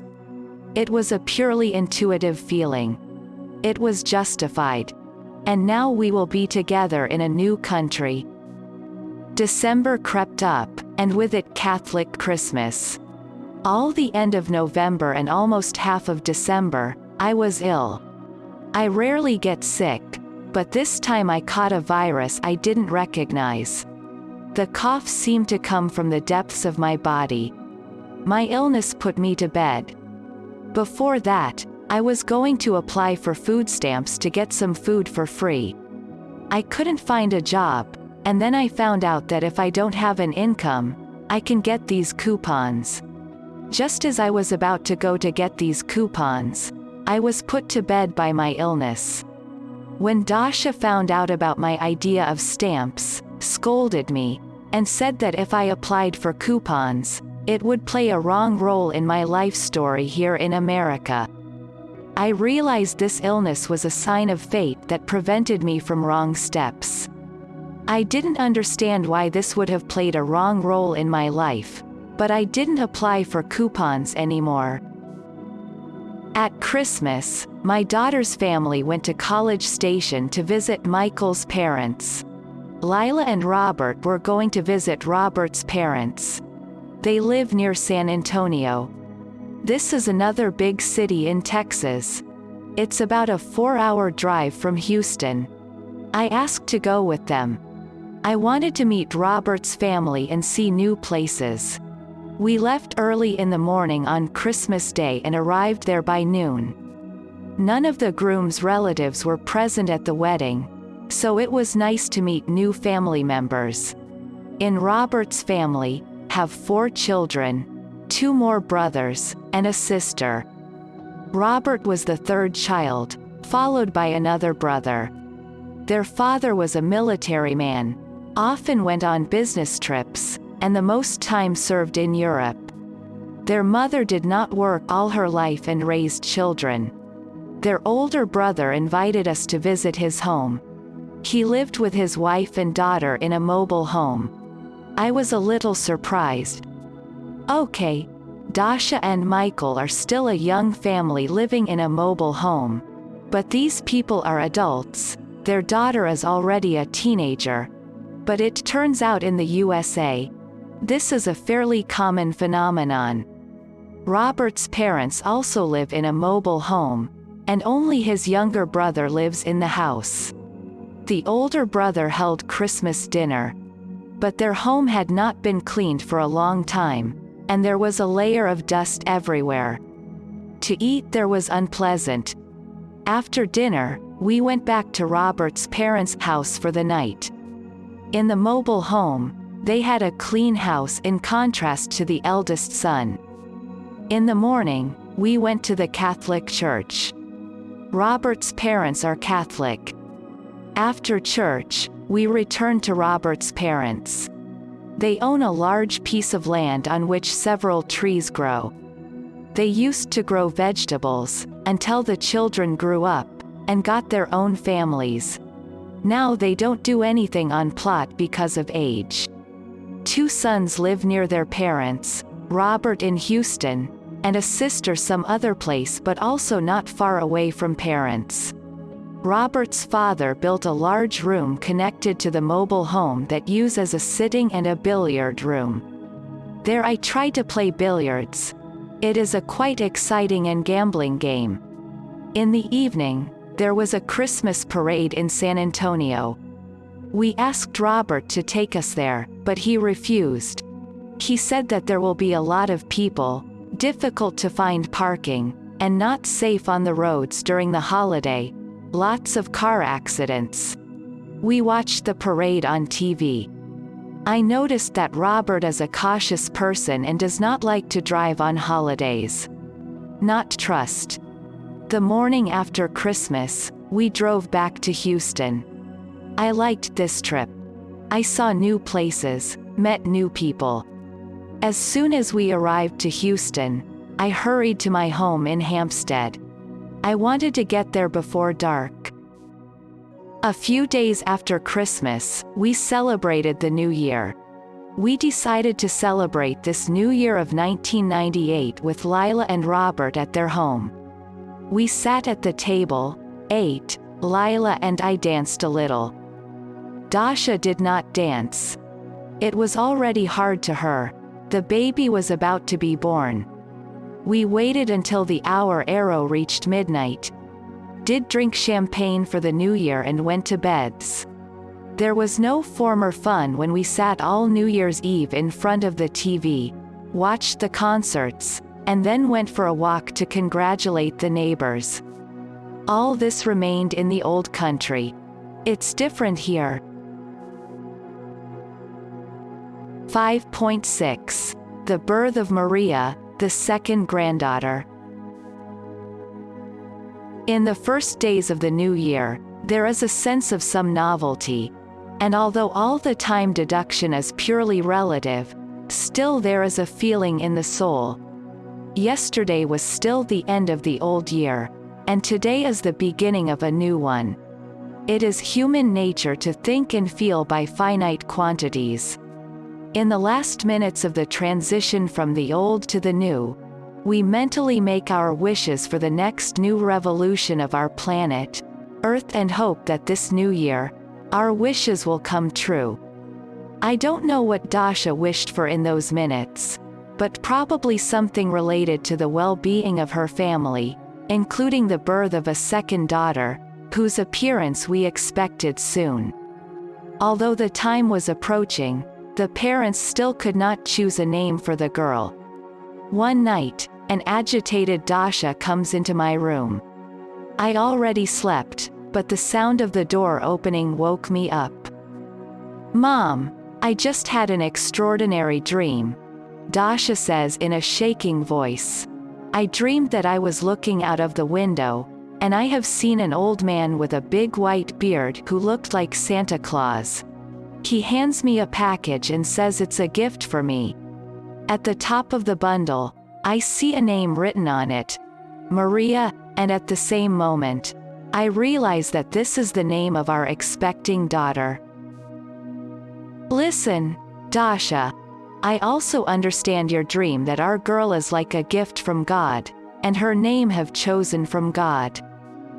We couldn't calm down for a long time after that. It was all too interesting.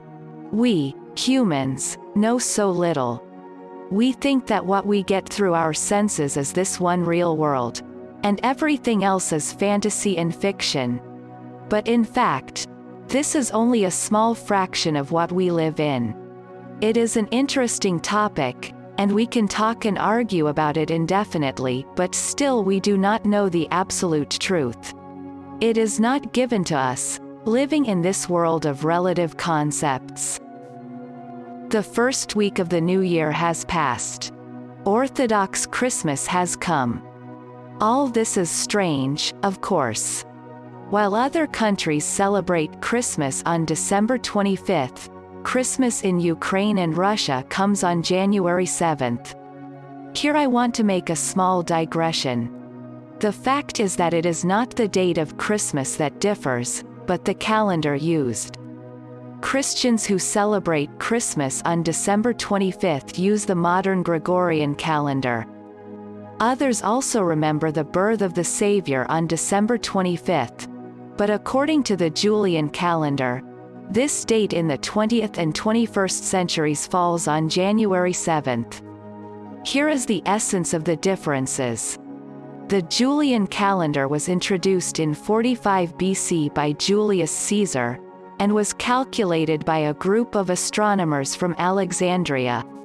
According to this calendar, the year begins on the 1st of January and has 365 days in a typical year, and every 4 years there is a so-called leap year, in which another day is added February 29th. But this calendar, as it turned out, is not so accurate. Over 128 years, an extra day is accumulated, and this is not taken into account. That is why, by the decision of Pope Gregory XIII in 1582, this calendar changed to a more accurate one, which was called the Gregorian calendar. How did this happen? The Pope's decision declared that after October 4th, 1582, the next day was October 15th. The Gregorian calendar is closer to the year of the Earth's actual revolution around the Sun. The rejection of the Julian calendar first affected Catholic countries, then Protestant ones.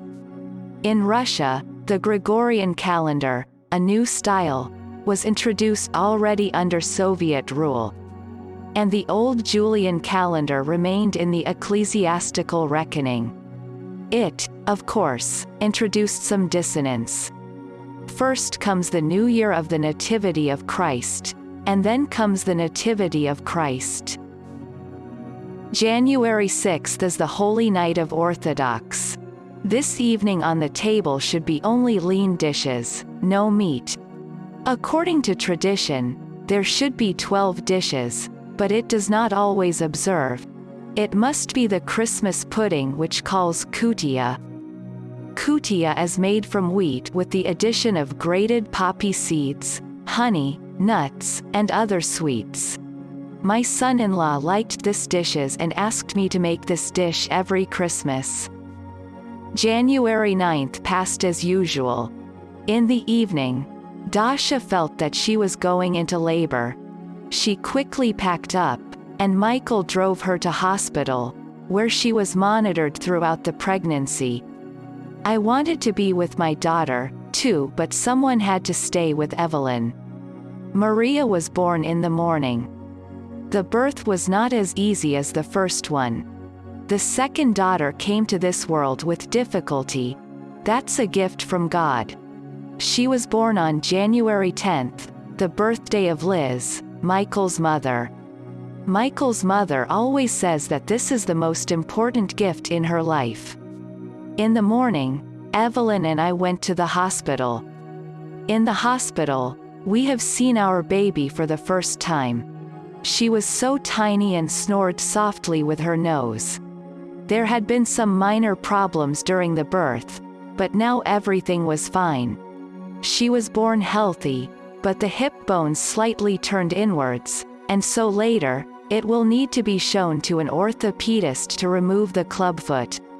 Our family has grown, and now I have 3 girls, a daughter and 2 granddaughters. I still can't realize that I'm already a grandmother. It seems that just recently, my daughter was a baby, and now she is a mother of 2 children. Yes, time is inevitably running forward.